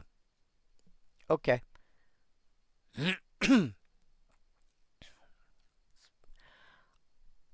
I yeah, perfectly playable.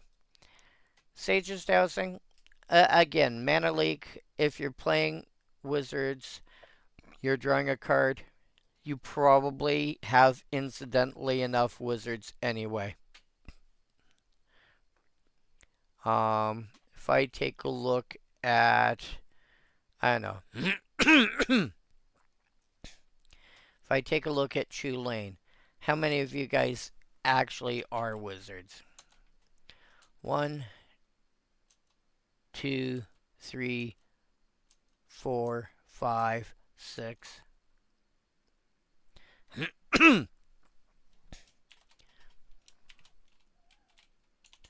uh, yeah, I've got in 6 in here. This deck is meant to like this particular deck is meant to counter stuff and then draw a bunch of cards. And some of this stuff, it's like, oh, you.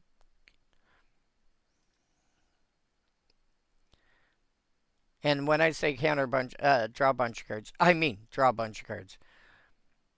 Like, there are 23 cards in here who say counter targets counter target spell or counter target some kind of spell and draw a card. Couple cards to end the turn. Couple cards that can counter more than just you know, two cards that can counter something more than just a spell. So, counter target spell, activate ability, triggered ability. Or then I've got Guile. If a spell or ability you control would counter a spell, instead exile that spell and you may play that card without paying its mana cost. Some extra untaps just because I've got, Chulane as my general. And then other stuff like, oh yes, under my countering creatures, I've got stuff like Order of the Sacred Torch, or Stronghold Machinist, or Urtai Wizard Adept that can just sit there and go, hey, by the way, I, pay some cost and tap, counter target spell. Yeah. So that's got 6 cards that are wizards, kind of incidentally, but that's also because it's like, that's what they do.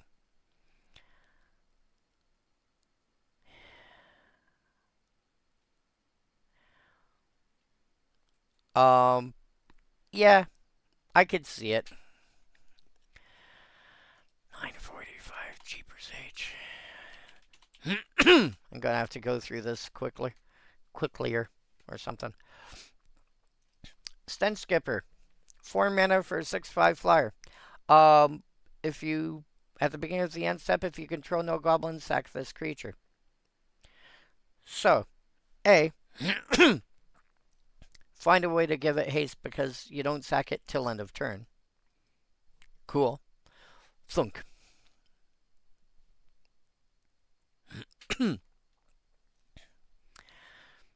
Yeah, I'm just gonna get in for 6 points of flying damage now. Oh no, I got a sack at the end of turn? Shrug. B, turned into a goblin. Again, the Rune Stalactite, Maskwood Nexus, etc., etc. Anything that allows it to. You're also playing black, so you do get to play with cards like Conspiracy.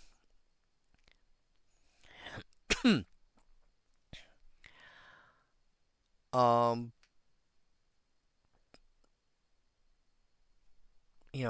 Conspiracy. You've also got Changelings, etc. So turned into a goblin. Just have goblins anyway, because some cards happen to randomly be goblins again or changelings. Shrug.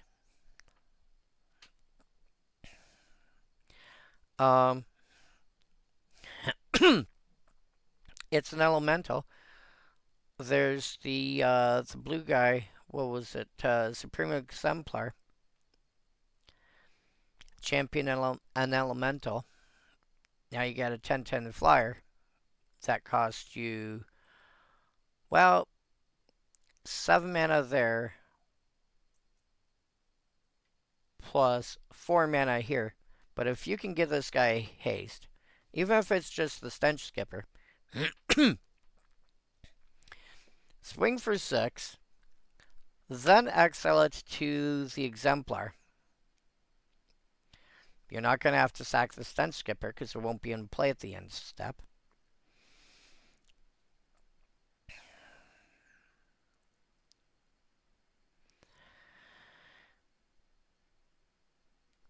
And again, it's an undercosted fat creature.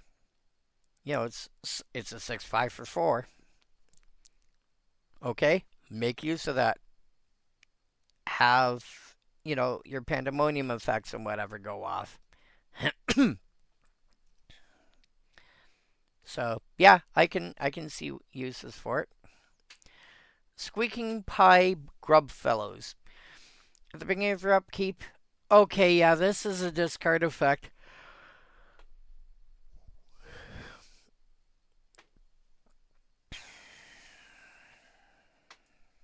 This is basically just a discard effect that, and it's each opponent discards a card.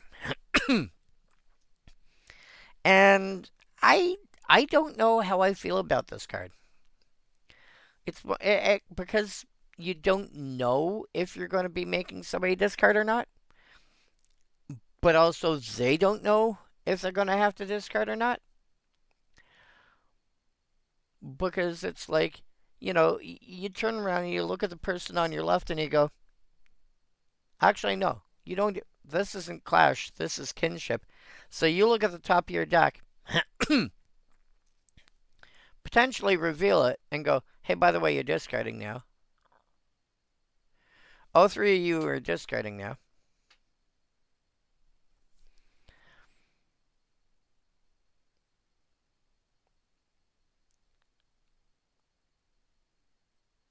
But you might not be discarding if the top card of your deck, A, isn't a goblin, B, isn't a shaman. And I'm counting changelings in that. Like, you, or C, you choose not to reveal it. What? You could, because keep in mind, it says you may reveal it. But also, if you never reveal, why are you playing this over something else? You could easily get a 3/3 for that, or 4/2, or 2/4, with a usable ability. You're playing. Just. No.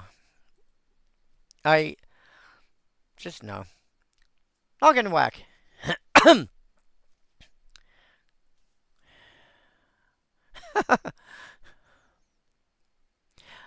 Okay.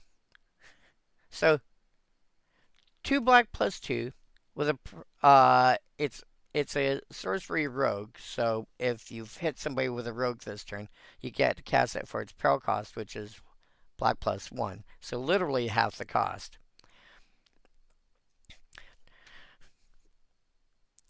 Target player reveals 3 cards from their hand. You choose one of them to keep and the other 2 they have to discard. It's worded so that you choose the 2 they have to discard. But realistically, you're like, no, you can keep this one. You're discarding the other 2.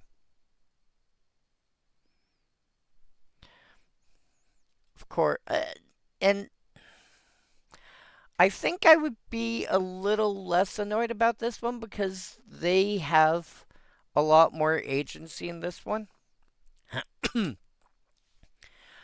But it's also 3 cards that they're discarding 2 of 3 cards. But they get to choose which 3 cards. And again, some cards want to be in the graveyard anyway. I think I am less unhappy with this than a lot of discard effects. Stuff that just makes people discard, like Raven's Crime, you're just going to keep.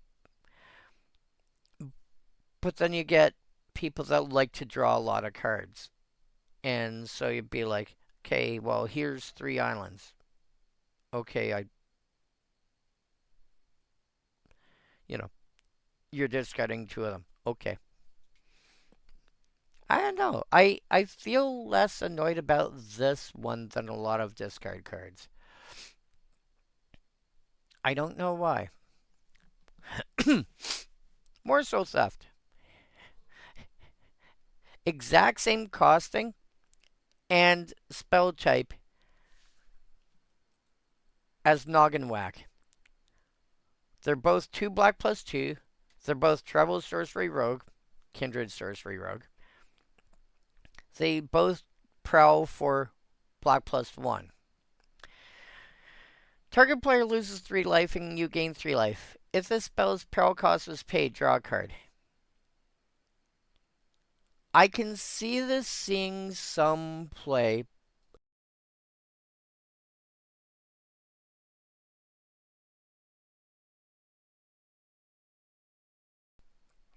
I can see this seeing some play in some builds of Pauper, like Mono Blackburn. Having to put enough rogues in to make it worth playing. But I don't think you'd have to run a lot in an actual Pauper deck, and I don't mean Commander. I could probably see like 8 or 10, but that's not a lot. And there's probably enough rogues that are worth considering anyway. Because being able to hit somebody for, a couple of points of damage and then go, by the way, drain you for 3, and I'm going to draw a card, and it only cost me 2 mana. It's kind of nice. In terms of a commander deck, um, again, if you're trying to build some kind of mono black burn deck, well, first of all, building a burn deck in commander is a bit more difficult. Partly due to the fact that burn works best as a 1v. It works best in 1v1, where you don't have to spread your damage around to different people. B, the lower your starting life total is, the more useful burn spells are. 3 damage in a 20 life format is 15% of your starting life total.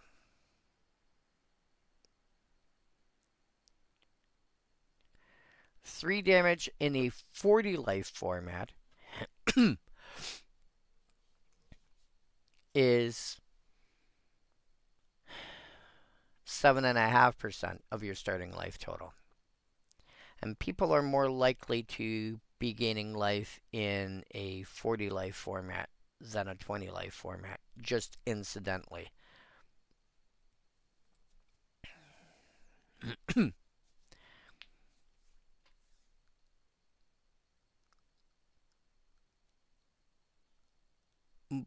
Commander is also designed as a, as a 4-player multiplayer format. So targeting one person, sure, you might be able to take somebody out with sufficient burn.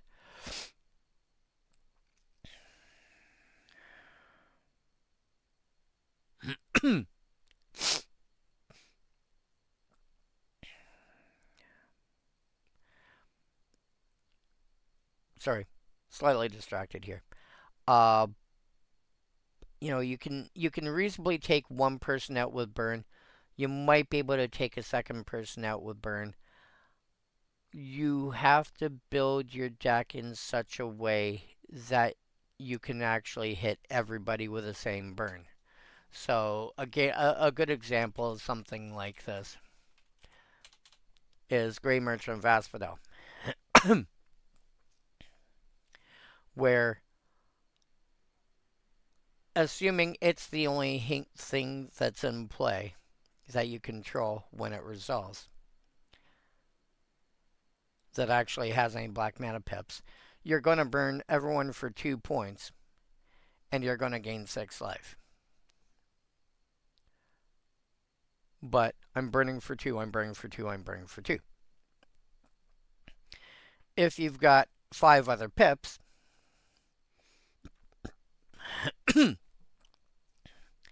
I'm burning for 7, I'm burning for 7, I'm burning for 7. I'm getting 21.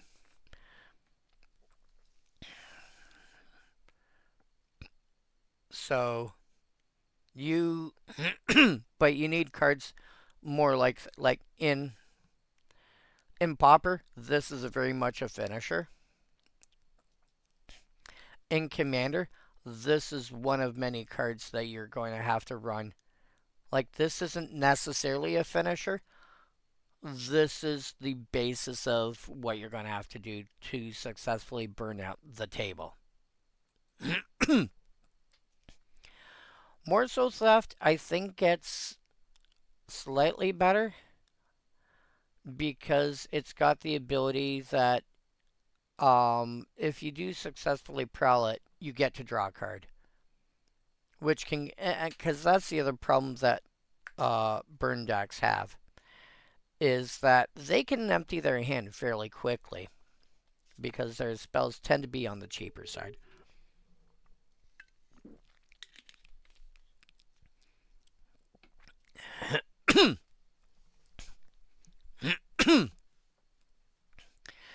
Their spells tend to be on the cheaper side, and as a result, they empty their hand fairly quickly.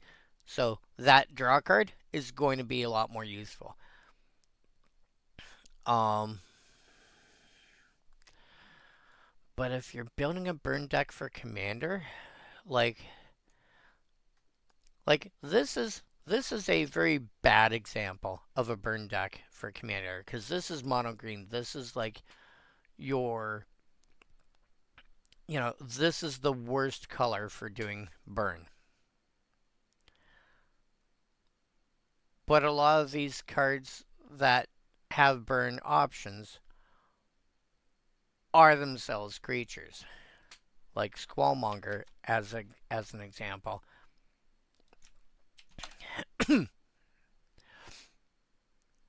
4 mana for a 3/3, pay 2 to deal 1 damage to each creature with flying and each player. Any player may activate this ability.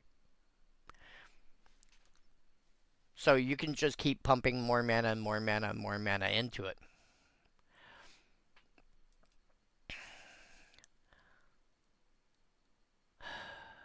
And that will hit everybody at the same time. So 2 mana for 1 damage, I think is pretty good. Like, I should say 2 mana for 4 damage, because 1 to everybody. I think I might want... What do you call it? I think I might want something like Basilisk Color or... Well, maybe not Basilisk Color. Well, no, Basilisk Color would be fine. In that deck, just so I've got a... just so I've got a way to consistently gain life off of it. Because I'll be dealing 4 damage. So I'll gain 4 life. I'll have taken 1. So I'll net gain 3.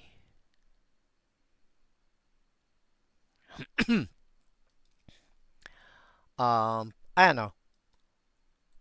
Morsel Theft seems okay if you're trying to build a burn deck. Not easy, but it seems fine. Weed Pruner Poplar. The beginning of your upkeep, target creature other than this gets -1/-1 till end of turn. So it's a little bit like having flanking, except that you have to declare it on your upkeep rather than, something that blocks it. When Bugh reached down to pull up a bit of root for the stew, he didn't expect the root to pull back. Yeah, so this, I mean, yeah, Tree Folk Assassin, hilarious. This is like, I mean, you're paying 5 mana for a 3/3, but you're paying 5 mana for a 3/3 that each of your upkeeps is going to be able to kill another thing. Also, if you've got anything that gives you additional upkeeps, like Paradox Haze, I think it is.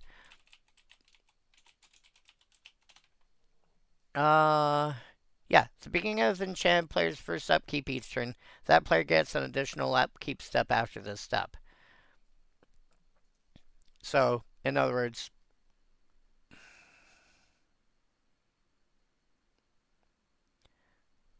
I have an upkeep now. After this one's done, I get another one. If you do that, this is going to be able to kill two. This thing is basically going to be able to go, shrink that down and shrink that down. Or, that's an X2, kill that. Or shrink that down sufficiently to the point where attacking is actually more feasible. Because giving something -2/2 is actually quite a bit. If you're playing with additional upkeeps and you're playing black, I'm not unhappy with this card. I would do it. Final Sting Fairy, 4 mana for 2/2 flyer. When it enters, destroy target creature that was dealt damage this turn.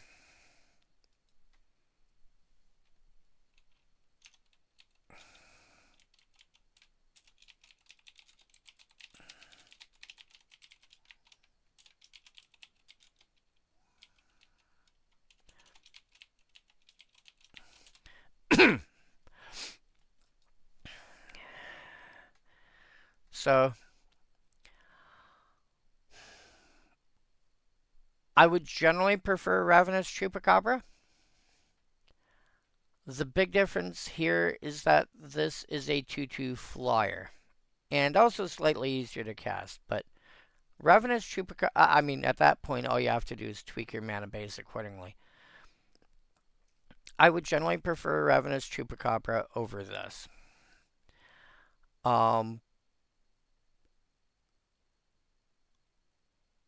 From the creature perspective, however, this is a 2/2 flyer, and the Chupacabra is just a 2/2.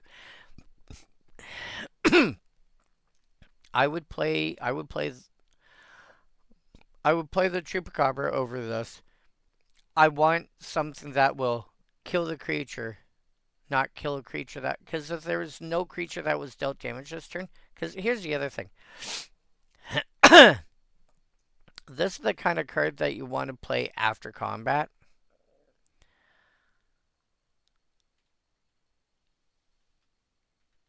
If you haven't had a chance to attack, this is not really going to be that useful. And then your other option is, oh, well, I destroy target creature that was dealt damage this turn. It had to have been dealt damage. It can have survived the damage because it was regenerated or whatever. As long as it was dealt damage, you're good.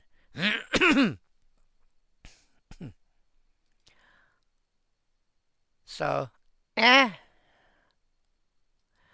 don't know. I I like a lot of these other cards more so than the Final Sting Fairy. This, on the other hand, this is kind of fun. Thundeep Summoner. You're playing this card. It's also not unreasonable that you are playing with Urborg Tomb of Yawgmoth. That being said, you're playing Commander. There's a good chance somebody's playing with Urborg Tomb of Yawgmoth. At which point, you've got a 3/5. Tap. These two are now 3/5s till end of turn. No restriction on when you can use it.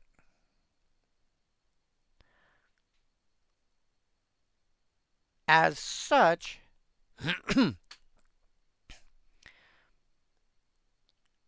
you can go tap.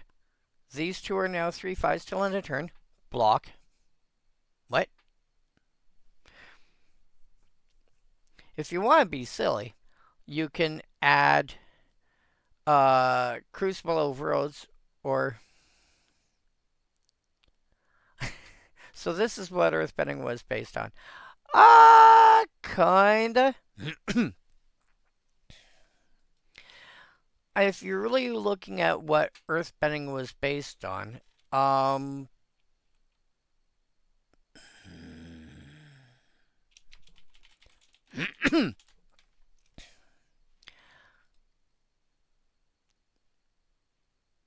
there was this. Oh!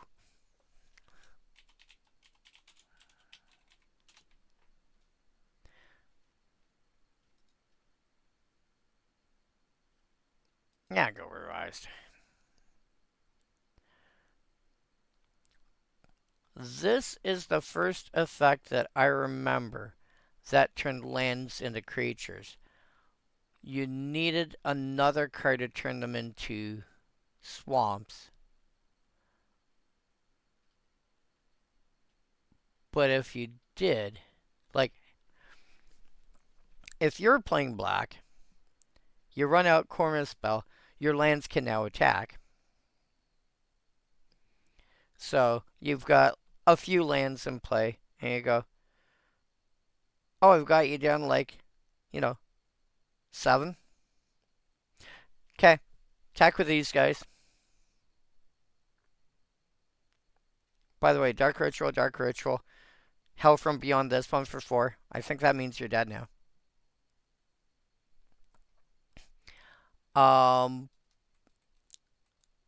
the first card that I remember doing it to all lands was Living Plane. I'm not sure it's the first one, period, but it's the first one I remember. Um,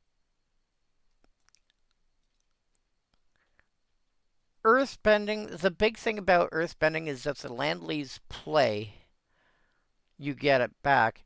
So you can make the argument that the progenitor for something like that was actually Crucible of Worlds,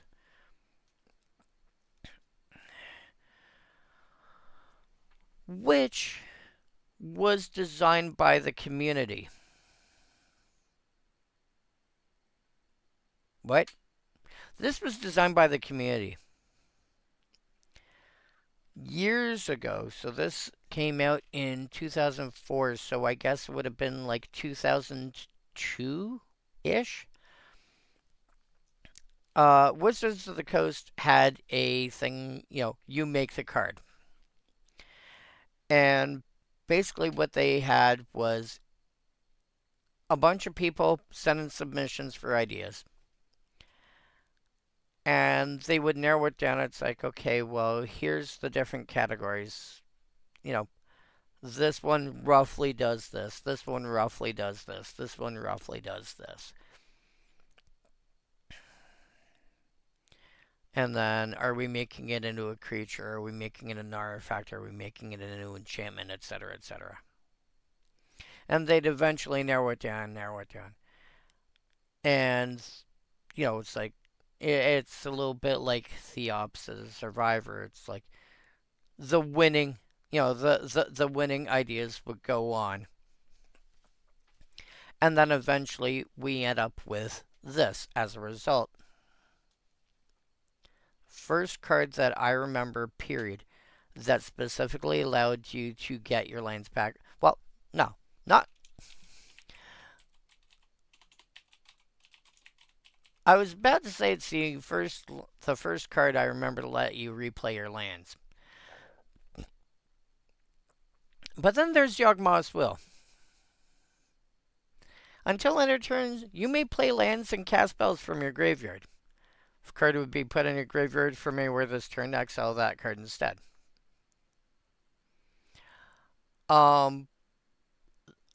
This is the first card that I remember that let you replay your lands, but this was a one-shot. Crucible of Worlds was the first one to let you do it regularly. I think that combined with something like Fendeep Summoner, Living Plane, etc., etc., would be the impetus for how earthbending happened. I need a thing.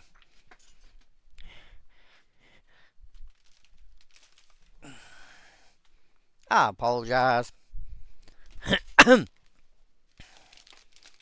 I need a something. I woke up about... Let me think here. 4, 6, 5.5 hours ago. I haven't eaten anything yet.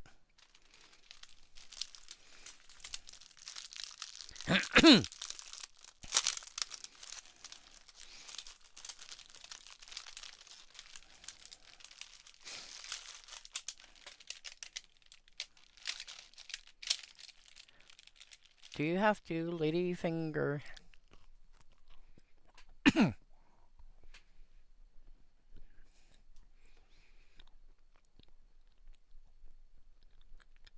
It is a little unusual for black to get the ability to animate lands. But I would say that after green, it's probably the next in line for the ability to do it. It doesn't do it often, but it is a thing that can happen. And I just like the ability that it's like, cool, I'll block with these. And the other thing is, because they're also creatures still on a turn, you're like, cool. I will sacrifice these to Deadly Dispute or some other ability that lets me sacrifice creatures to draw cards. So suddenly, you're able to sacrifice lands that you wouldn't be able to normally for some effect. And that might also be part of the reason why they put it here, was because sacrificing for fun and profit was a thing that Black occasionally did. Occasionally, it wasn't that big a. It wasn't a thing you normally saw anywhere. But if anyone did do it, it was more likely to be Black.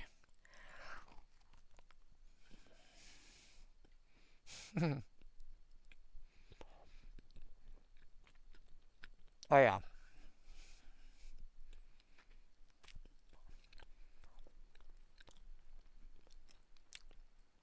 Fester Creep. You put this in a deck that's got a bunch of +1/+1 counter shenanigans going on. Um, what were you called?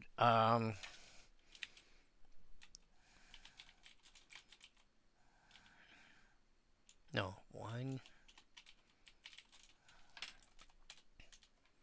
Whining Constrictor.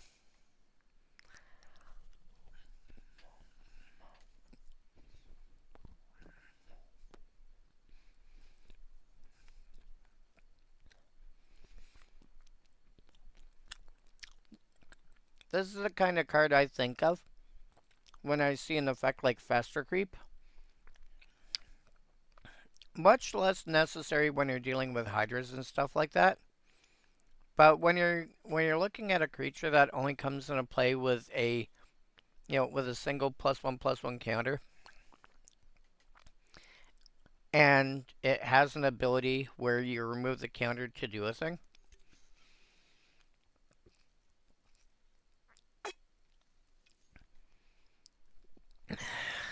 you want to be able to do this more than once. And so having a card like Whining Constrictor in the same deck, 4 or more counters would be put on artifact or creature you control. Artifact or creature you control. You get that many +1. So Whining Constrictor adds an additional counter. Uh, Same if you would get counters, you get that many +1.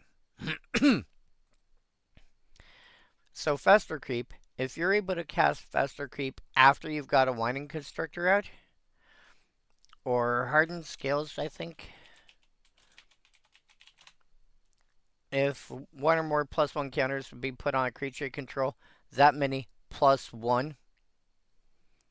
So if a creature would come into play with 3 +1 counters, it comes into play with 4. if but if it's put on for any reason, like this also counts. Hardened Scales, play that first. Fester Creep goes, I'm coming to play with a +1 counter. Hardened Scales says, no, I don't. You're coming to play with 2. What? Yeah, you're coming to play with 2. Oh.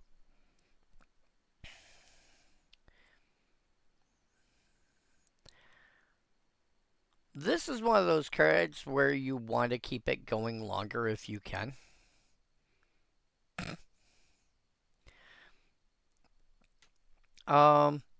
Yeah, you. I would build around the fact I would either build around regularly getting it back somehow. At which point you can be running cards like Sun Titan, or there's a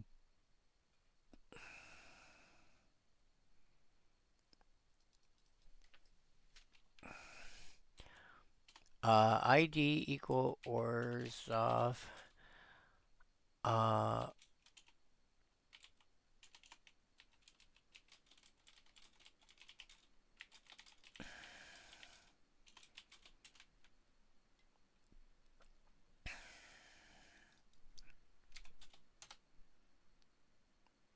Oh, where did I see you? Oh, I wonder if you might have been in.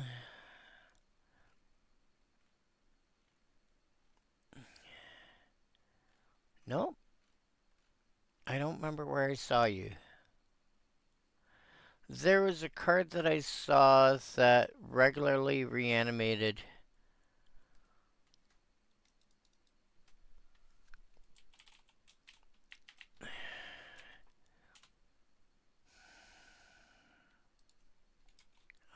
ID equal Orzov.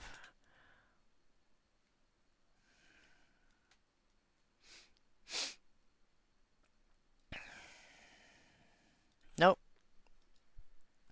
I don't remember where I saw it, but I know there was a card that I saw that was. I know it was a creature, and if you. I know it was black white, and it's like if you attacked. It brought back, or it's either if you attacked or if you attacked it alone, you brought back some. You brought back something that was like basically it was like Sun Titan but smaller. Because I think the initial creature was also only a 3/3.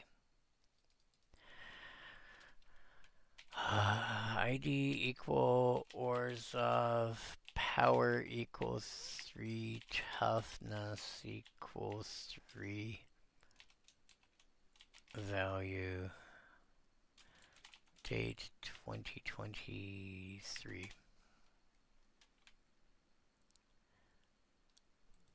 No?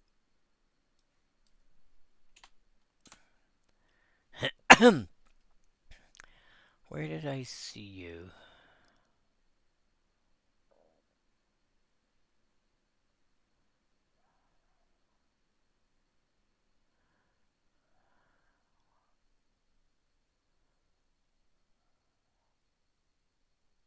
Oh. I I don't remember where I saw it.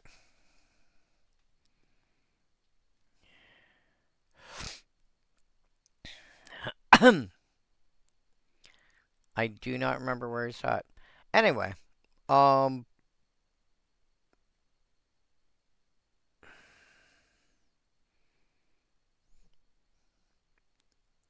shrug.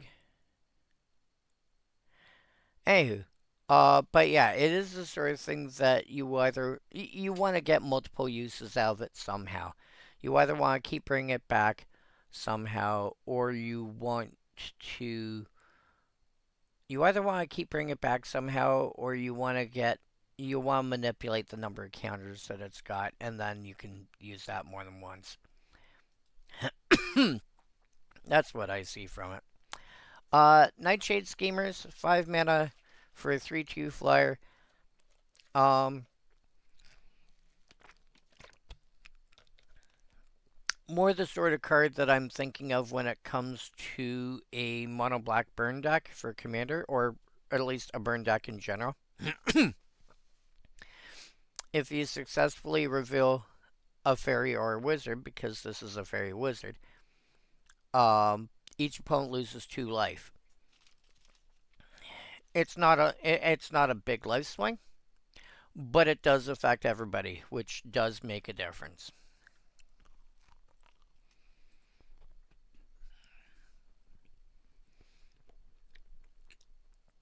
So yeah, again, being able to hit somebody with some burn, eh? But being able to hit everybody is going to make more of a difference. Violet Paw, 5 mana, destroy target non-black creature. That in and of itself would have been, I. That's Doomblade, which is 2 mana.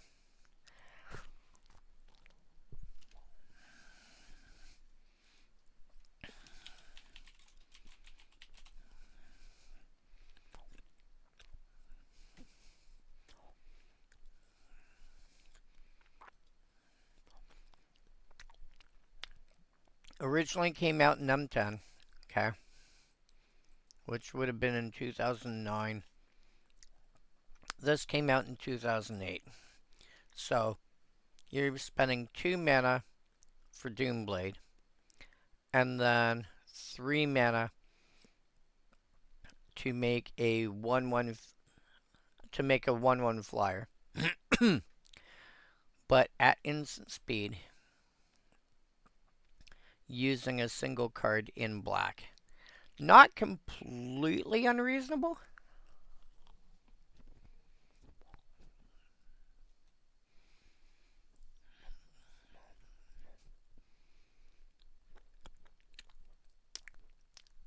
Also, again, 2 relevant creature types, plus it itself has a creature type. So, I mean, this kind of is a 2-for-1 in terms of, like, swinging creatures.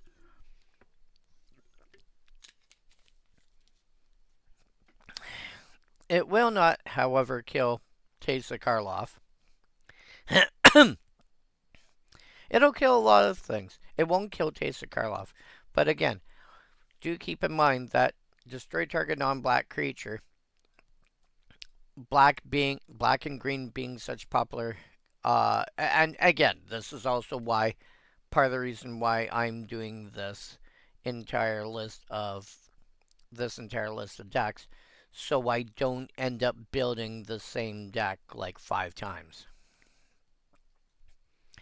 I want to make sure I have, because I could end up spending all my time building green decks or blue decks or Orzhov decks or whatever. But how do you make sure they feel different from each other, etc., etc., etc.? So this is why I'm going through and building a bunch of different decks in different colors, is to make sure I've got that. I don't end up sitting on my laurels too long. But with black being as common a color, a color to play as it is, I think this is going to be lower on the list. Like, you're still going to find somebody, but you're going to have less options because of that non-black clause. I'm hoping that, maybe when we get to Lorwyn Eclipsed, we get a second shot at this that is like destroy target non-legendary creature, let's say. Or something of that nature, and make a very rogue token.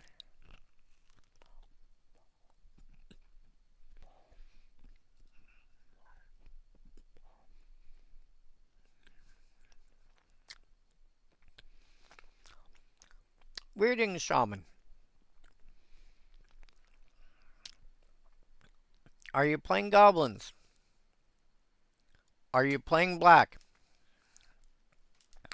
You should be running Weirding Shaman. Compare Goblin Morns. 1 red, 2 other. Pay red +2 and sack 2 goblins to make 3. This is 2 mana for a 2/1. Pay 4 mana and sack 1 goblin, but you make 2.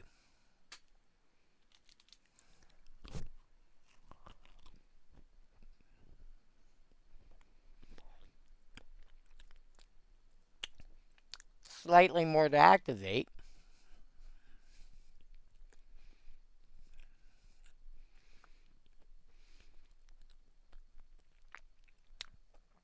Slightly more to activate, but you only need a single goblin. And it itself, in a pinch, it itself is a goblin. And again, no restriction on when you can activate it. So, in a pinch, you can always sack itself to make two more goblins. Again, it's perfectly fine. It's perfectly serviceable. But you know, this is one of those, I have a way to sacrifice myself. Or if you're playing goblins and you're playing black, throw it in your deck. You're going to be glad you have it.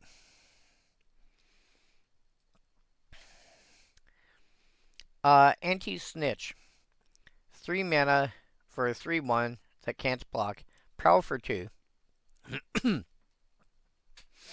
But whenever a goblin or a rogue you control deals combat damage to a player, if this is in your graveyard, you may return this to your hand.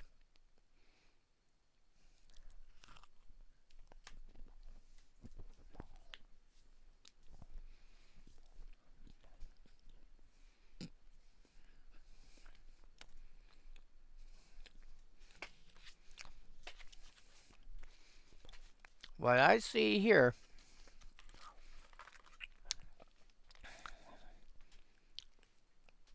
is a black version of this card. What? Squee Goblin Nabob. At the beginning of your upkeep, if he's in your graveyard, you may return to your hand.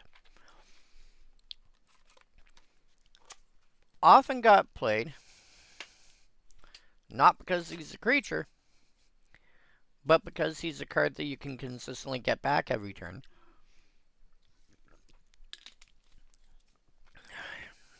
In fact, way back in the day, is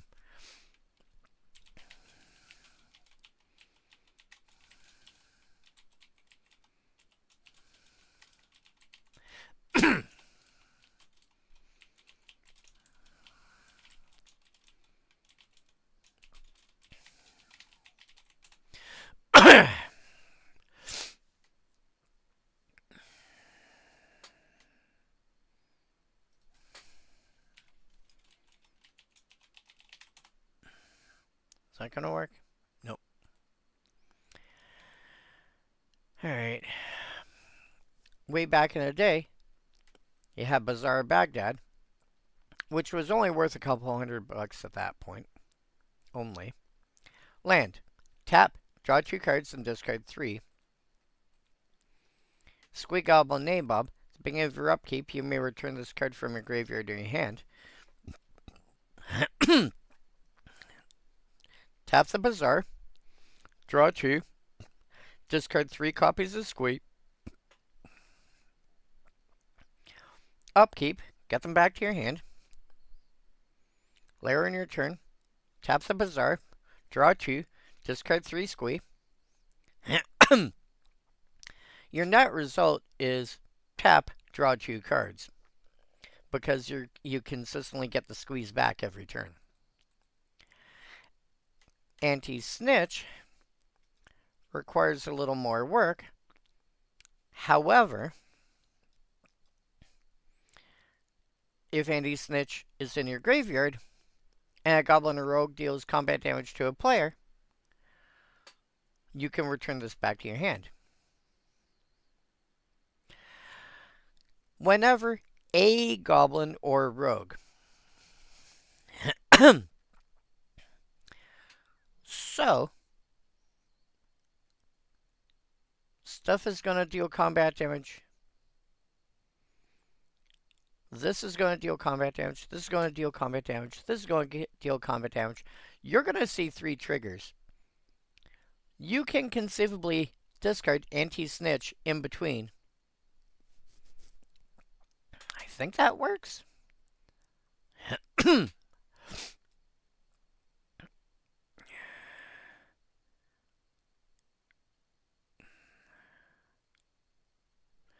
The last ability will only trigger if enemies at the moment ago deals combat damage.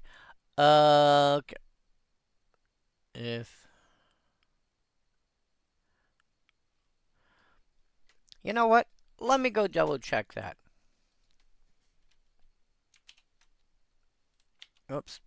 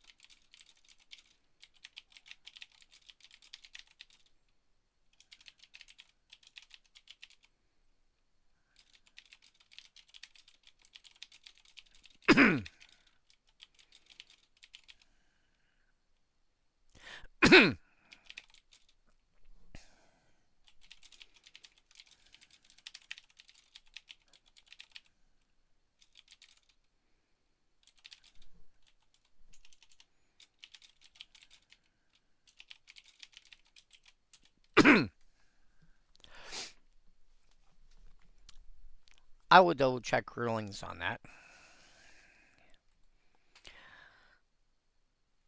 But, red.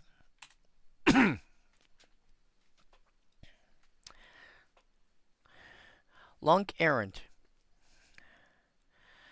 I am not, again, I'm not completely unhappy with this. Triggers won't be able to find it. Okay.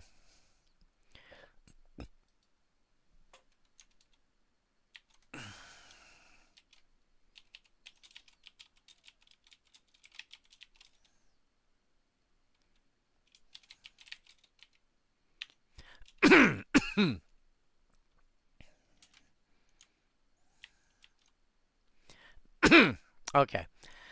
Doesn't work because um the card is not in the grave.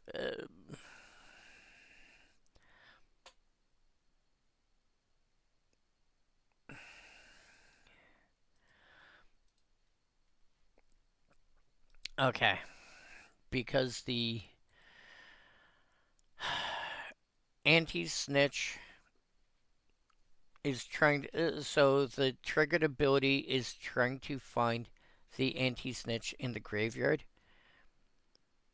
And when a card changes zones, like say from the graveyard to the battlefield, or from the battlefield to exile, or from the graveyard to hand, or whatever, um, it has no relation to any card, like to any creature card, whatever, with the same name. Even if it was the exact same card, there's no relation to what it is now and what it was before.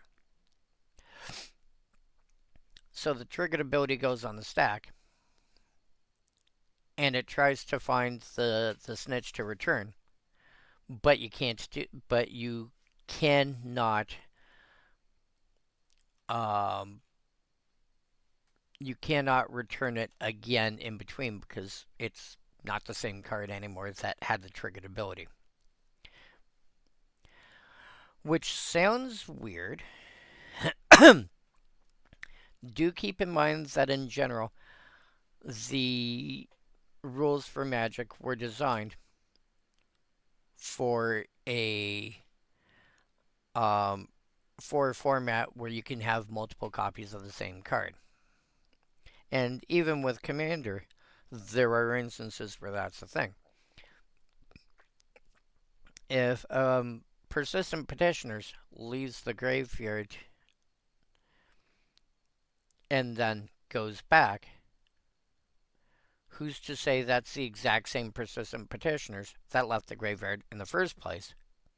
That could be a different copy that I discarded, or this, that, whatever. So the rules are the same, regardless of format,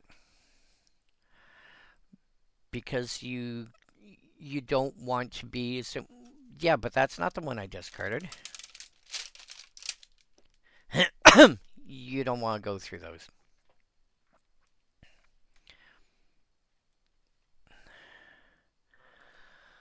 Hey, lung current.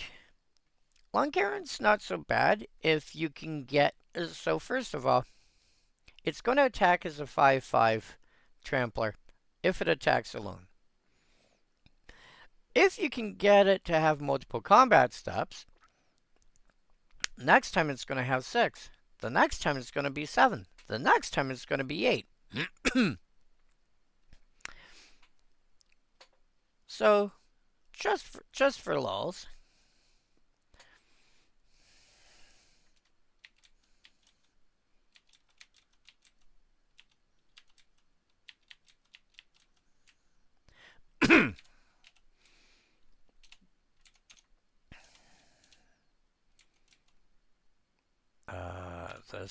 That plus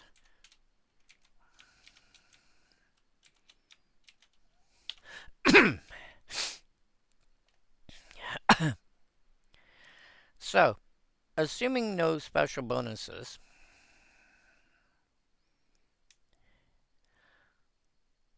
six combat steps by itself, it will have attacked for 45 damage.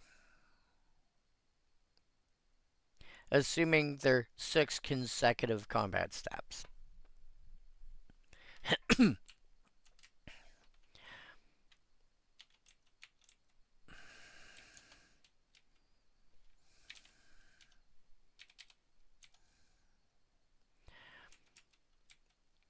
5 consecutive combat steps, if you can get the ability to trigger twice, is 50 damage, because 4 is 36.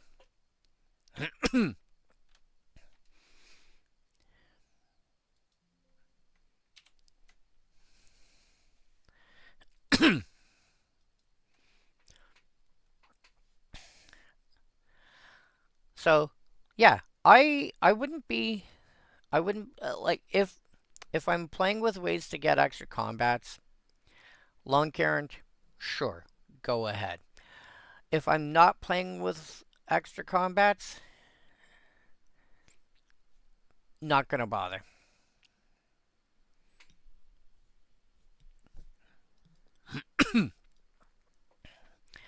um, that being said, if I am playing with like cost reducers and stuff like that,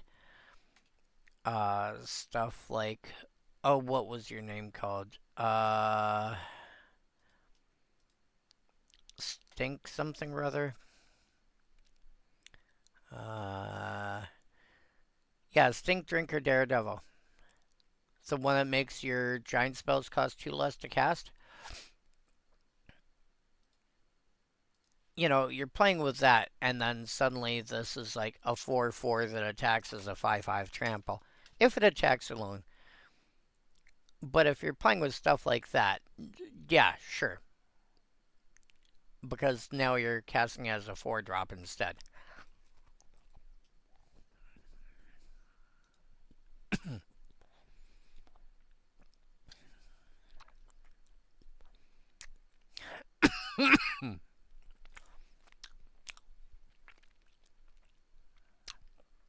Stomping Slabs.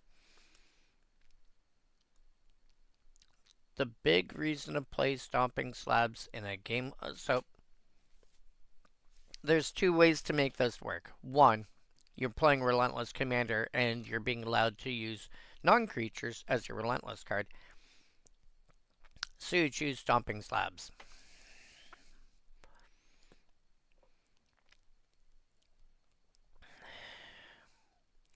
2,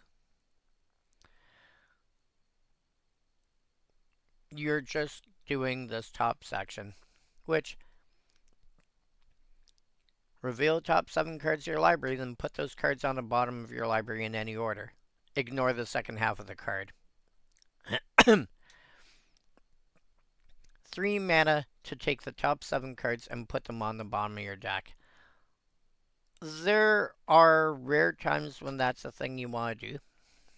Oh, actually.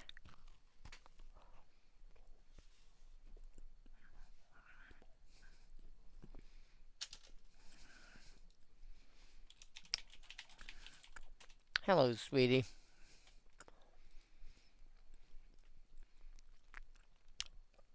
Meet in reverse. You draw cards from the bottom of your library rather than the top.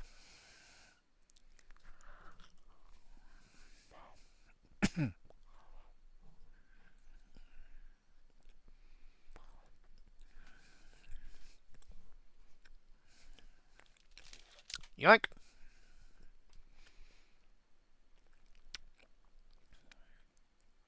You.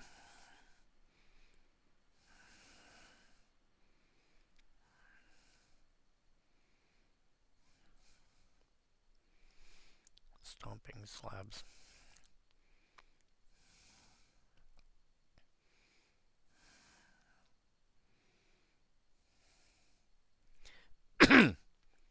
Because being able to take the top 7 cards and put them on the bottom of your deck in the order that you choose,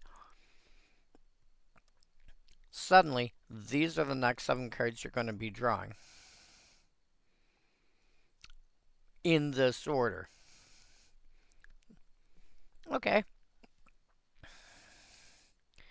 I can see that being a useful thing.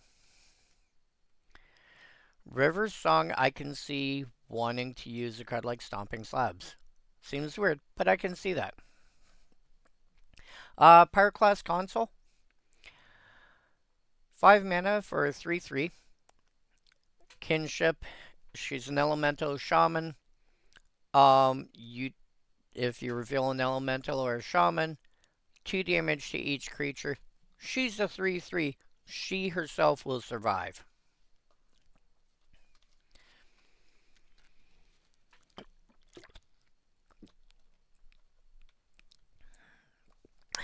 Barely, but she will survive.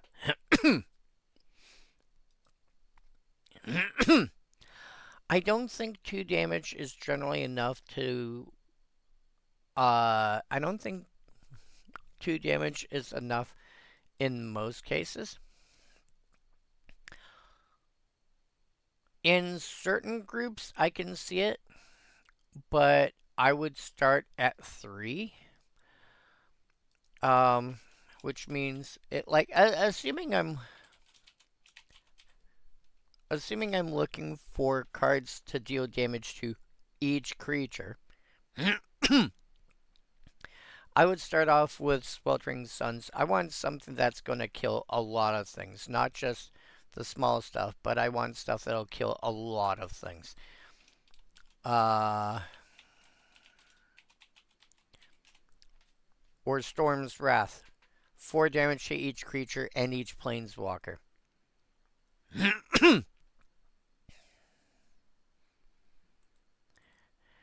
So I would be looking at those. That being said, this is a triggered ability of a creature that can trigger every turn.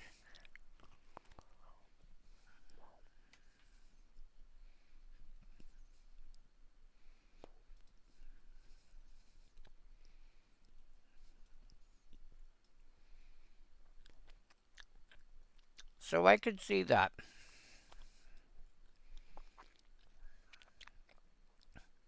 You know, this is a thing that could conceivably sweep all the smaller stuff away every couple of turns. Especially fun if you've got Akroma's Memorial or the like to give your stuff protection from red. Then they don't take the damage because the damage is from a red source, i.e. the console. So yeah, I could see that being a thing. And then oh wow, Chroma's Memorial plus an effect like Basilisk Color, it's like, cool, every creature takes 2, except for mine, because mine's got protection from red. Wipe the board every time I reveal a elemental or a shaman. No big deal.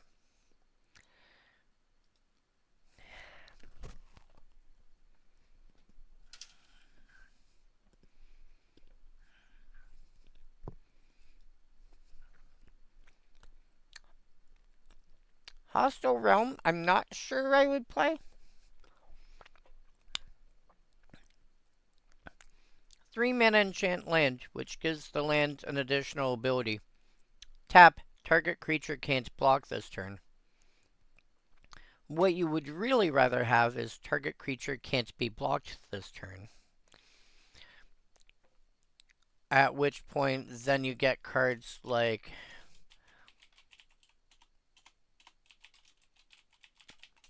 Rogue's Passage, because you generally want specific cards to get through. You generally want specific cards to get through for damage rather than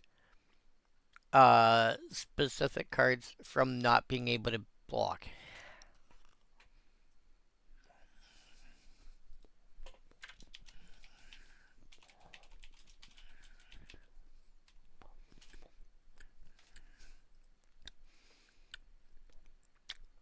Access Tunnel being the more modern equivalent.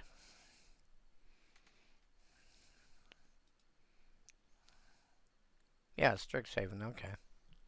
3 tap target creature, 3 or less. 4 tap target creature. Okay. Yeah, you generally don't want a card like Hostile Realm. So, would probably generally pass on that. I could see I could see sensible ways to play these rather than the Realm. Sunflare Shaman. Again, if you have an effect like Akroma's Memorial, and yes, I'm going to keep bringing up Akroma's Memorial.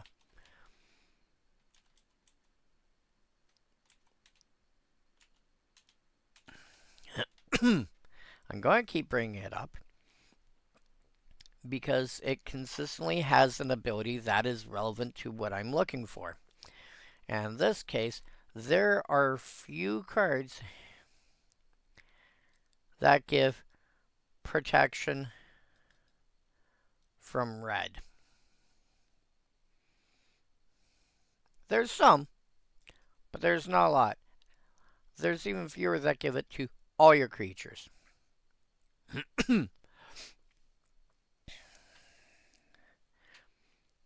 Sunflare Shaman. 2 mana for a 2/1. Okay, not completely unreasonable, especially since you're looking at common. Pay red +1 and tap it. X damage to any target next to itself, where X is the number of elemental cards in your graveyard.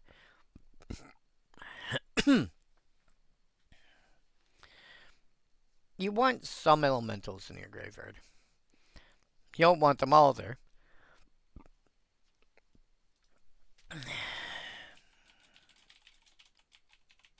Is this the one I'm thinking of? Yes. As it enters, choose creature type. Each creature card in your graveyard has chosen creature type in addition to its other types. Ashes of the Fallen would work here. You're better off with Maskwood Nexus, but again, duplication of effect. In a situation like this, where creature type in the graveyard matters, Ashes of the Fallen is actually perfectly fine. You combine this with the Chromos Memorial or Eldrazi Monument or some other similar effect that can give your creatures indestructible or some similar effect.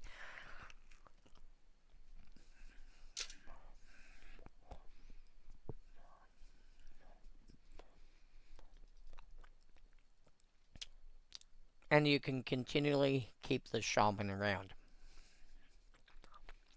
Funny thing is, X will be determined when the ability goes to resolve. You choose targets when you activate it.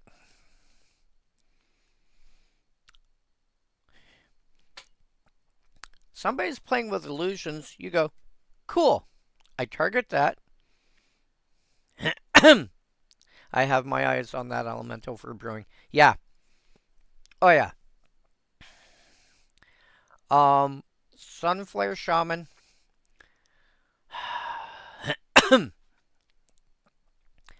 The big way to make sure this works well, because it's only got 1 toughness. So you're going to want either you're going to want a way to keep it alive. Giving it indestructible, giving it protection from red, regenerating it, Those are probably going to be the three biggest ways to those, or increasing its toughness. Either of those four options would work. If you're looking at Pauper specifically, I would assume that, yeah, removing it from the board somehow would also work. If you're looking at Pauper specifically, I would probably say increasing its toughness would probably be the easier way to do it. There's not a lot of ways to do it, but there are some. There's that morph enchantment. Lumen Thread Field, I think, is common.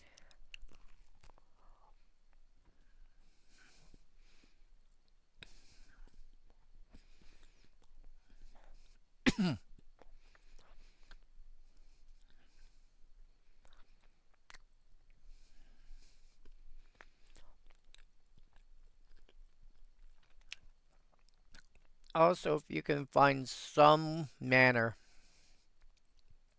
like Night Soil, that can get cards out of your graveyard when you want them to leave.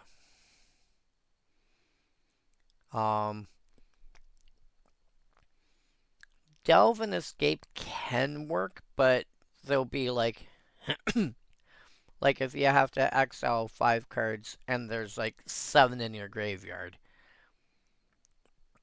that you need to exile, you still have 2 more.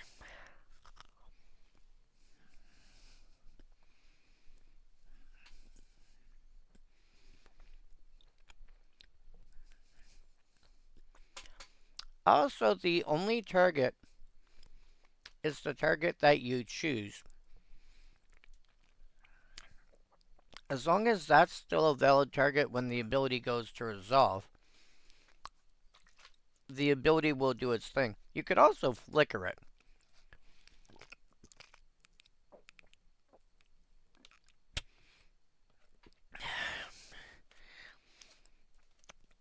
I'm starting to feel like Boros might be a good way to go with that.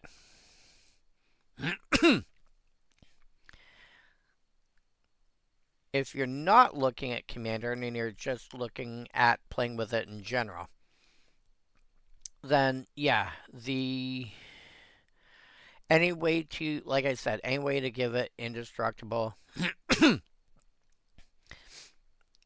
any way to give it an indestructible, any way to give it protection from red, etc., etc. There's enough ways to do that.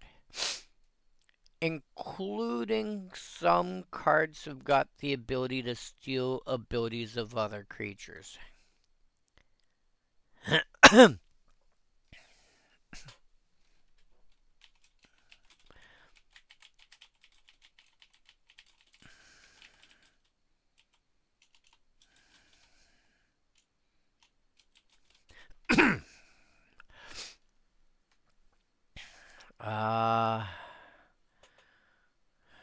Let's see if I can find one.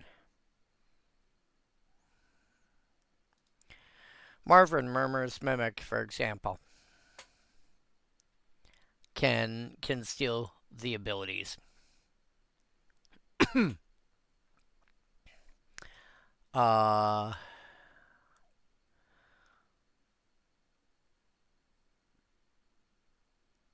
I know there's others. I can't think of how they'd be worded right now.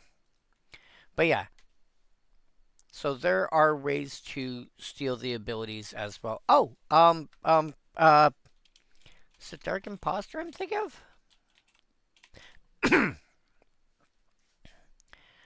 Has all activated. Yeah.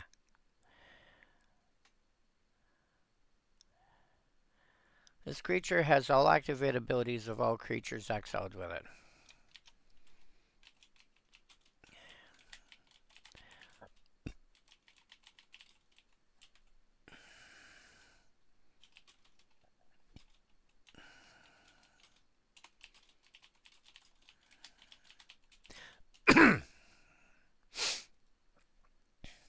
There we go. Sort by color.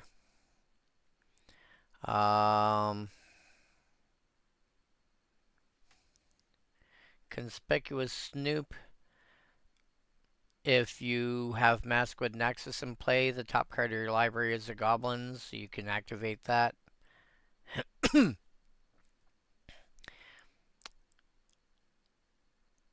If you turn it... Oh, that's funny. Turn the...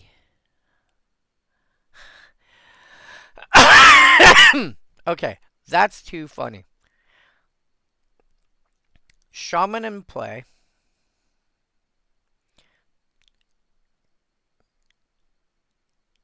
Cast Territory Forge.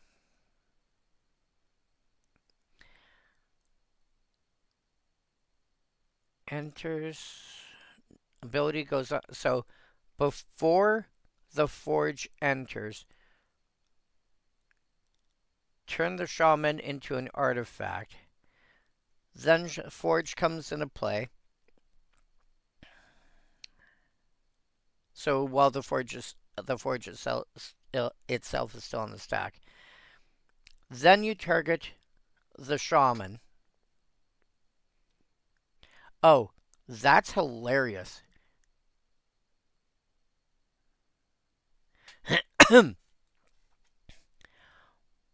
Because and X damage to itself, but it can't take damage because like dealing damage to a non-creature artifact doesn't do anything.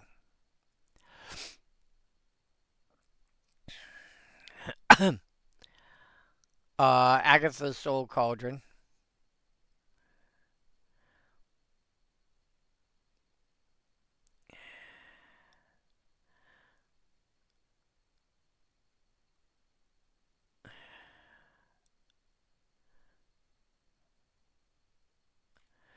That's too funny.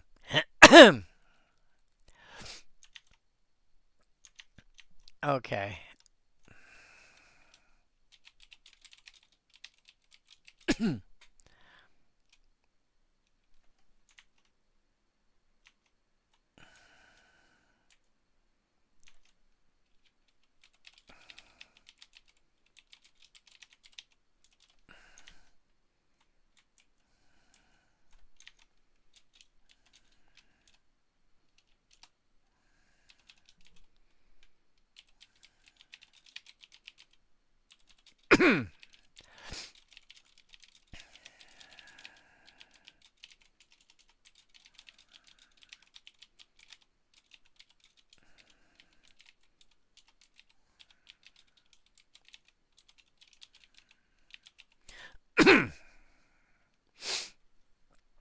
Okay.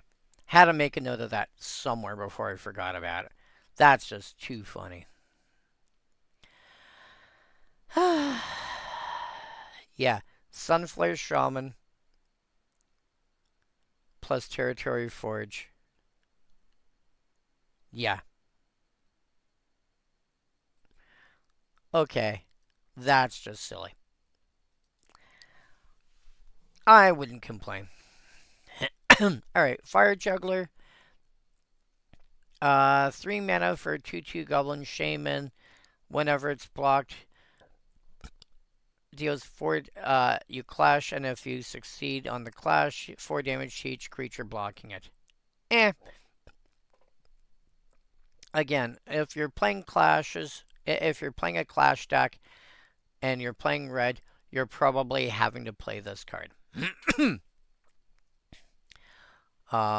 You're pretty much having to play at least 3 colors to make Clash worth it. Also, keep in mind, it's only a 3 mana card. So, it's pretty easy to beat a 3 mana card. But again, somewhere around 35 to 40% of your of each deck is going to be land. So you have a not unreasonable chance of actually succeeding even with a 3-drop, because you've basically got around a 1 in 3 chance of your opponent hitting a land.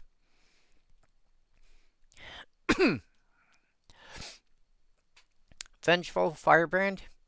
4 mana for 5/2 with fire breathing, which in of itself, so that works out to like a 3/4 or 4/3. So that's actually pretty good in of itself. Plus, if you've got a warrior in your graveyard, it's got haste.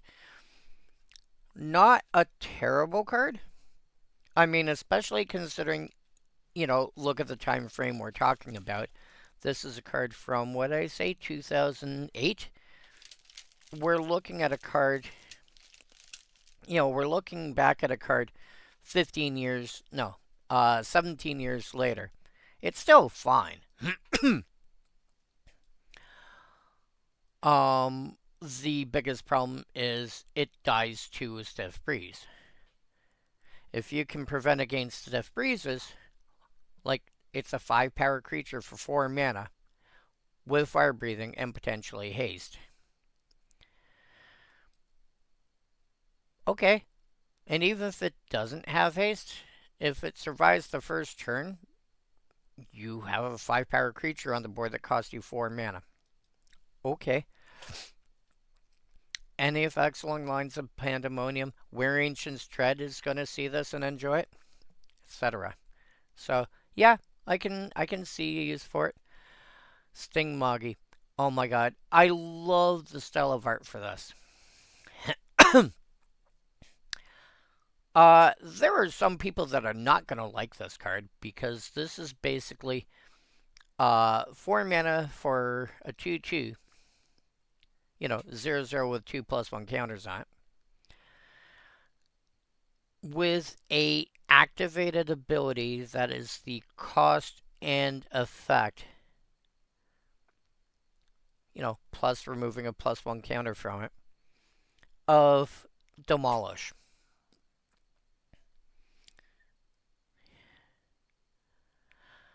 I think that's an okay effect to have, especially since you can only do it a couple times anyway.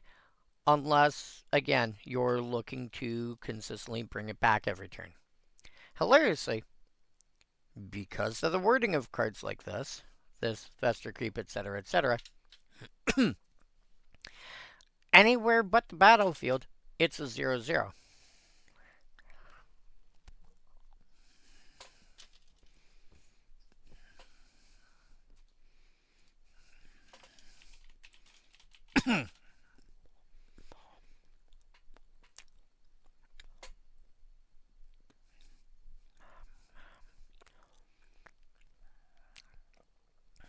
Wild Pair. Whenever a creature enters, if you cast it from your hand, you may search your library for a creature card with the same total power and toughness, put on the battlefield, then shuffle.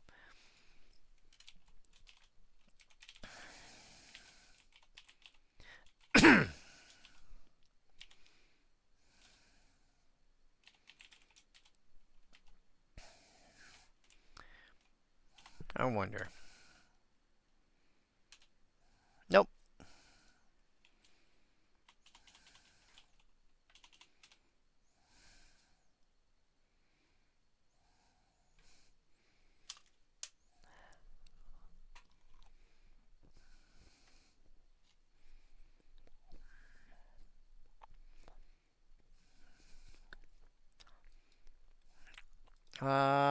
Toughness.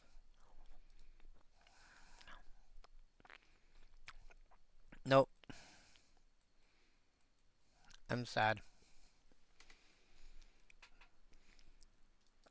But if you're also looking for stuff that has like power 1 or less, or toughness 1 or less, or something of that nature, you can grab this.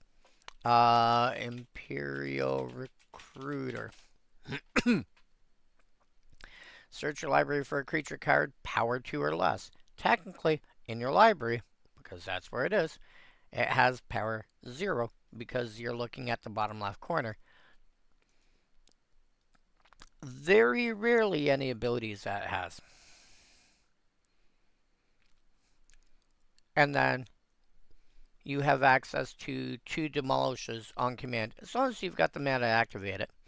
Oh, by the way, reducing activation cost? Yeah, that's not that hard. Also, Can we just appreciate the artwork for one moment?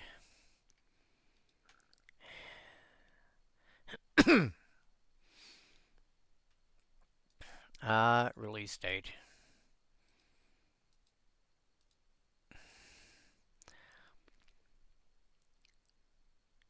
Like, tell me this is not just some of the most awesome artwork that you have seen.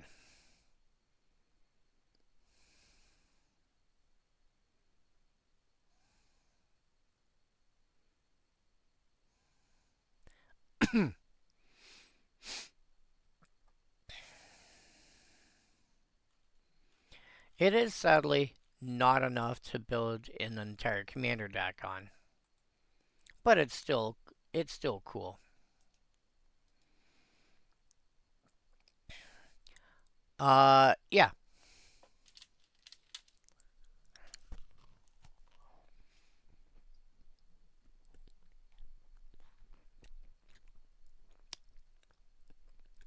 If you are looking at cards that have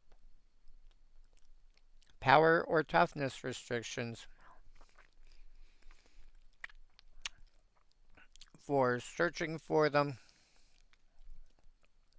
getting them out of your library, getting them out of your graveyard, getting them out of your hand, whatever, bring them back from exile, cards like Stingmoggy are going to most of the time fit that unless it's like, has to be X or more. Usually it's X or less. If it's X or less, you've got this. Yeah. I probably wouldn't mind playing against that once in a while. I think I would mind playing against it if it was being regularly recurred.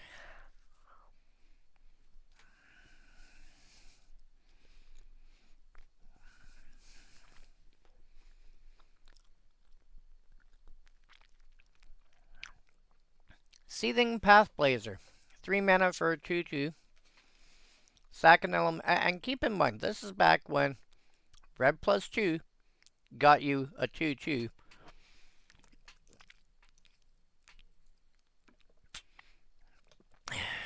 Usually with some kind of ability, but you wouldn't get a 2/3. If you did, it was higher rarity. At common, you got a 2/2, usually with some kind of ability, probably even with a relevant creature type by this point. But you weren't getting better than a 2/2.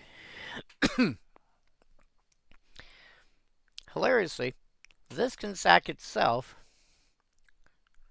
but it doesn't do anything. It gets the elemental into your graveyard, which might be the part that you want in the first place. Because this ability does not target the creature. It affects the creature, doesn't target it. It's the same argument with cards like Day of Judgment against cards that have got Ward, for example. It affects the creature, doesn't target it. So, yeah, you're trying to get an elemental into the graveyard for some reason, or in this case, an elemental or a warrior into the graveyard. Sunflare Shaman.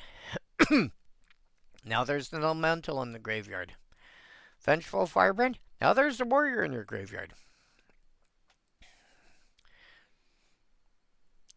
Sack it for what appears to be no effect, suddenly turning on 2 cards. It's a thing.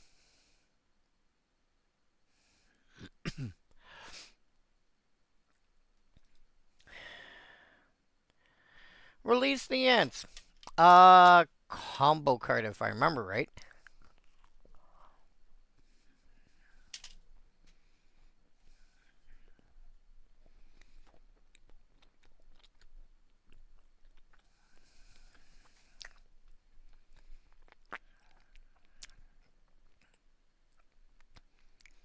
You want your deck designed so that Your deck is empty apart from one card. Your deck has got your one card is the highest possible mana value that you can get your hands on.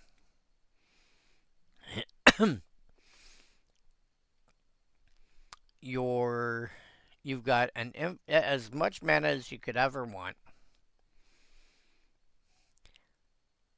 and release the answers in your hand.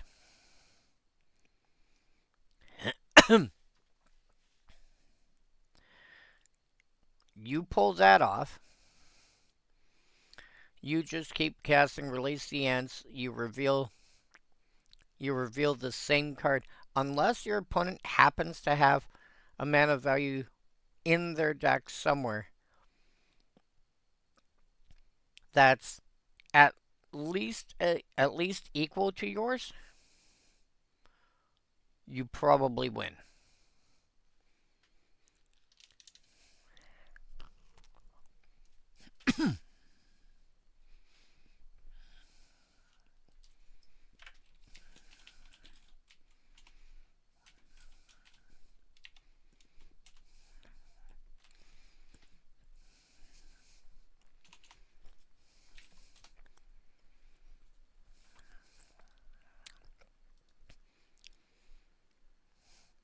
You have a 16,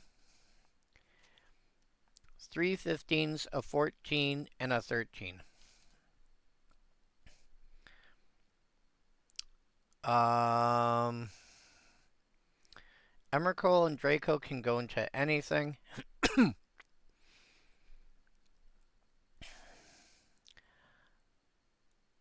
I would probably play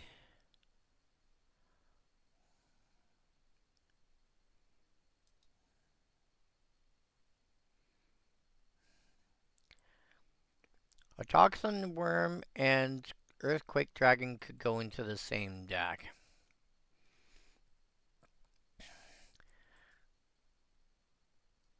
One, two, three, four. At that point, now you're looking at Naya. If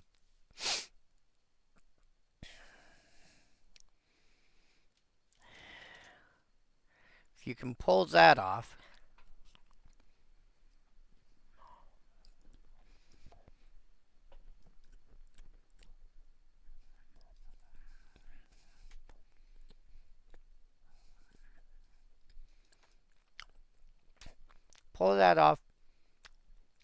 you're good. Otherwise, don't play it.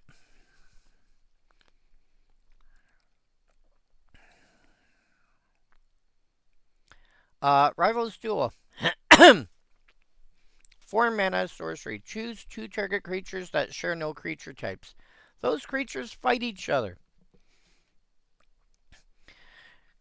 Hint, one of them, don't choose a changeling for either of them. Otherwise, this doesn't work. You cannot choose it as a target.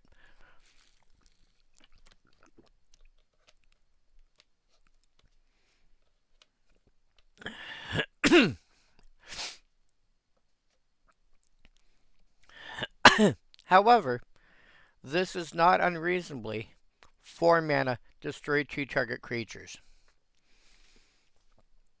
If one's a zombie and the other is an angel, if they both got enough size to kill each other, kill them both. Also, or alternatively, if either one of them's got, Death Touch, or if both of them got Death Touch, they can both be controlled by the same player. You don't have to be involved at all. It's just 2 creatures that don't share a creature type. This is 4 mana. It's a damage space spell, but chances at least one of them, probably both of them, are dying. If I'm playing a damage... So, again, I don't like removal spells that are based on damage. However, this is probably one of the uncommon exceptions that I would actually consider playing.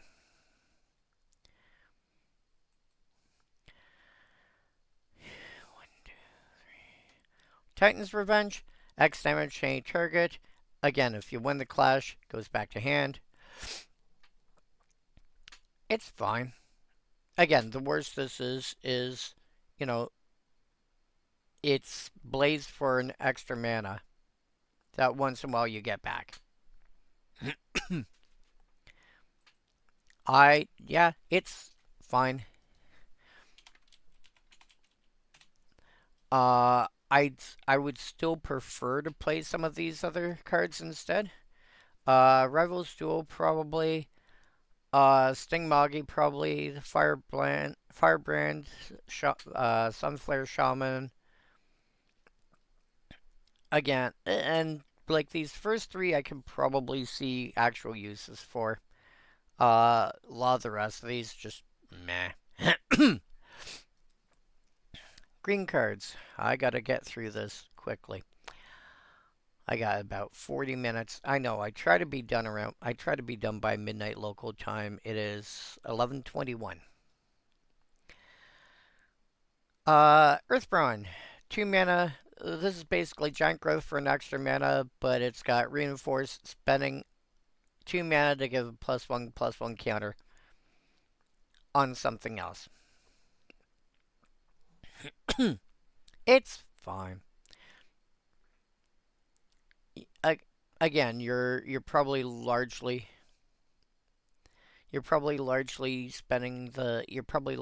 doing it for reinforce. That will occasionally be a slightly overcosted giant growth.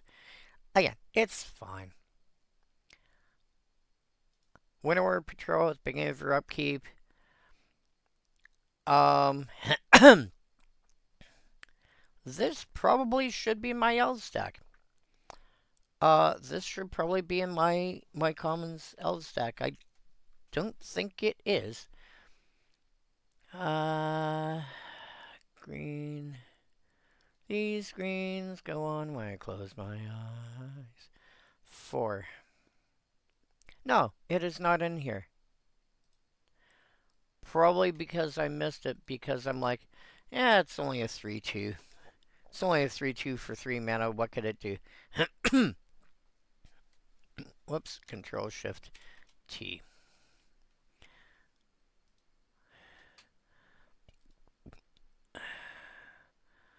One drop.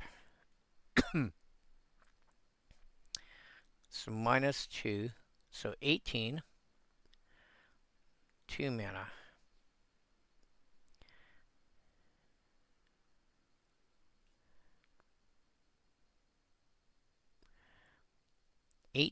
And 14 is 32. 3 mana.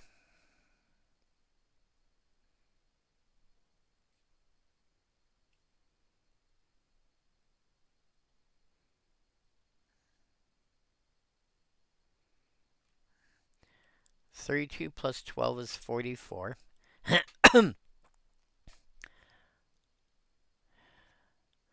45, 46, 47, 48, 49, 50.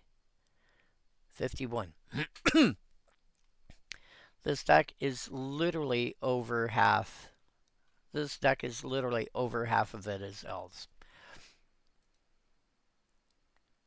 Which means I have a greater than a 50-50 chance in any given turn of flipping over an elf. Actually, Control Shift T. It's what, an elf warrior? Elf warrior.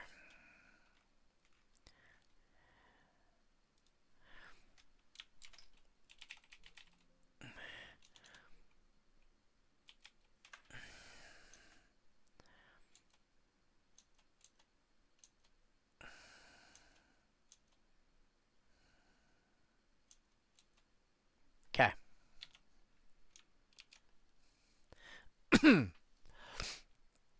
So yeah, I have 51 elves in this deck.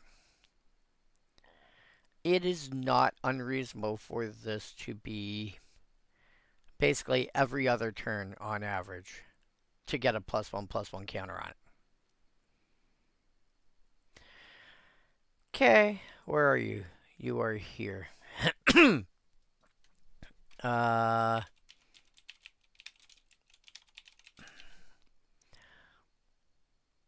Morningtide.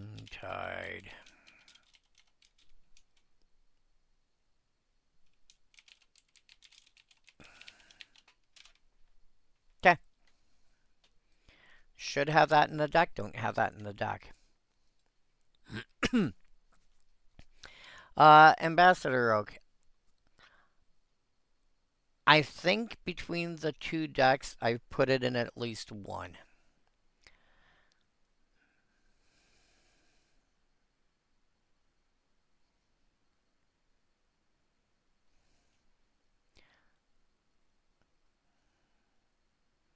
But again, this is one of those cards where it's like. Actually, no. I don't think I put it in either one. Just simply due to the fact that all it does is, it makes, like, comes into play, make a token, and that's it. It's not like, oh, I can't remember what you're called, but there's one where it's like every time you cast every time you cast an elf, or every time an elf, a non-token elf enters, you make an elf token, something like that.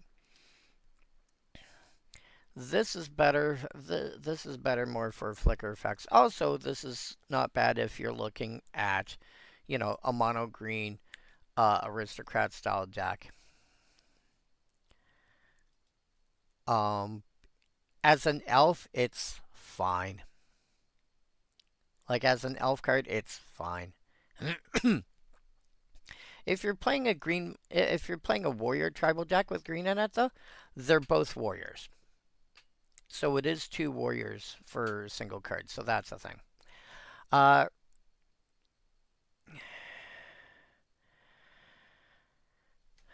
okay. Good night, also. I may end up streaming on Friday. I know probably still. If I manage to stream on Friday, that means and I'll try and stream earlier in the day if I can. And then that means I would do Shadowmoor then, and then Eventide next week. I want to try and get those through before the end of the year. Anyway, if I don't see you by then, Merry Christmas, Happy New Year.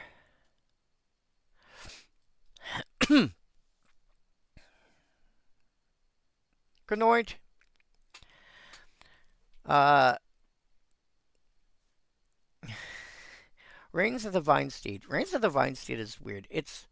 This is a little bit like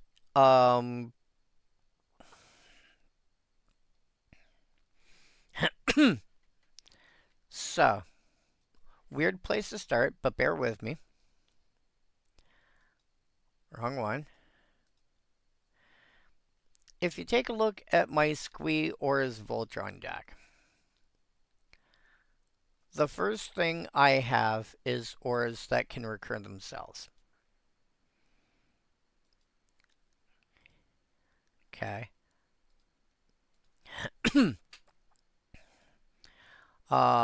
They either can recur themselves, or the worst case scenario, they draw a card.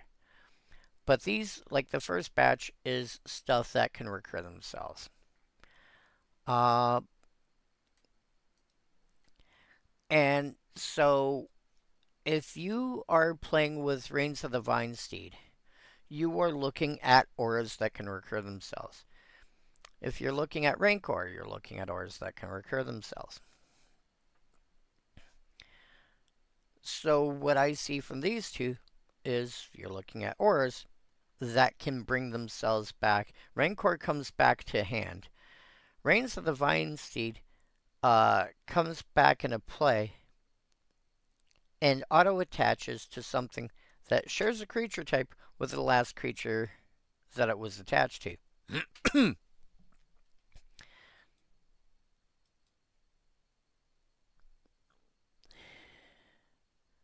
So If that is the sort of like if you're this is very much a deck where auras are relevant.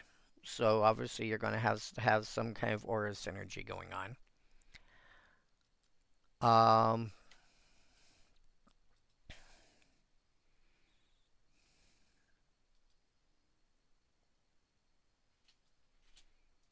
no. You're going to have some kind of aura synergy going on. You're going to have some kind of uh, and you're so I'm seeing an enchantress build of some sort. I also notice a lot of enchantresses are druids, so you might be looking into that as well. So looking at Reigns of the Vine Steed, my brain's already processing how to actually build a deck like this. Partly due to the fact that I've already looked into. While I haven't been looking into this card, I've been looking into cards that share some things in common. And it's like, oh, you're doing this, and then you're doing this, and you're doing this, and okay. So here's your deck idea. Yeah. um, and again, if the simplest way to make a card like this work is having Mask with Nexus or similar effect out that gives all your creatures, at least all your creatures the same type. I think Highstone would also work. Yeah, Highstone would also work. Making all your creatures slivers. If you make all your creatures into slivers, well, it shares a creature type.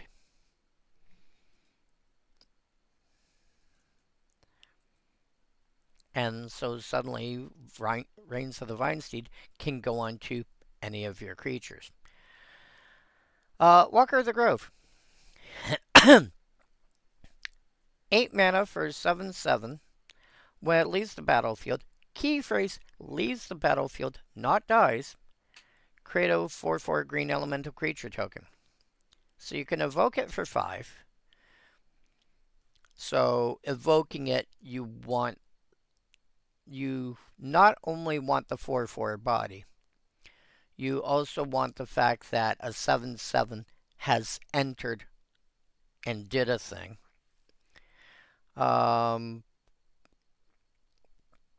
Maybe you are, I mean, it's at least the battlefield trigger, so you can flicker it. Your ephemerates and Eldrazi displacers and whatnot. You can return it back to hand. You can evoke it and sacrifice it to another effect in response to its evoke trigger. Let's say Greater Good, etc., etc. You have options. In fact, Greater Good would kind of be silly with this.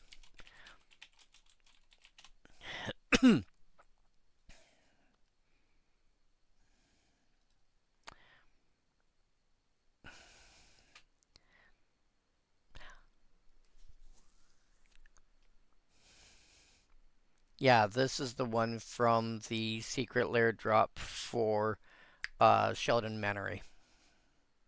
I picked up the Secret Lair drop specifically because of that. Yeah. Sacrifice a creature, draw cards equal to the sacrificed creature's power, then discard 3 cards. So, sacrifice creature's power. Draw 7, discard 3, then sacrifice the elemental, draw 4, discard 3. So you've drawn 11 cards, discarded 6.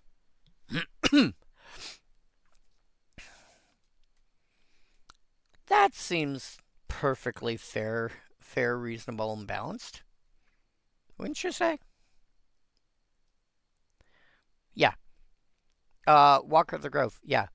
Kind of card that if you're playing a card like this and you expect to be evoking it, you should probably be playing Greater Good in that deck.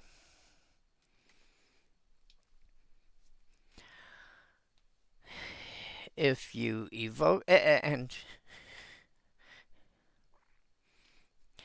if you don't care about the fact that it'll never be able to attack, you can just continually flicker this thing till the cows come home and make a small army of 4/4 elementals. I mean, what would you say to Eldrazi Displacer?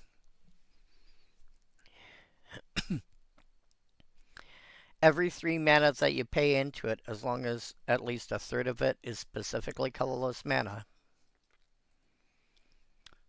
you make another 4/4 elemental. Have fun with that. Luminescent Rain. 3 mana instant. Choose a creature type, 2 life for each permanent you control of that type.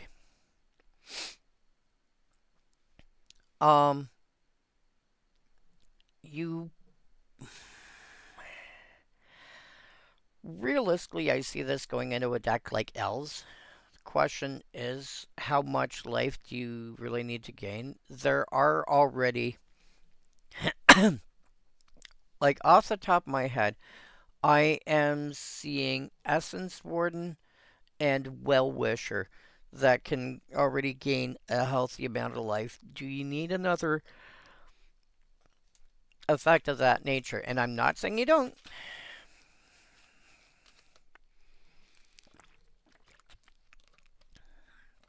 You know, it's conceivable. That's the thing that you need.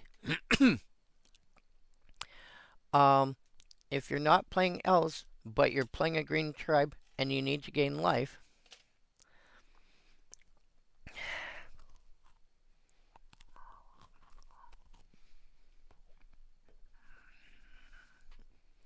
or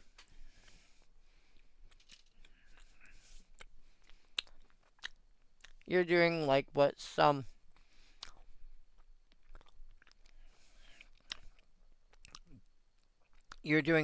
elf decks in Pauper have been known to do, and occasionally other formats. Pauper elves will occasionally splash blue for Distant Melody to draw a bunch more cards.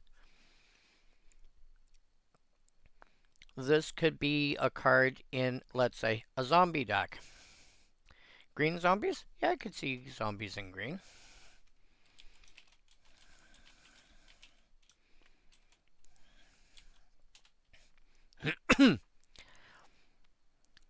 Zombies that have a color identity that includes green.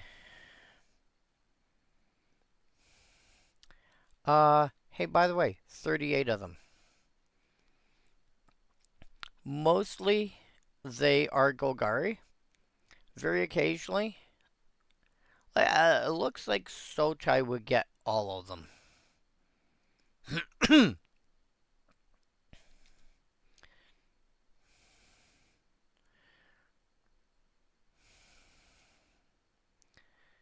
Yeah, it looks like Sochai gets all of them. So if you play Sochai,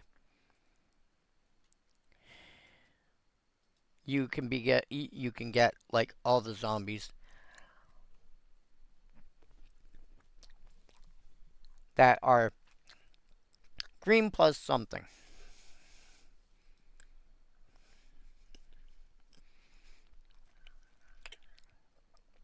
I could see Luminescent Rain being needed in a deck like that, where it's like, I need to gain a bunch of life because my zombies are painful.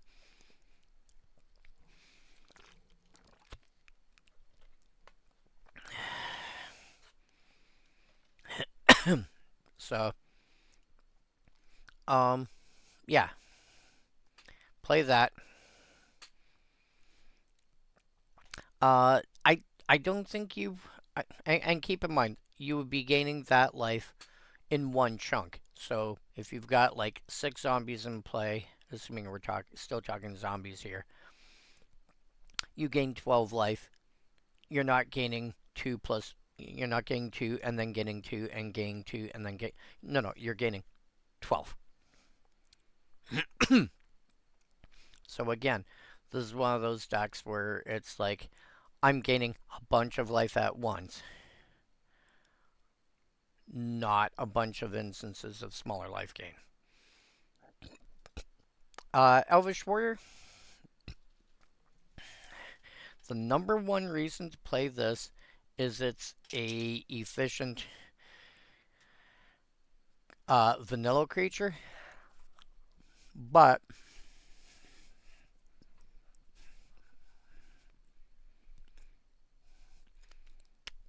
there's better than this, and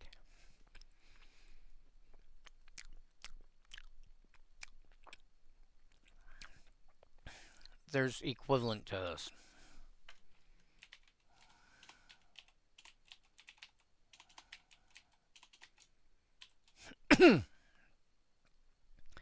uh,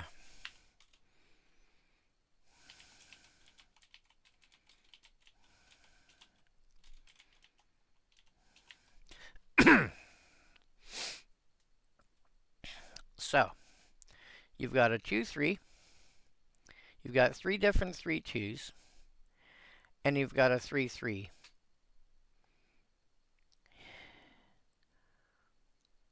The 3/3 is double green. The 2/3 and one of the 3/2s is double green. And the other 2 3/2s are green +1.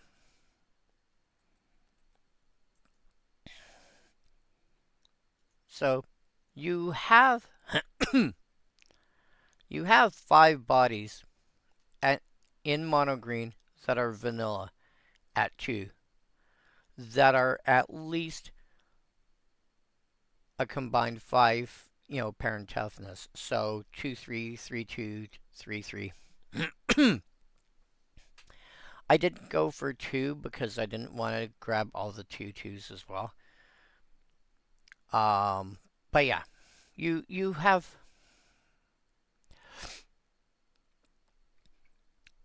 like if you're playing mono green vanillas or you're playing, if you're playing vanillas, it's probably a card you're going to end up having to run. I would go for the 3 power creatures before I went for the 2 power creatures,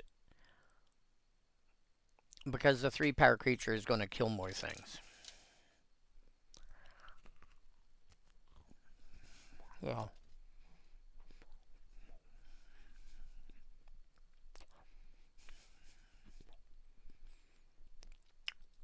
It is not unreasonable.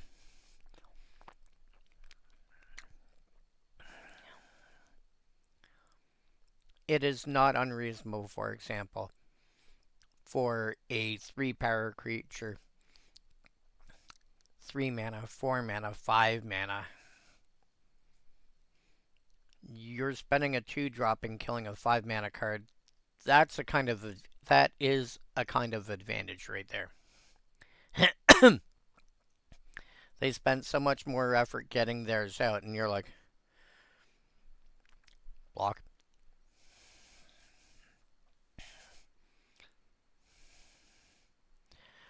Lissalana Bowmaster.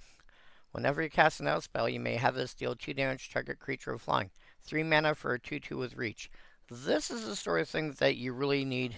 Like, an elf deck, if you're not, like, this pretty much has to go into an elf deck.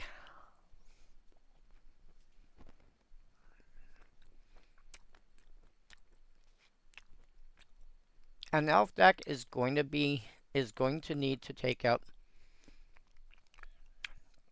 angels and sphinxes and demons and dragons and anything else under the sun.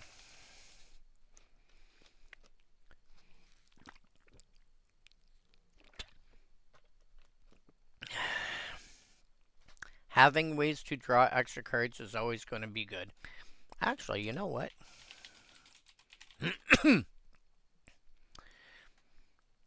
Still legal.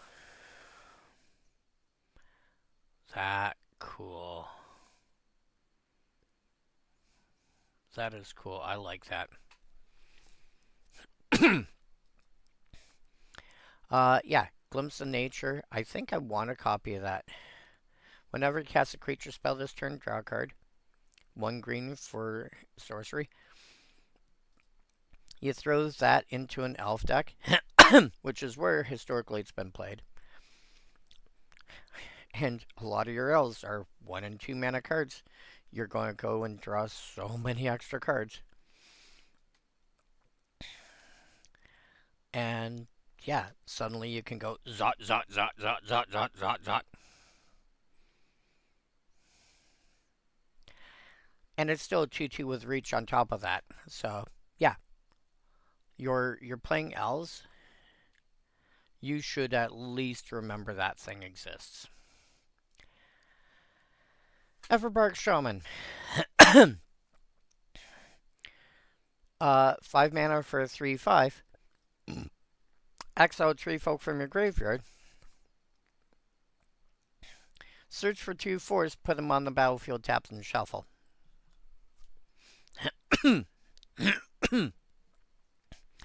If you're playing with a vaguely reasonable number of tree folk, and you don't need a lot, you need some. This is already a 5 mana card. So what are you trying to get to? Yeah.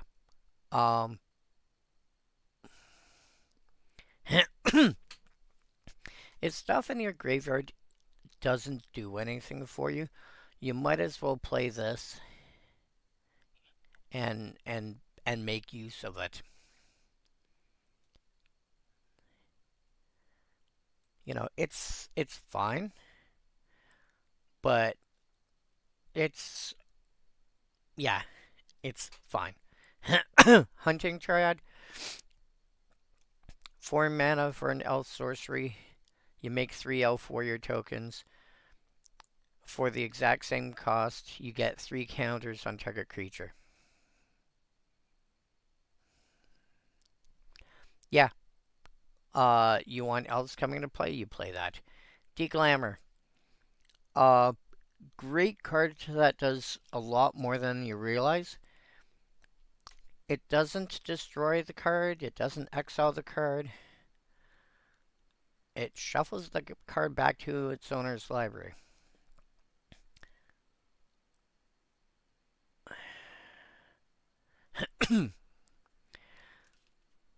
The first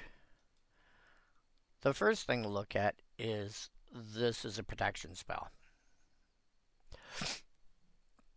Somebody's got a pacifism effect or something like that. Cool, go away. The second is it's a removal spell. Sometimes getting rid of stuff that's got indestructible. Go away. I mean, it's largely there to be a removal spell, but it's what are you removing? Are you removing something that's annoying to you, or are you removing something to stop your opponent from doing a thing?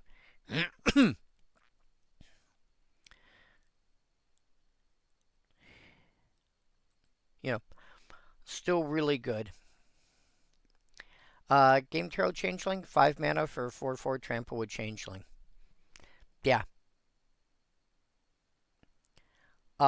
It's, 4/4 trample for 5 mana is fine. The fact that it's got Changeling means it'll gain all, any creature synergies that you need to get your hands on. You throw it into an elf deck, it's an elf. It'll gain all the synergies for being an elf. You throw it into a sliver deck, it's a 4/4 trampling sliver with all the sliver benefits and everything else. I don't think I would put it into. I think for elves, I generally stopped at 4. And past that, I was more looking at like activated abilities.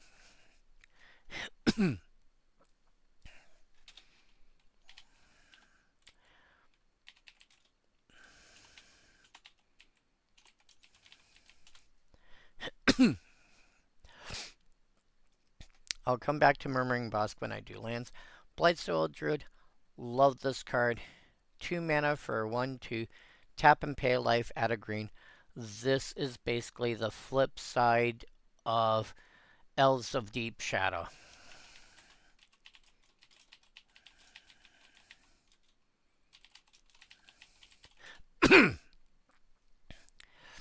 Which is green for a 1/1 Elf Druid, black +1 for a 1/2 Elf Druid, tap for black, 1 damage to you, tap and pay a life, add green. It's the same card from the opposite direction, basically. Slightly more expensive to cast. It's 2 mana instead of 1 for a 1/2. That's because doing this is a little harder in black.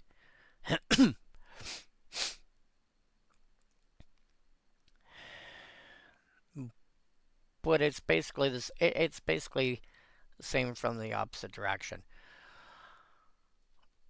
If you're playing black and green, it's a fun card to add. You know, you want creatures that tap for mana. I like this, and I like Vesper Ghoul. A lot of other people don't like Vesper Ghoul because it's, you know, it's expensive. It's 3 to cast. You get a 1/1 tap, pay a life for a mana of any color. Blightsoil Druid is more efficient. But I mean, they both give you options. You know. If you want creatures to generate mana and you're in black, and you want to generate, especially if you're trying to generate mana that's not black mana, you have at least 2 options. Risk the Exiled. 3 mana for a 3/2. Whenever it attacks, you gain 1 life for each elf you control, and this is part of the reason why you don't need. I don't think you need to worry too much about gaining life with elf decks. Pay black and sack an elf to regenerate it. Okay.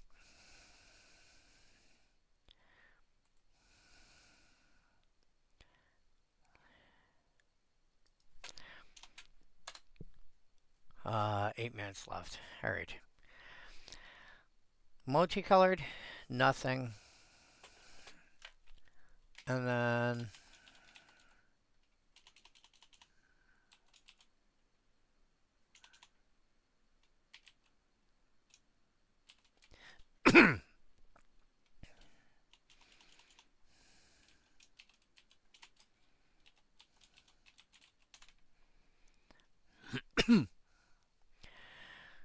so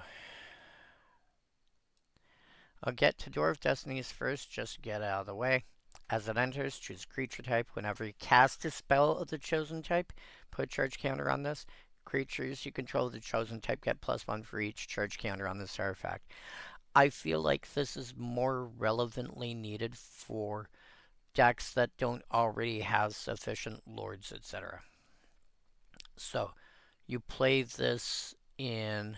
you don't bother playing this in Goblins or Elves or something like that. But if you're playing Dwarves, for example, possibly Soldiers, stuff of that nature where there's not as much synergy, Rogues, Door of Destinies is a big deal. You play it in something like Elves, it's like, why bother? Because in the case of Elves, in my opinion, you run Door of Destinies, you're actually diluting it by running a Lord that's not also an Elf. You don't need that. Sphinxes needs the help.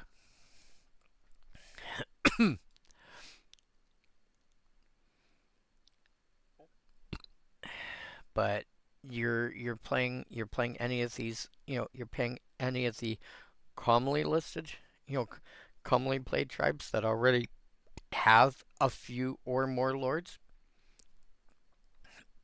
Zombies, don't bother. You've got plenty.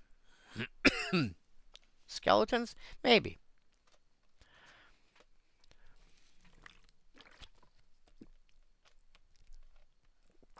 And then 5 equipment. All that cost 2 or 3 to cast and somewhere between 2 to 4 to equip. And whenever a creature of an appropriate creature type enters, you may attach this equipment to that creature. Like just thunk. Like, for example, Diviner's Wand. Wizard enters, you may attach Diviner's Wand to it. The wand just goes thunk. You don't have to, but you can. So, Veterans Armaments is for soldiers.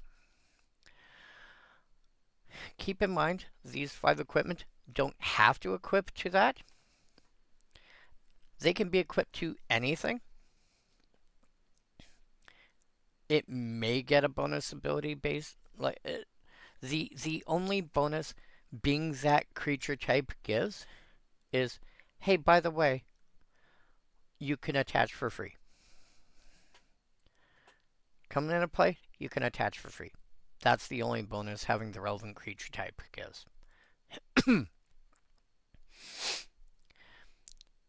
Veterans Armaments for soldiers. Whenever this creature attacks or blocks, whenever equipped creature attacks or blocks, it gets +1/+1 till end of turn for each attacking creature. I have 6 creatures attacking me. I block with this 1/1, but it's got Veterans Armaments attached. So you're attacking with 6, so I'm blocking with a 7/7. What?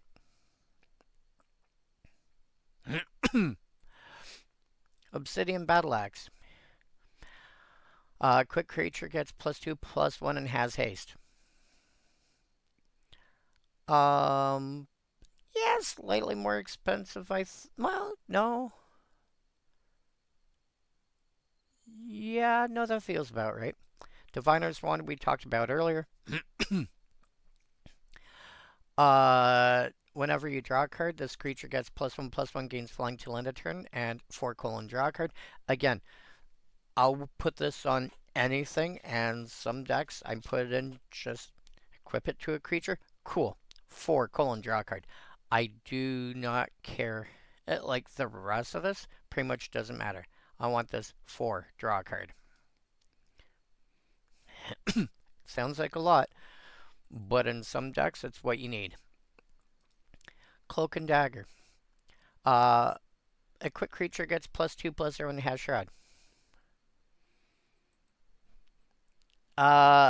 Personal opinion, so far the Diviner's Wand is winning handily. After that, Cloak and Dagger, there's enough ways to give Shroud, Hexproof, Ward, etc. That's actually kind of low on the list now. I like the Veterans Armaments more next so far. Oh yeah, and Thornbite Staff. A quick creature has 2 tap, 1 damage to any target, and whenever a creature dies, untap this creature. Well, you throw Basilisk Collar. Again, going back to the same well, out of convenience. Thornbite Staff, Basilisk Collar, 2 tap, destroy. 2: destroy target creature. Yeah. Gorgon's Flail does the same thing, etc. Personal opinion, I think Diviner's Wand, Thornbite Staff, Veterans Armament, all really good. The Obsidian Battle Axe is a little expensive. The Cloak and Dagger just isn't needed. And then land. 4 lands. The Rustic Klachen. Reveal Kithkin from hand, otherwise it enters tapped. Taps for white. Reinforce for white. White +1 and discard it to put a +1 counter on thing. Primal Beyond. So Rustic Klachen, I think is fine. Probably, again, you're probably mostly playing it for the reinforced clause. If you are playing Kithkin, then it's nicer. But if you're like honestly, you probably should just run a plains unless you want the reinforced clause. In which case, you're playing it for the reinforced. You play it for reinforced. To put +1 counter on a thing, not because it's not because it's relevant to Kithkin. Primal Beyond, on the other hand, you're playing this in an elemental deck. Reveal Elemental, if you don't, comes in play tapped. Taps for colorless. Or taps for 1 mana of any color. Only to cast elementals or activate elementals. That's fine. You're playing an elemental deck, that's probably what you're doing. Murmuring Bosk. Love this card. Great card. Beautiful card.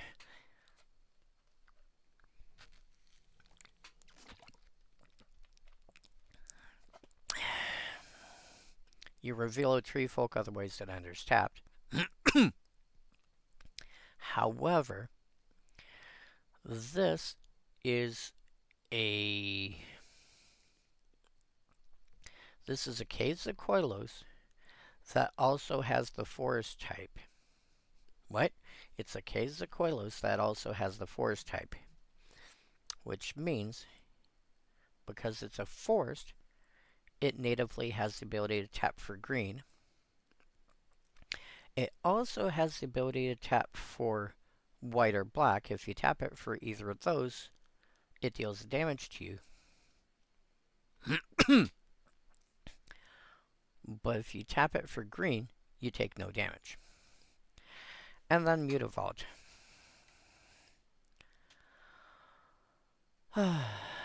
First time seeing Mutavault. Taps for colors. Tap 1, or tap 1, : it becomes a 2/2 creature with all creature types till end of turn, still land. Honestly, you play this in elementals. You play this because it has reinforce. You play Murmuring Bosk because it's a tri-land that you can fetch off of anything that can fetch a forest at all. As long as it doesn't say basic forest. And Mutavault, you are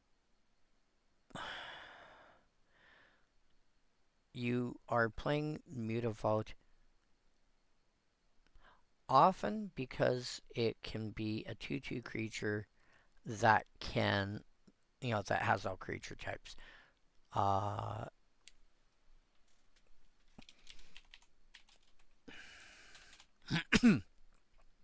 Book of Exalted Deeds is like the #1 reason to play it.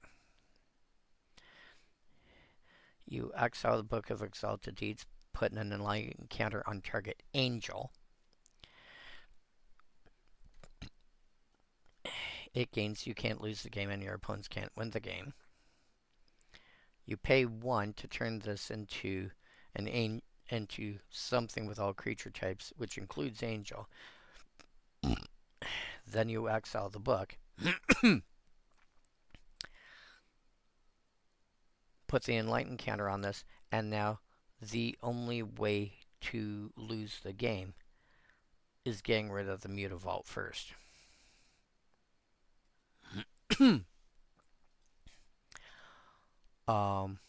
So yeah.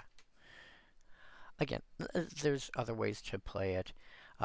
People play it in so many different decks based around a given creature type because it has all creature types. It'll gain whatever pump.